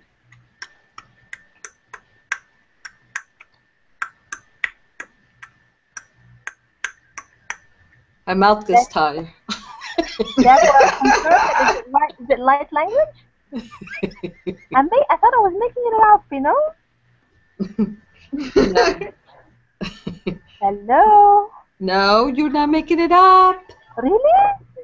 Yes. God, I got something. Noha. From what I've gathered, this one, the click is like it's one of the hardest parts to add to the rest of the words. So it may just be you're building yourself up, getting the click sort of more comfortable, so then you can start working with the other words in the language. That's probably why I was trying to I have it since long do time. without sound. Long time. Wow. Hey, great. Let's go ahead.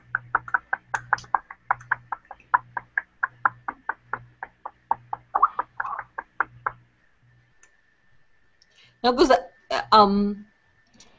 Dan, that's all I got for that. Because normally that has happened to me like with the Arcturian, but with this is all I got.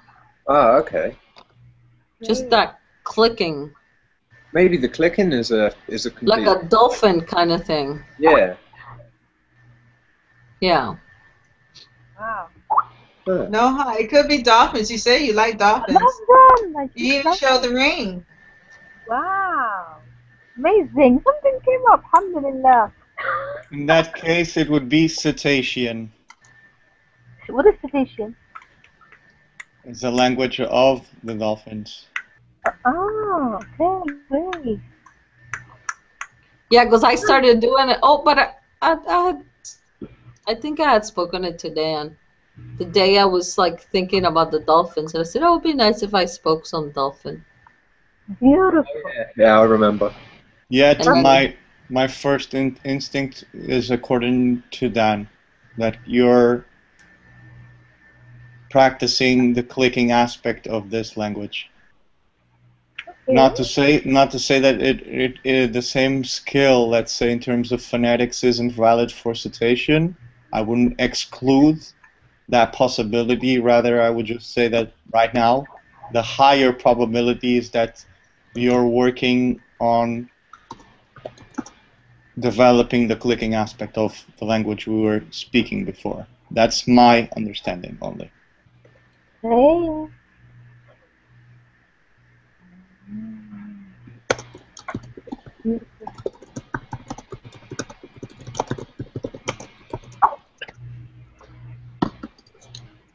Wendy, you have the clicking one too?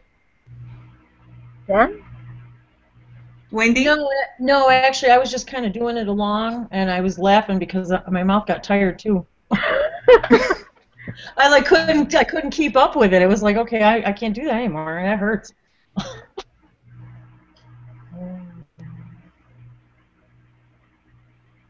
Wow. But it seemed, I don't know. I thought the same thing, maybe dolphin or cetacean or insect or something. Arcturian. Oh, Arcturian different. Really? Arcturian. My God. Dan. Yes. Does that resonate?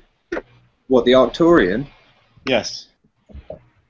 I'm not sure, because I don't know why I'd be given two types of Arcturian. But maybe... Oh, wait, no. Arcturus is quite a big spread out area, isn't it? So...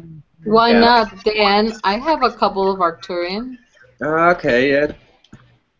Could we have a quick sampling of different kinds? Yeah, I'd like to hear that as well.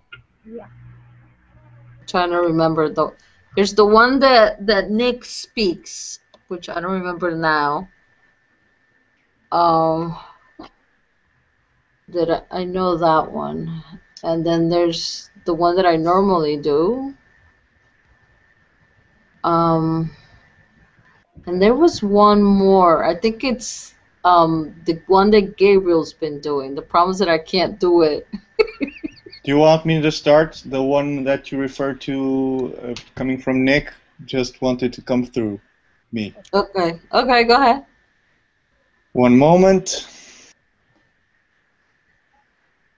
Skiriedenia, tarakoto suonodo tekeria, tasakani ketekwo, okondo skuturua.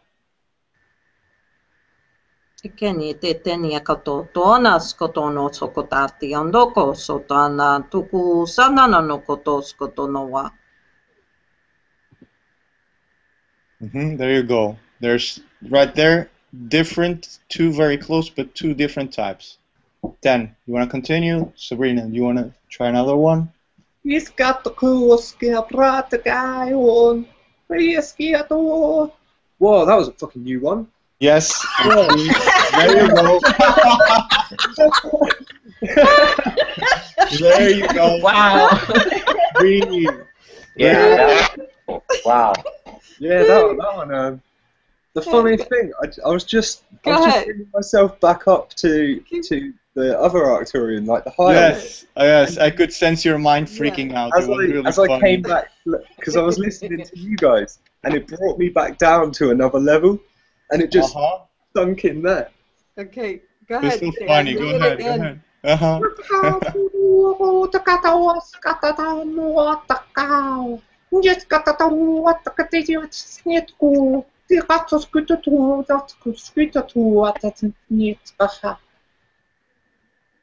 That's 4. How many of them are there?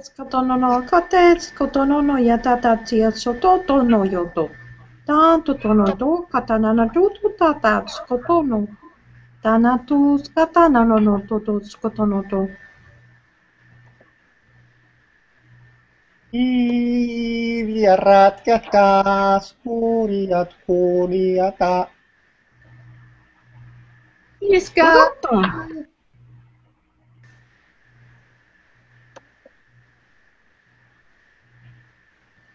Go ahead. Who wants to go? Okay. What? Turo kotono no skatali yo tutu wala kaskatana no wala li yo shutuku wala ha. Tata skuto no tokurata katasini no to. Siraka. Torra takatotorta irri yo tukutura kataturu. Tata skuto toro. Nerkansito to.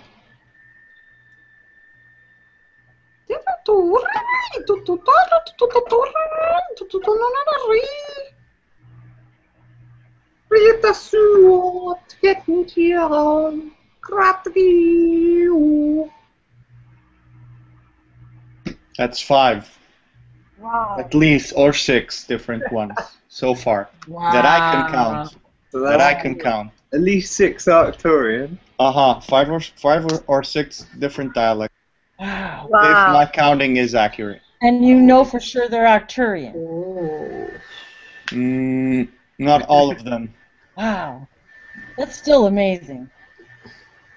Yet, the sense I got is that there are also inter-systems, let's call, or inter-constellation dialects. So, for example, I could give an example from my own country.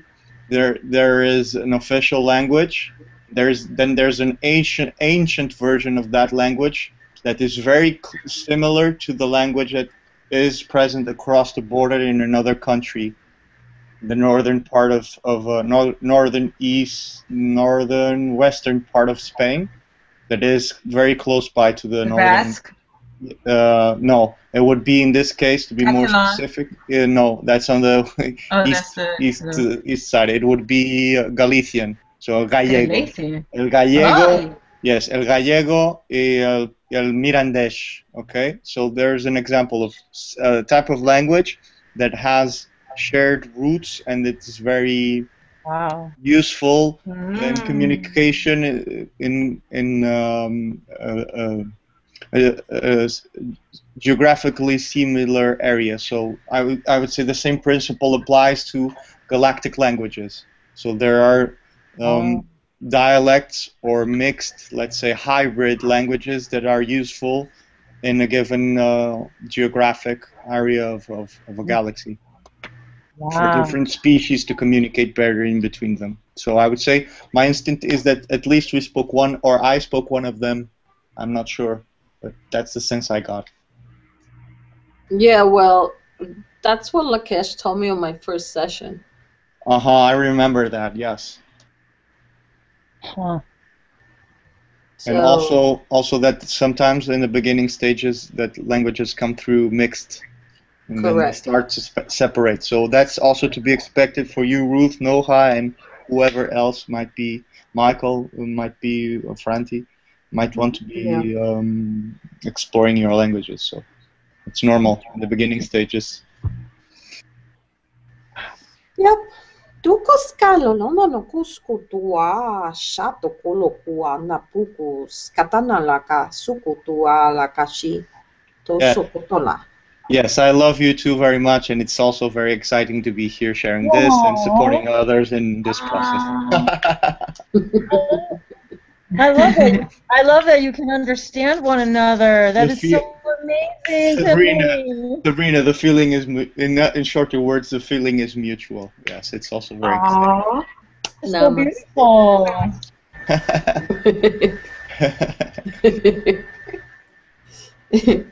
Yeah, I know. It's funny because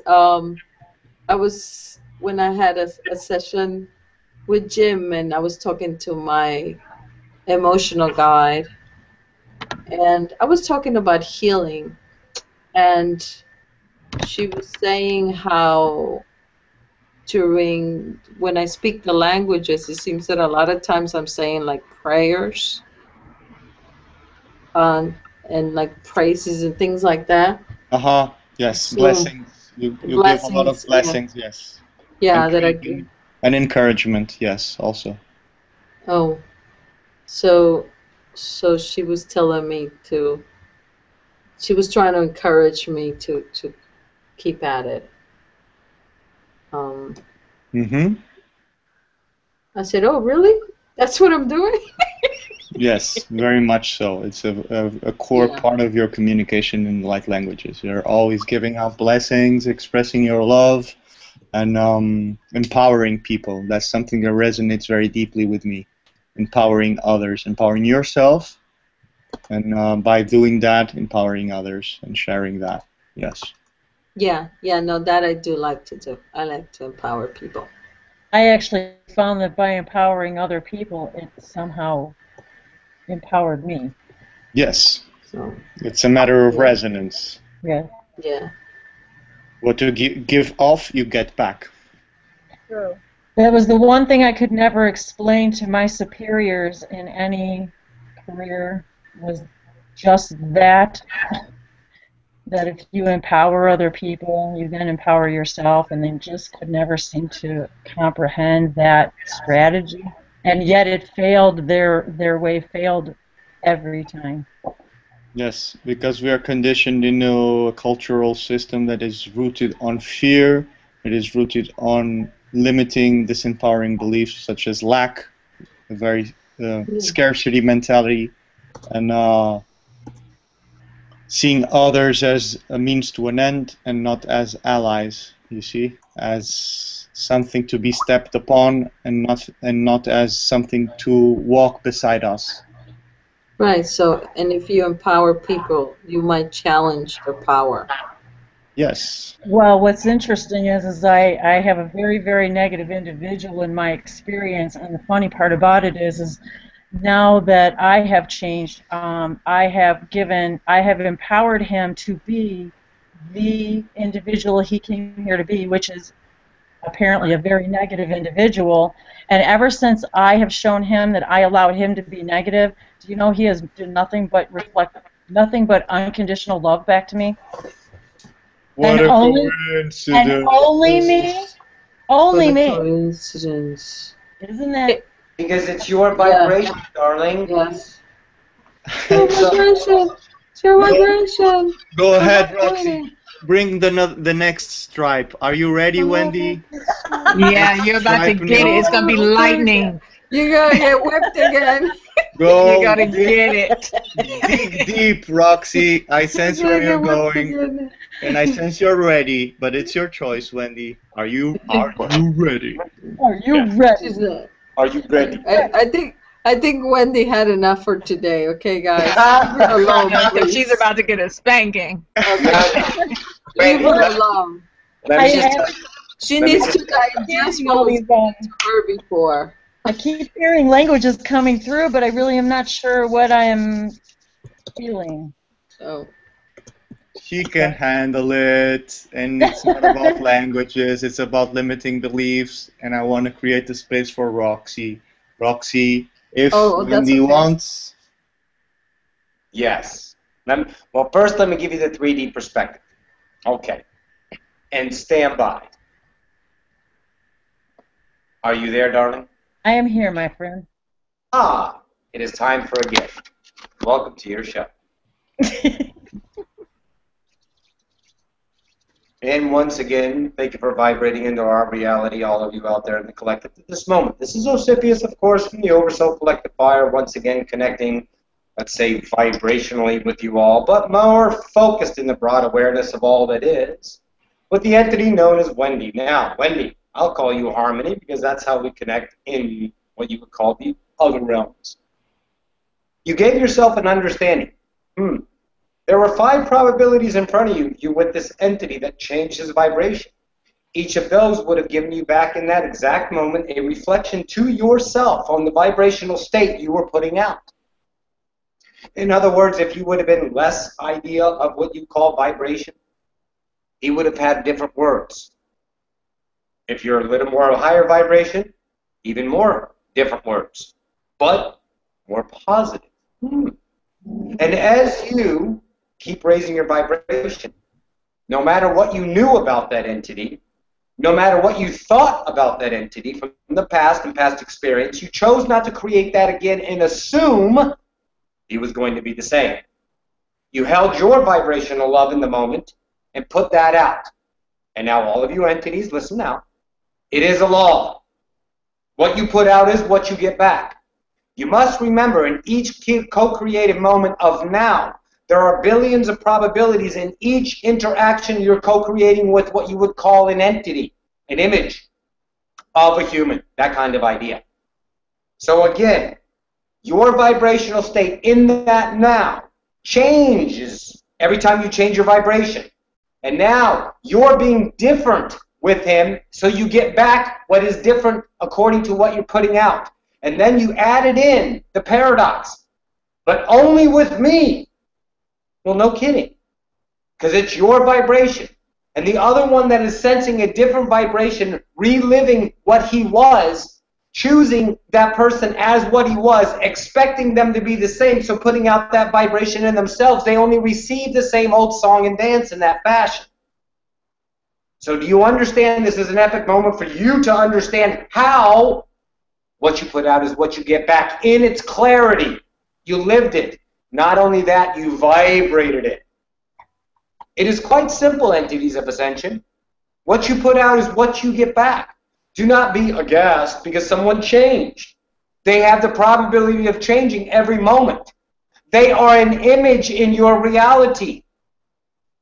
Are you following? They are an image in your reality. They will absolutely follow what you are putting out. A man meets a man in a, let's say, an airport. They bump into each other, walking casually to their individual, let's say, gates. And boom, they bump into each other and one spills his coffee all over and he has a conniption. And the other one apologizes profusely. And he calls him an asshole for being so clumsy and blah, blah, blah, and the other one feels bad and leaves. 1 year later, they see each other again.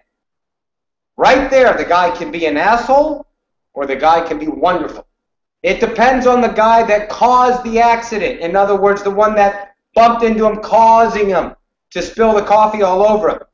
If he looks at that entity as a new entity, he will get an apology for last year for being an asshole. Or if he assumes he's an asshole, he will get back, I'm still an asshole. Are you guys following? Wendy especially. Yes. I'm listening. Yes? Yes. Yes. So every moment of ascension, of interaction with any being is a direct reflection, once again, of your vibrational state. Now, there is an addition to this idea. If a person comes into your vibrational state and is apparency of his reaction is asshole-ish, negative, and you do not react to it, in other words, it does not slight you in the least, you look it upon them as an ascension person battling in his own mind. That is a test idea of your higher self to see if you're choosing to lower your vibration or if you're choosing to pull the other one up. And if they do not choose your vibration, they will vibrate out of your reality.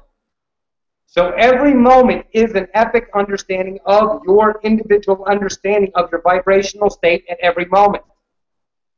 The law of attraction lives short in that fashion. You do pull things to you, but it is for your understanding, not for attracting your abundance, and that's it. The law is what you put out is what you get back, is its completion. So, feel every moment in its vibrational state from now on, not in what might happen, because that's, let's see, senses, 3D, paradigm, old, repetition. Now you are in 4D, vibrate the vibration, and magically, more, all of you will start creating only the ones that are attracting you. We have said this several times in the last, let's say, month or so. We are in 4D. The ones that are staying in 3D, let them. So now your moment epic of ascension of people being, quote, nicer and nicer, more, let's say, like-minded, attracting more of the ascension ideas to you in your everyday life, know that that is 4D now moving forward in 4D. And now, as far as the investment of the entities you are invested in, i.e. your families, the ones that you are fearing to speak about. It's easy to talk to a stranger. You can spill your guts with them because there's no repercussion. But however, to the investment idea of a long-term relationship with your family, then you are not holding back, or rather you are holding back and not speaking your vibrational state of truth. That is the most epic time for you to ascend the ones around you, to call them home, to share your light, to share your peace and serenity. By being what you put out is what you get back. So Wendy, in your own ascension, we'll get specific here. You're showing yourself to other entities. What you put out is what you get back in that fashion.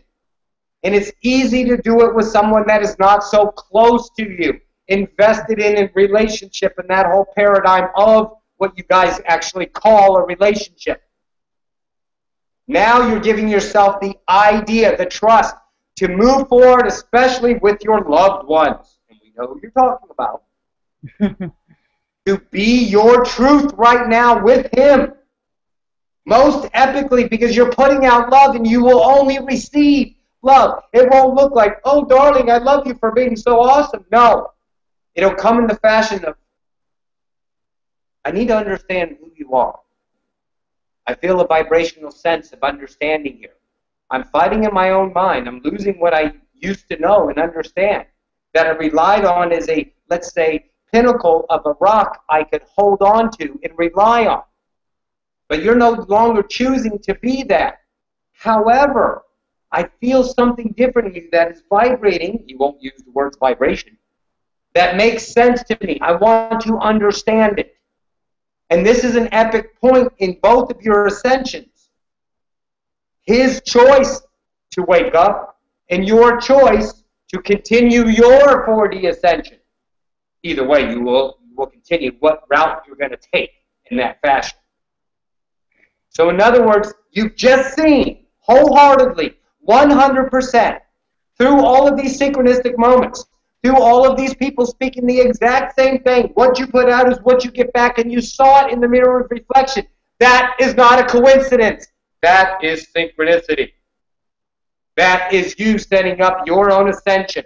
Accept the grace of your own isness that gave Wendy, the personality complex and forgetfulness, the opportunity to trust her new idea, to be that epic I am, and speak those words to the one you are fearing because of investment, because of obligation, because of what happens, because of this might.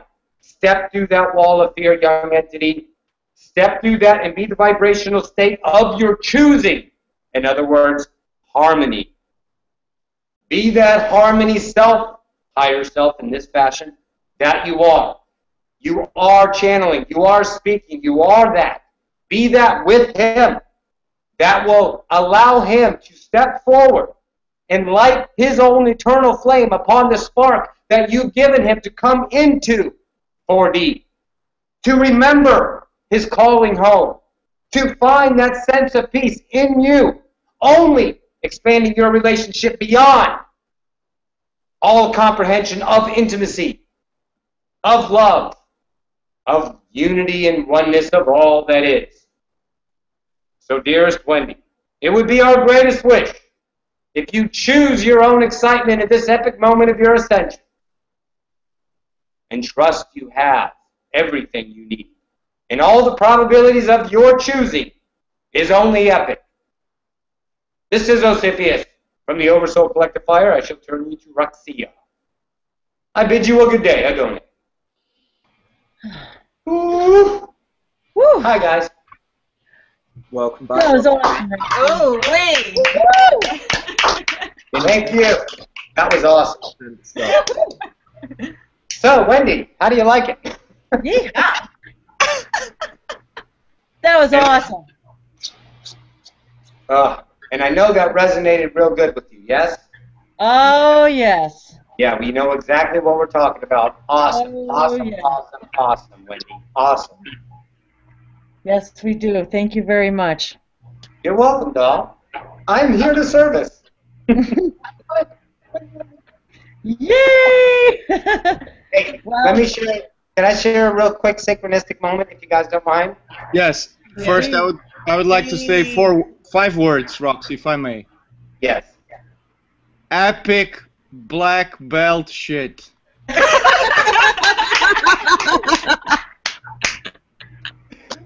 Oh, I know, that was good. Yes! Did you say 5 words, Jag? I didn't count them either, but it didn't sound like it's 4. I forgot about the dude. Epic black belt shit, dude. Dude, yeah. Okay, Jaguar. My husband walked in as you were saying that. Oh, that's funny. What a coincidence. Hello. What a coincidence. Oh, that was awesome. Oh, that was good. Oh, so when I was sitting here on the phone a few minutes ago, I have on the thing, I just had this thought, wait a minute, you need to go and check your phone because there's a missed call. I think I have a missed call, and I got that, and I had a missed call, and I called this girl, and she's going, I called you like 3 hours ago, but I just was texting you, and I said, nope, I'm going to try it telepathically, and I didn't even know the call was, I didn't even look at my phone, I don't know why. So I missed a call 3 months ago, or 3 hours ago, and then right before I got off a few minutes ago, I had the thought to check the phone, and she was texting me right then and there, about 10 minutes before that, saying, call me, Roxanne. I'm not going to text you. I just want you to call me. Telepathically, I got that. And there she was. She goes, I just told you to call me. Right. That is perfect. She's this girl that found me through a friend that was researching Bashar, clicked on another video and clicked on found me and found Roxanne and found my number and called me all in the last 2 hours, 3 hours. Wow. Oh, wow. Really awesome. Yay. Well, I'll tell you what, Roxy, I almost did the very same thing the very first time I saw your... Same thing happened to me. Exactly the same thing happened to me. And I almost called you that minute. Call me! Love it. I was like, I gotta call this person. Love this ascension. That was awesome. And then I find out we were both in the car business. Yeah. The coffee bean was probably the one of the best manifestations this planet's ever had. Love coffee. Oh. Wow. How do you not fucking love this ascension? I know. I love it. The synchronicity of it is just so amazing. All of us sharing all of these synchronistic moments. All of us have epic moments. Let's keep sharing. Let's keep showing the vitality of our own creation. This is so real. It's even scary to think about how unreal we used to think. Yep. You know? I know. That's the funny part about it, too. It's like you can't remember thinking any other way. Yeah. That's it. Yeah. You can't go back. It's so foreign to me, the way we used to think. It's foreign. I love that. I think Esther said that. Abraham Hicks, I think, said that we should warn you at the beginning of the seminar that there's no going back. Yeah. Because that's how it feels. Once there is no going back. There is no going back. And that's what Pleiadians, my Essassani civilization entity, Pleiadians said. He goes, once you wake up, there is no going back. Because you know. And once you know, you cannot unknow that anymore. You know? Wow. Just epic shit. Yeah, Roxy, can I share a bit? Of course, I'm good. Go. Share away. as you were speaking, I'm going through a process in my 3D house, just cleaning up stuff. Today I was listening to what a coincidence. What a coincidence! Listening to SSani information from Bashar regarding limiting beliefs, letting go of them, concepts of abundance and stuff. And as you were speaking, I was listening to you. And I was moving. I've been sitting for a while, and I decided to move as I was listening.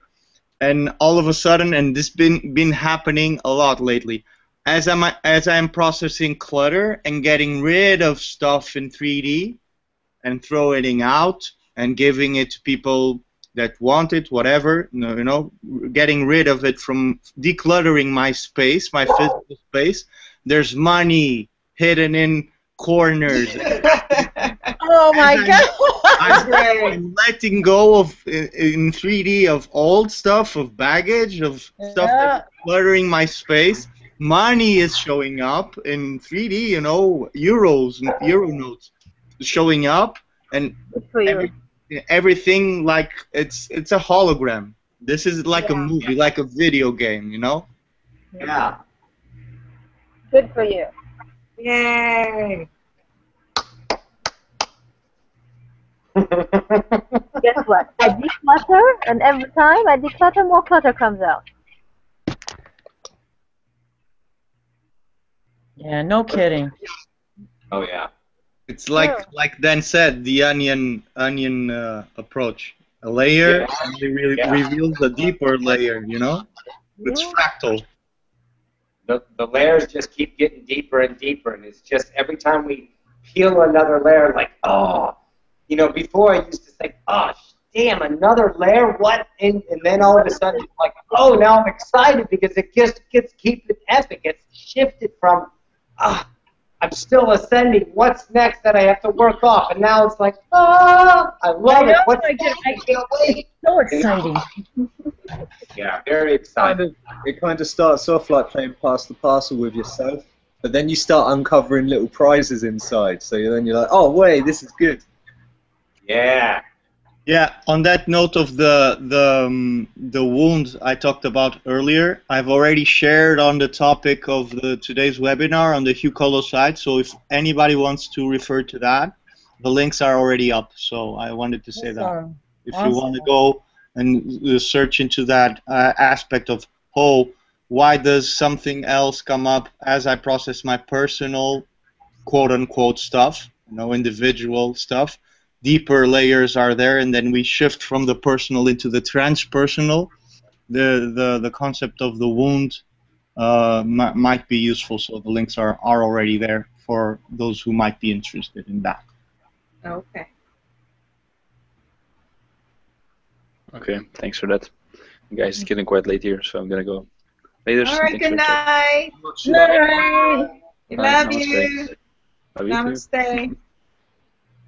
Good night, baby. Mwah, mwah, mwah.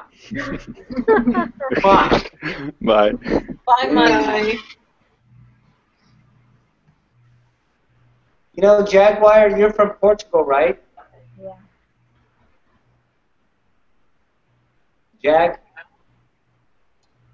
I've been wondering about this. Yes. Probably walk around.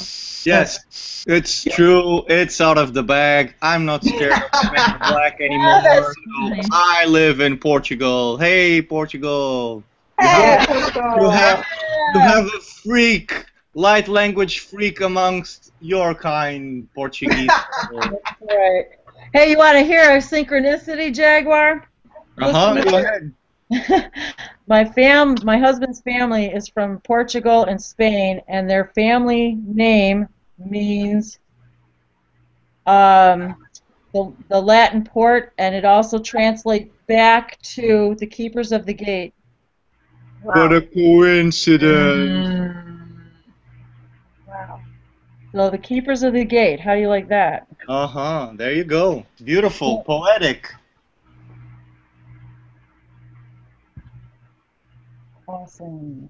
Yeah, I like that. Keepers of the Gate. That's cool. And it's beautiful to watch you picking up your keys and saying, "Hey, it's my time."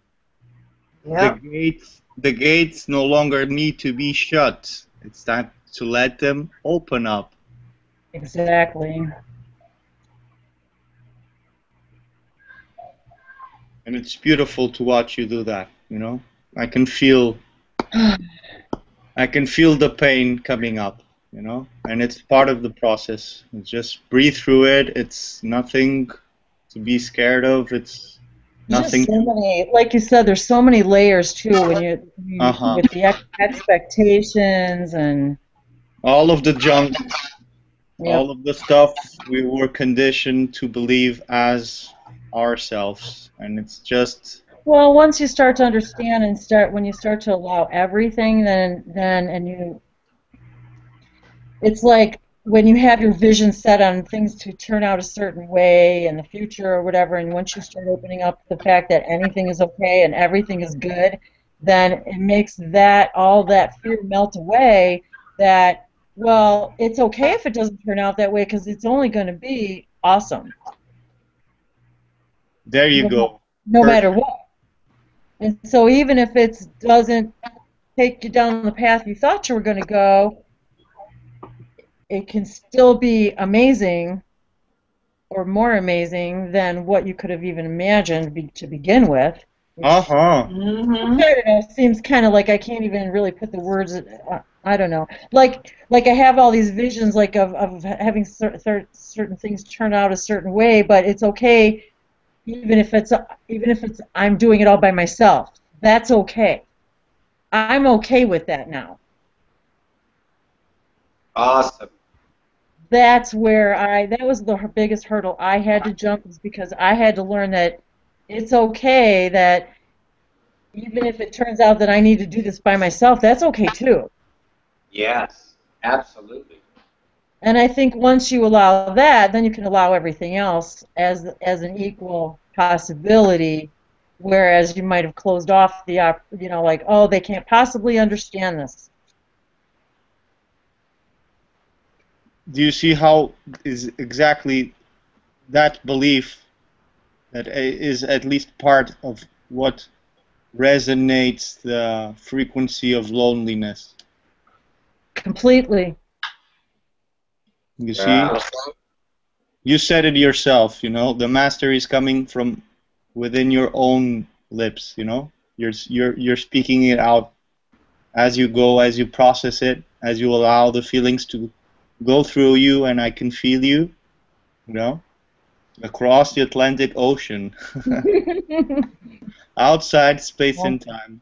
I can feel it. I guess where there is no energy, there is no time. Yes. Yes. We're communicating at levels that are outside our concepts of space and time. Exactly. You know, it's the aspects of ourselves that are outside of those constructs. What Bashar refers to, if I remember correctly, as a template level reality. Yes, you know? exactly. Yes. We are in touch outside of that. Yeah. Beyond the framework, outside the program, the game, if you'd like. Right. Yeah. So, well, and like that kind of brings up that whole larger view, like when you can put yourself in the observation view of your higher mind and you can see all those possibilities, then perhaps all of those entities that you are, that you're bringing through to you, then it makes you understand that because they're all, if you're just watching and you realize they're all just part of you, it makes it a lot less scary. Yeah. Stop being scared of yourself. That's the main one. When you start to perceive everyone as yourself, then exactly it makes things a lot easier, because generally we're not scared of ourselves. So then if we see ourselves in the negative and the positive and everything else, then we literally kind of come to terms with it all and go, yeah, it's not too bad.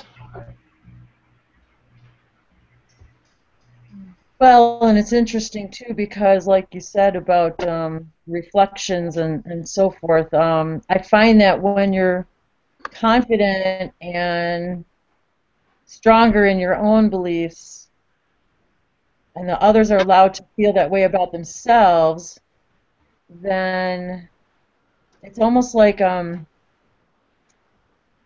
once you become not afraid to be that person and be yourself around other people without the expectations, and then when you no longer are expecting anything, then that person says, well, wow, I want what you have because I want to feel like you do, sure of yourself.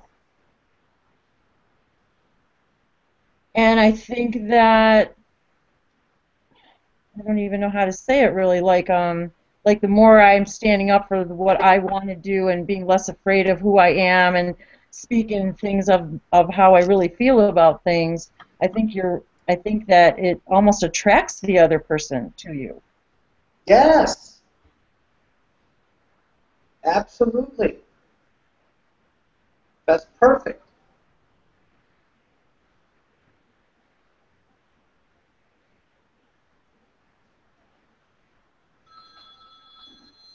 Hello?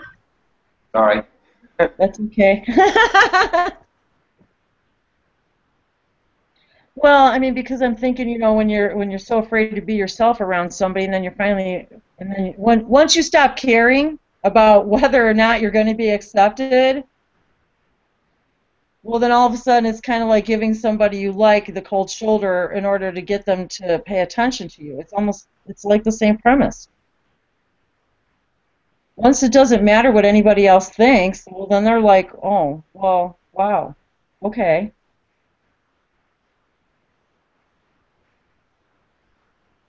She's pretty confident. I want some of that confidence, and I'm going to follow that person because I like people who are confident. And I don't mean follow in that way. I don't mean that. I mean attract to, I suppose. Wendy, it sounds to me like you have the answers. You just need to implement it. I do. I know. Don't we all?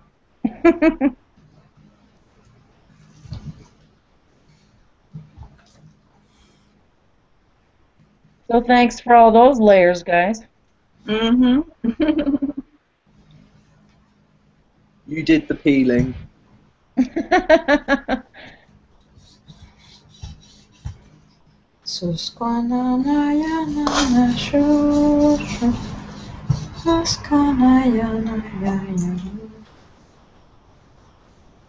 Yeah, but the nice part about now is that now I'm peeling it and I'm not crying.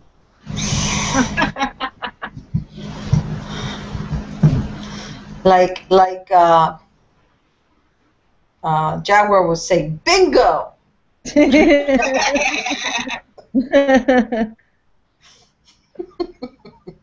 So Sarah, what Yes. did that feel like? What feels like? What did that feel like when you started to finally let your voice go?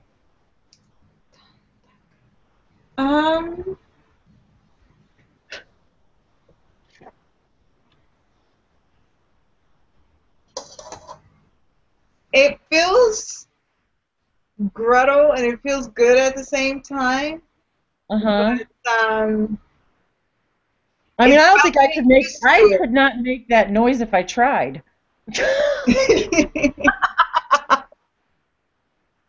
Uh-huh.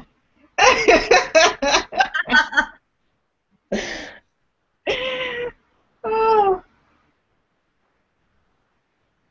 Yeah. I mean, are you still aware of, like, what's going on? I'm only aware of feeling. I'm not aware of how my mouth is moving or why it's moving in a certain way, but I am aware of the Language has no feeling. words. Say what? The snake languages don't really have words. Their entire language is based on feeling. Okay. It's like an emotional kind of whisper. Okay. Yes, that's how it seemed. Almost like a, yeah. The entire intention, the entire kind of feeling of it is put across in that one breath. Instead of kind of talking a load of words, they just try and get to the point. They're just like, here I am, done. And then if there's a reply to it, then here I am, done. Here I am, done. And just carries back and forth like that. There's no real messing about. So if we're all moving towards telepathy, what would be what's the great need for all the learning of the languages? Opening up. Is that what it is? Okay. Yeah, it's, the way I see it is it helps with the creativity, it helps with us just letting go and just relaxing with a group of people that we may not have necessarily, well, in most of we've not met, we've barely spoke, but we're able to activate your DNA as well. for years. Yeah.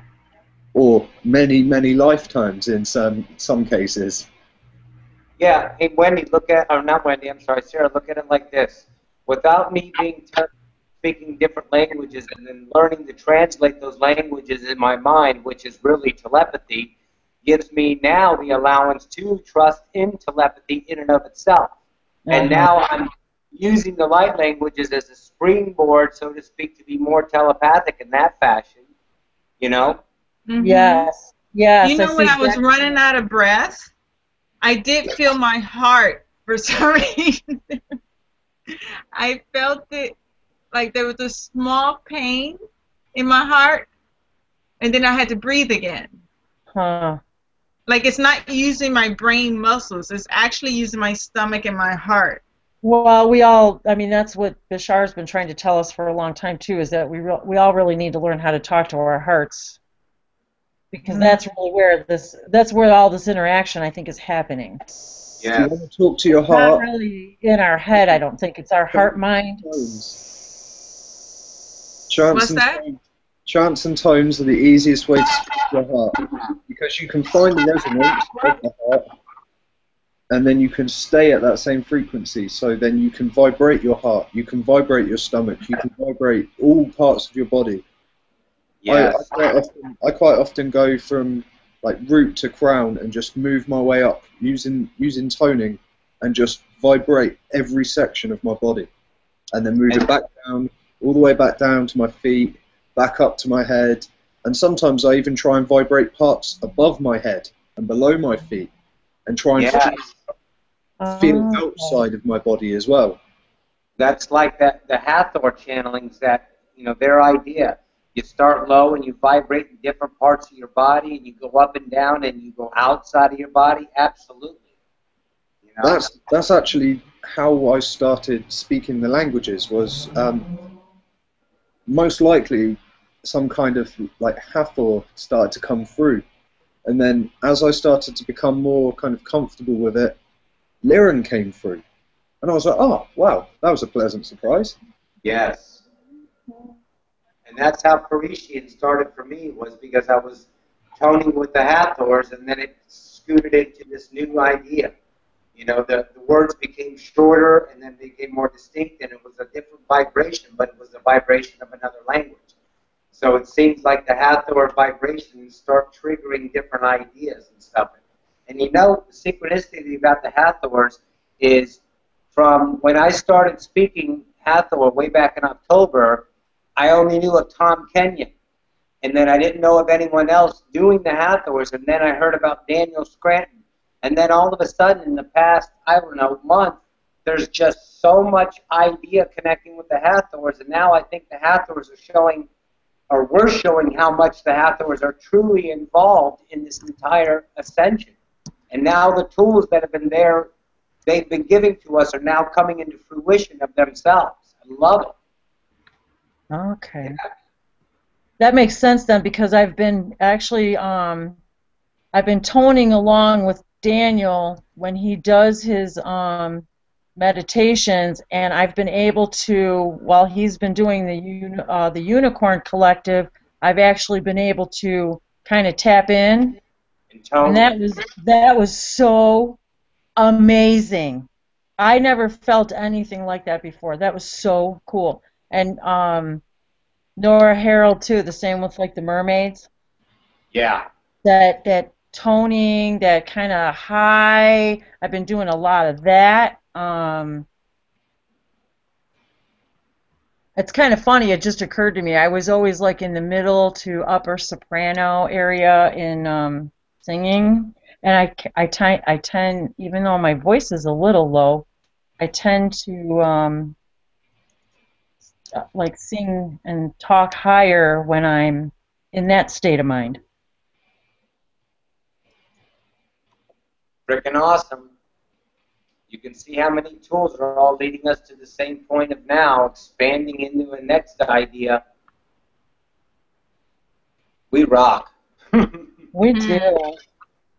I keep getting the idea in my mind that we're all going to become superheroes. I love it. Why not? I think that all the time. I do. I think that all the time, Sarah. I think we're about to go fight some battles. And it's so funny you said that, because that is so weird, because I just remembered a dream today. I remembered a dream that I had not too long ago, and I've been thinking about this dream a lot. And we were like, somebody was with me, and we were like the heroes, and we were escaping, and it was the weirdest thing. And then you just said that, it was like, okay, that's pretty funny. And because I hadn't thought of this dream in a long time, a while. So that's kind of funny. I keep hearing music and us like getting ready to fight, and then all of a sudden it drops the beat.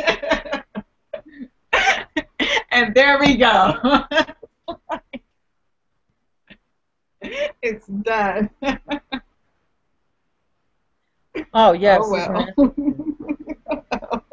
I know, it's just so funny. I tell you, the things that I think about, the whole human collective consciousness, and all the movies, and between the movies, the television shows, and the music, and it's so funny to me because it's so obvious and transparent that it's like it couldn't even be more transparent to me. Yeah. Than it always has been, which I always thought was really weird. Like, how could nobody else see how obvious this is? That this is such a mirror of where we are as a human consciousness. Every single TV show, so it's so funny because it's so obvious to me now how truly transparent it really is, and how funny that we left all these signs here for ourselves, and we're just now figuring out. Oh, because I mean, when he was talking about cleaning things out of the closets, and it's funny because all these things that I'm finding in my house that I haven't looked at for probably 10, 20, 30 years are now I know why I got it then, because I needed it now. I have not looked at that thing in 30 years yet. I pulled it up, and I'm telling you, one of them is a wooden thing. I got it at a craft show, and it's round. I'm telling you, I'm going to do a video for Hucolo on this, the vibration of like elements. And it's a little wooden thing, and it's painted, and it's got a spiral on the front, engraved on it with a butterfly on the front, and on the back is courage. And then the other one is a different. It's two people holding up the earth and the moon with stars around it, and on the back of that it's change. Now that one really freaked me out with the whole earth and the moon, with the whole new earth thing, because I thought, okay, hello. So I added that to my meditation stack of crystals and things like that, and the doors that open now, is it because we believe that they're opening because of that thing? I don't know. But does it matter if it opens nonetheless? Goodbye, guys. Bye, Sabrina. Bye, Sabrina. Bye, baby doll. Love you. Bye, Sabrina. Love you. Bye. Much love to you. Thanks. Same. Oh, well, it's probably getting late, for everybody. Thanks a lot, Sabrina. That was good. You're welcome. Noha, what What time is it in your country? I probably should have answered it. 3:30 a.m. A.M.? Yeah. Wow. Awesome. I'm having the lights off. I'm in bed. I'm just listening to you guys. That's so amazing. See, you're my company at night and the morning as well. No, I'm telling you guys, it's like it's terrible. It's like you know, withdrawals. I'm like, oh my God, what's everybody doing? Yeah, I know. That's what I told everyone. You know, as soon as I wake up in the morning, I'm like, I'm like, where's everybody? Yes, where's everybody? And I miss you guys like it's been 3 days. I know. And I'm gonna be like out of commission like next week for like a whole week, and I'm like, oh my God, what am I gonna do? I'm gonna be like freaking out with like my people withdrawals. Where's my peeps? Oh God. Oh yeah. Oh well. That's your end, Jaguar. Hey, Roxy. Yeah, I'm here. When do I get to open up Iona? Iona? Well, that's funny because you're going to open up Iona language and Dan's going to open up Parisian language. Yay! What's Iona? A civilization called the Iona, known as either the nobles, is what they like to call them, but their nickname is also called the bookkeepers. They keep the records of all of the collective, all the time, all now, is what you would call, or the nows that were experienced. But they're all experienced, but only to the person of the revelation of the moment becomes the record for that entity as its experience. And other entities can come in that idea to view the records of a particular civilization, particular density, particular idea, and see if it's a fashionable idea that resonates with them to expand upon in their own selves. It's very deep, very epic what they do. That is amazing. That's amazing. Yeah. They rock. I want Hathors and Iona. Hathors is simple. Hathors, everybody now, I'm just kidding, it's like we've been toning on this earth forever. So at one time or another, you were speaking or involved or are some way, shape, or form involved with the Hathors. And that is just, you know, that's why we just, I think the word Om in and of itself is so known throughout the collective. And that's just a triggering point for all the other expansion of the Hathor vibrations and teachings and understanding to come in. Yeah. Isn't that like the natural, isn't like one of their frequencies like the natural vibration of the earth? Yeah, L. Right? Yeah. Yeah. L is L. It's like the lower C chakra. And then there's Ka, Lim, Om. And you find your own vibration in that, and just go from there.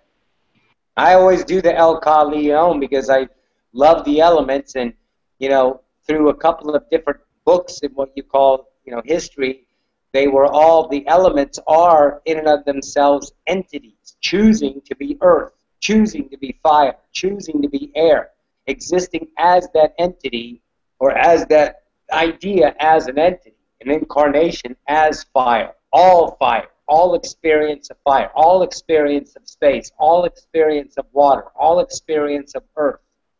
Very cool. You know?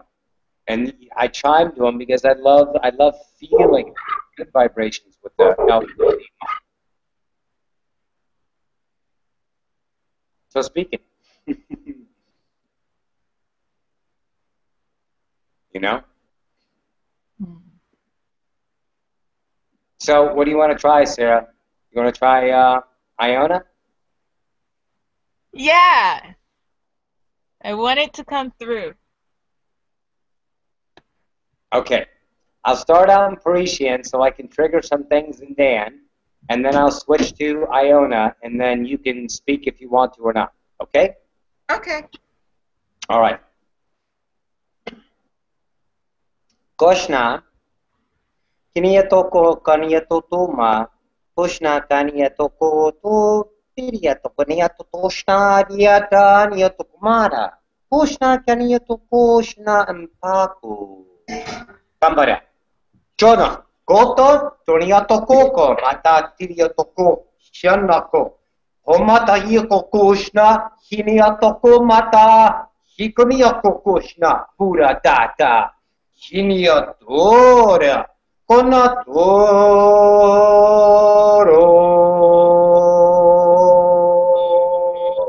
Unatari. Koshnakaniamo. Shona. Hinioto no.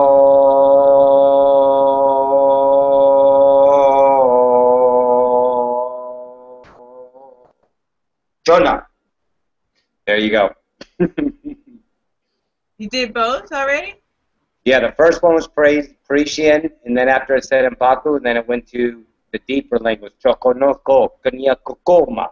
Yeah, because I feel my throat, like doing the Kuniakoko Shanakamata. yeah, and the long notes. Doniata. Yes.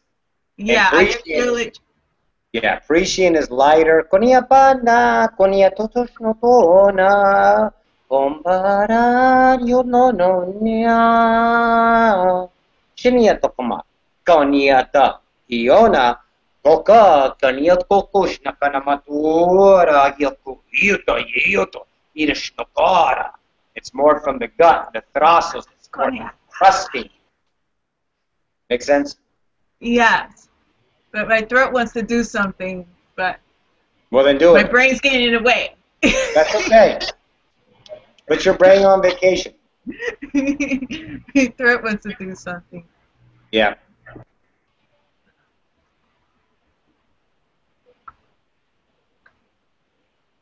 How about you, Dan? You feel anything? There was something. I love this. Definitely something. And what's funny about Parisian, guys, it's a language that all humans know because it was one of the first spoken languages in the collective of all humanity, of all of Pangea. And then, of course, as the separation in different tribes and different civilizations occurred and that like that, the dialects changed and the languages changed and things like that. So it's a known and it's in all the collective. That's the entire download I got when I wrote everything about the Parisians down, and this is a remembrance of a language, and that's why it's like you could almost already speak it, is because you can speak it. There's a resonation inside of it. It's very easy and free-flowing. It seems very natural sounding. Yeah, very natural sounding. It's like you're just remembering this entire language. Everybody has it. Yes, almost like I know it. Yes. But I don't. You know? Yeah. Roxy? Yes. Yes. Can you explain a little bit more on what you meant by the separation? Because I keep getting memories of something called the separation. And I'm not sure what it means, per se. Because Go ahead. I had a feeling it was something to do with the onset of the duality. But there's also something of me that has a feeling it was a time when we broke apart from being close to nature and close to the animals and forgot our telepathic skills and forgot about everything. Yes. Well, okay. In a timeline, and we're talking way before any of the civilizations started that we have even an inkling of remembrance of, and we're talking about the Atlantean and Sumerian, and just take it back to the end of the time of we know civilization as Earth, and then jump back another 16 billion frickin' years, okay? That's when we were telepathic. That's when we were in dream state, just pushing through the reality to just test the waters and all of that stuff. And as the more and more we came to live in this world through experimentation, through changing the body of the human being from Cro-Magnon in that aspect, but even before what we even conceived was what a human looked like. all of that first experimentation with 3D in the reality of humanity, there came a time that what we call gods, which are ourselves creating as humans, there came a time where we separated our mind. We split the left and the right brain, literally, to give us the forgetfulness. That became the time of the epic game in play. So every time you're feeling that idea of separation, that's when you see humanity actually splitting from itself, from its natural, from its nature. That's what you're feeling. That's when you forgot you were a god. You forgot you were. We were all gods on earth, remembering what we were. And then the epic split came into play through a choice of one of the gods to create that. Only one. But then everyone else kind of liked it and said, let me try this and let's see what's happening.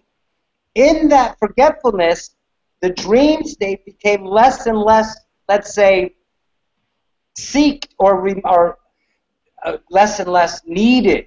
People were playing more in the game of humanity. And as they're playing more, they start forgetting because of the split mind conflict that's now occurring. Logic, remembrance, the feelings, the, let's say, ability to lie, everything that was in negativity when they start playing the game, we as gods were playing with that. And then it led to the complete separation of humanity in total isolation from God, ourselves. That's the separation you're remembering. Our skills, our telepathy, our remembrance that we are God, manifesting everything in the moment. Still playing out the game to see how we can improve, let's say, the human body, to run faster, to become a better gatherer or a better hunter, and to actually hunt at night and sleep during the day. We always hunted at night. We never slept during the day. And then we learned how to store foods and keep foods and have a supply. And then we learned the daytime was more beautiful than the nighttime to do more experience and more understanding. That whole thing played out. And then, again, the completion of forgetfulness took place, led to the separation. Then we had another epic god that came in and said, this is an epic game, and introduced the idea of ascension, of the collective in and of itself, and how we gave ourselves now the new DNA. That new DNA, the game was in play. The Lemurian came in and helped us out with the DNA splicing of human itself and its new capabilities to have what we're about to experience in this now. And all this took over billions of years and stuff like that. So that, and this is my entire timeline understanding of how the game started. Then we start choosing it. Then we started forgetting. Then we came up with the total idea of ascension.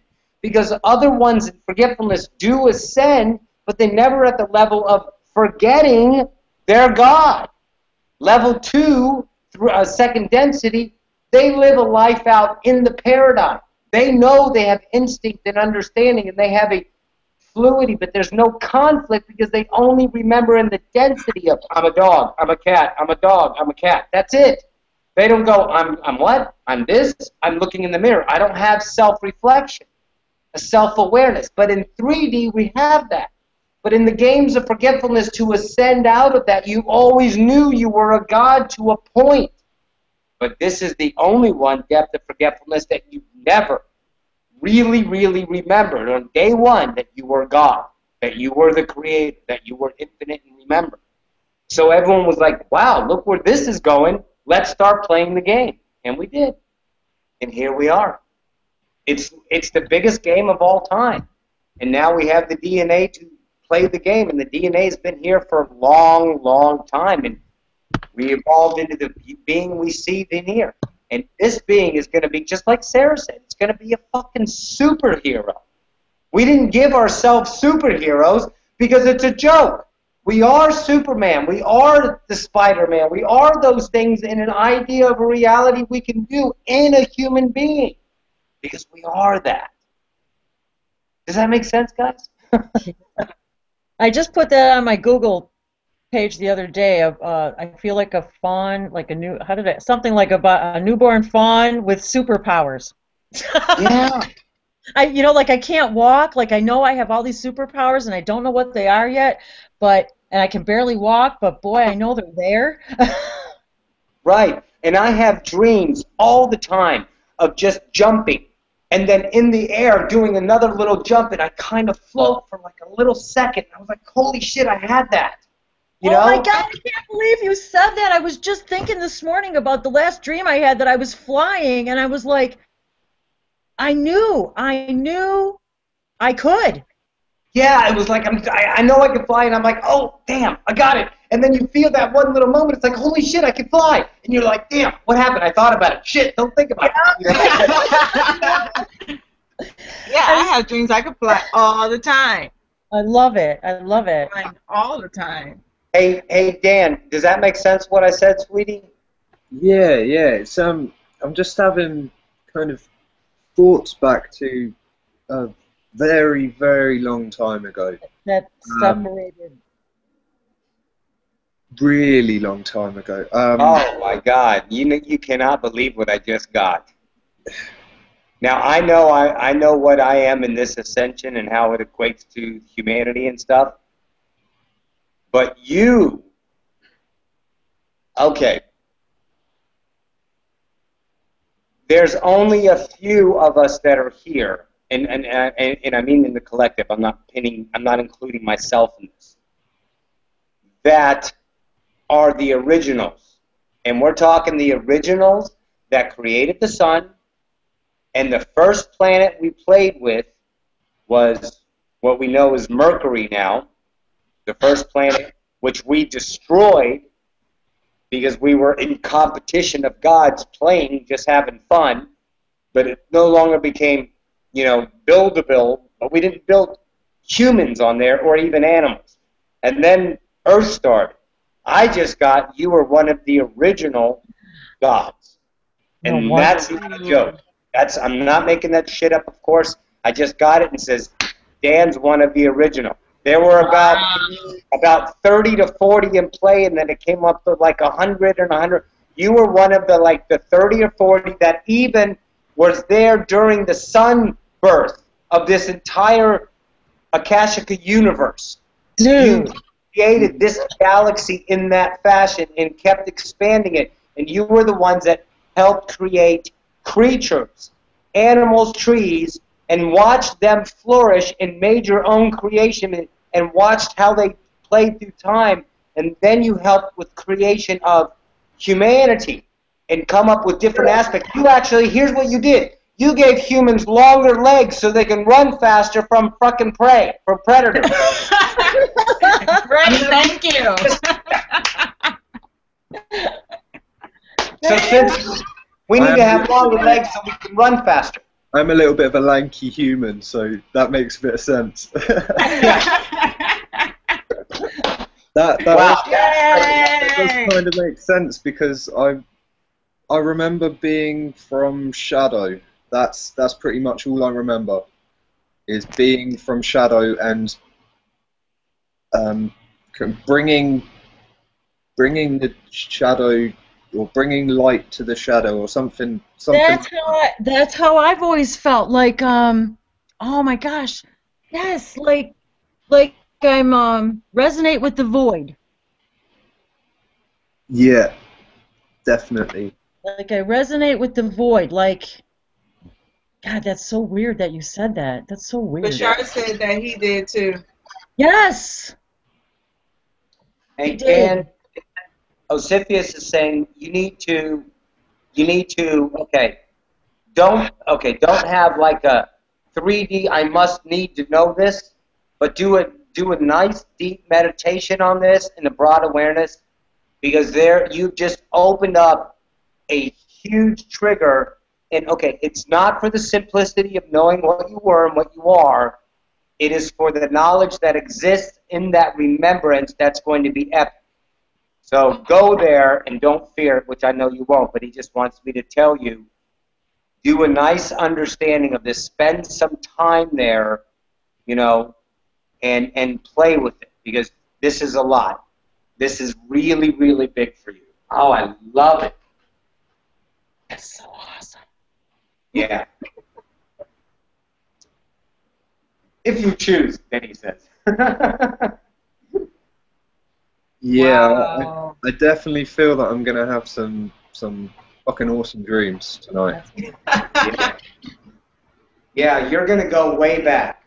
You're gonna go way back. Is all I'm seeing is this really freaking. It almost looks like a you know, you remember in not like this, but even greater than than Stargate. And when you went through the Stargate, you went down that path, you know, to that other universe. It looks like, you know, that was a small one. It looks like you're way up here, and then you're just gonna slide down this fucking epic slide into this entire remembrance of way back then. Big slide. Like you're on it for like 20 fucking minutes slide. It's like, God damn, this is a long slide. You know? Yeah, I have a feeling that there's a lot more than just in this particular universe as well. I've got the feeling that I've travelled a lot, and travel resonates with me the most. Freedom and travel. That is they're my two words.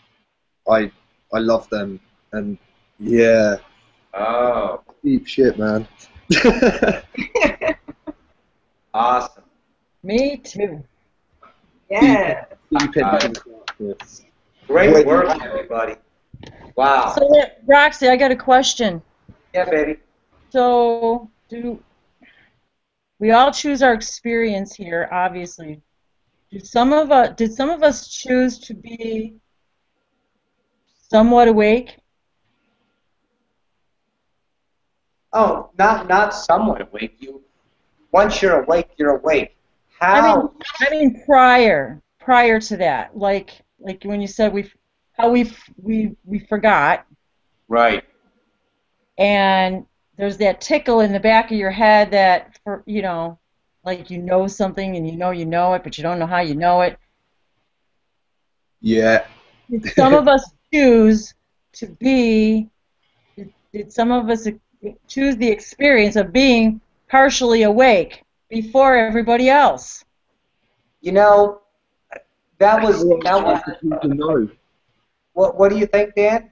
I was born with this. Well, I wasn't necessarily born. When I forgot about when I pushed the ability to see multi-dimensional beings away, I always felt like I was being watched, kind of like a real paranoid feeling all the time. And I couldn't understand it. And then I started to learn about the Illuminati and things like that. And then that got me on an even more paranoid kind of trip, going, oh, the government's watching me. This is like Big Brother State from 1984 kind of thing going on. And then when I started to look into the metaphysical side of things, it just clicked and it went, there are beings around me all the time. Yeah. And then as soon as I said that, the image came straight back to my mind and went, one of my best friends was a 5-foot-tall lizard man. Why did that happen? And then I started to think more into it, and then I went, why am I scared of the reptilians if I was friends with one? And I just kept going back and forth, until I'm now at this point where I'm getting so many different lives coming in through my memories that it's fucking difficult to Well, kind of I am too, bring and it that's up. why I was wondering, because I've always felt like I've been like half awake and everybody else was sleeping. Well, what I think, Wendy, about the people who are half awake, then how would other people be able to wake up? Right. Oh, good point. I don't think we give ourselves an advantage over others. I You don't mean know? an advantage necessarily, because actually I always actually looked at it as a huge disadvantage, quite frankly. But in a way. Here, I Takes away think that, this bliss thing. yeah. Hang on. What it feels like, Wendy, is you don't come in here semi-awake. You give yourself a certain trigger, and then your 3D mind chooses to listen to it. Like my trigger was, I always felt special, that I was destined for something big when I was little. Me and too. I was Yes. like, I'm gonna have Me to too.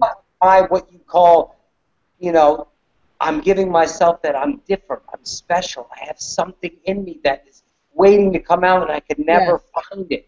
So that maybe was, you know, it seemed that I had that advantage or that semi-awake. Now that I look at it, it was like, wow, I gave myself that. But I think also the vibrational state of humanity allows an easier wake-up as we're moving along, because the vibrational state in humanity in and of itself is resonating higher with less beliefs and more understanding toward metaphysics, toward the etheric, and that Yeah, whole I mean, I understand that. It's just, I mean, I understood things as a child that I'm just now understanding now that I know I knew then. right. You know what But I I mean? don't think Well, that's I a couldn't semi. figure out. I think that's a natural state for all of us, because we're more clear when we're younger than we are when we're older. That's true. Yeah. Because we have less beliefs when we're younger. We're just open, and then we attach to beliefs as we're getting older. I don't know. Maybe You know? it's I don't know. It's kind of like it was like almost like kind of physically painful. For example, to be like inside of a classroom. Like I knew I needed to be in the grass. I mean, you know what I mean? Like I needed to be outside. I needed to be in the trees. So it was almost physically painful.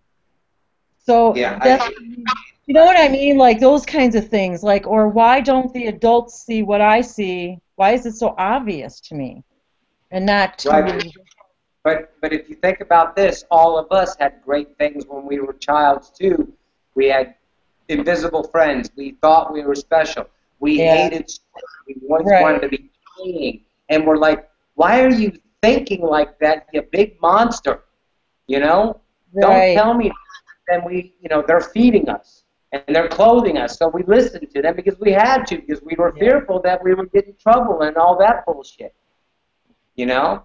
Yeah. So I think we all have an idea of a wakefulness as we're little, and then in remembrance as we've chosen to wake up. However we did it, I don't know, but we did say, I did it by saying, "Fuck it, this whole world's a train wreck. There's got to be something else," and I searched it out and I found it.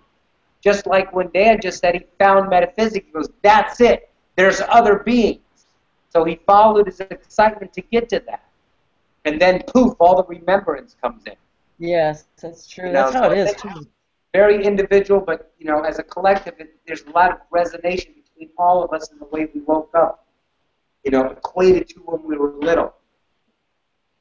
Because, yeah, I'm experiencing that, too. It's pretty amazing to start seeing all these other lives that you've had or are having, since everything is here and now. Has anyone seen the movie Mr. Nobody? No. Okay. If you get a chance to watch this movie, you got to watch it. Okay. This guy goes through, he's one person, and he goes through all of his lives with his one life, making different choices in the moment, and then you end up seeing that entire timeline, and then this timeline, and then this timeline, and then this timeline. Just by one choice he made of marrying this girl, or this girl, or going here and going there. Oh, it was so cool. And then one of the epic lines in it is this guy at the end of his life was reporting and talking to him. He goes, "Well, which one was right?" And he goes, "They were all fucking right. Yeah. Every single one of them was right." And I was like, beautiful. Who was it that we were just talking to about that, where you said where you can actually see all of your It's the frequency where you can see all of your choices. I think it was it in Jim's webinar? I think it was in one of the webinars. Anyway, where you can actually go there and see every other choice you didn't make. Right. And how it turned out. Yep. Those are all of your other lives as yourself playing out that reality. You know? But then aren't there also other layers and layers and layers of those of all of the other things that you wanted to be as well? Like it came back as, you know, in all the different timelines, if you will. Yes. And all the choices within those timelines. Yes. Yes. And you can see how many spider webs are ricocheting that, or what in the movie Mr. Nobody, railroad tracks. How many switches you took to lead down another railroad track of reality. And you're in this big yard and you keep switching and you get to see every single one of them. You know? If I would have chosen to be an air traffic controller instead of staying in the car business. If I would have chosen to stay with this girlfriend instead of that girlfriend. Or if I would have chosen to stay in college or university. I can't believe you said that because I turned down a job at the local airport to take a job at the car dealer. Oh my God, that's fucking funny. I can't believe you frickin' said that. Oh my God, we are so connected. That is so my God, I can't believe that. That's the whole thing that's in my head the whole time we're having this conversation is I'm thinking to myself, what would have happened if I would have taken that job at the airport? And I did the same thing. I turned down the job at the airport, and look where we're at right now. And you know what? I never would have been here. That's right. I never would have been having this conversation right here, right now, if I'd have taken that job at the airport. That I know. Yeah. Look at that. Look what we chose. Wow. We chose attention.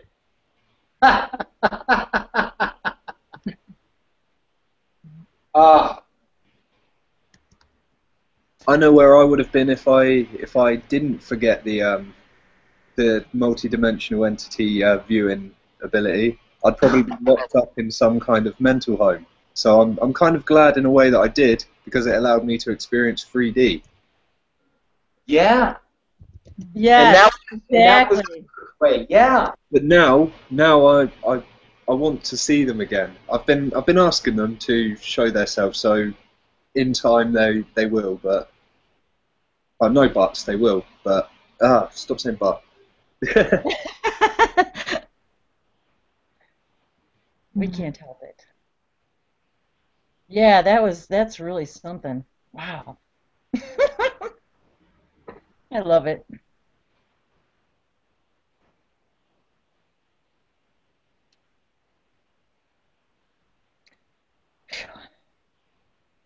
My mind is fried.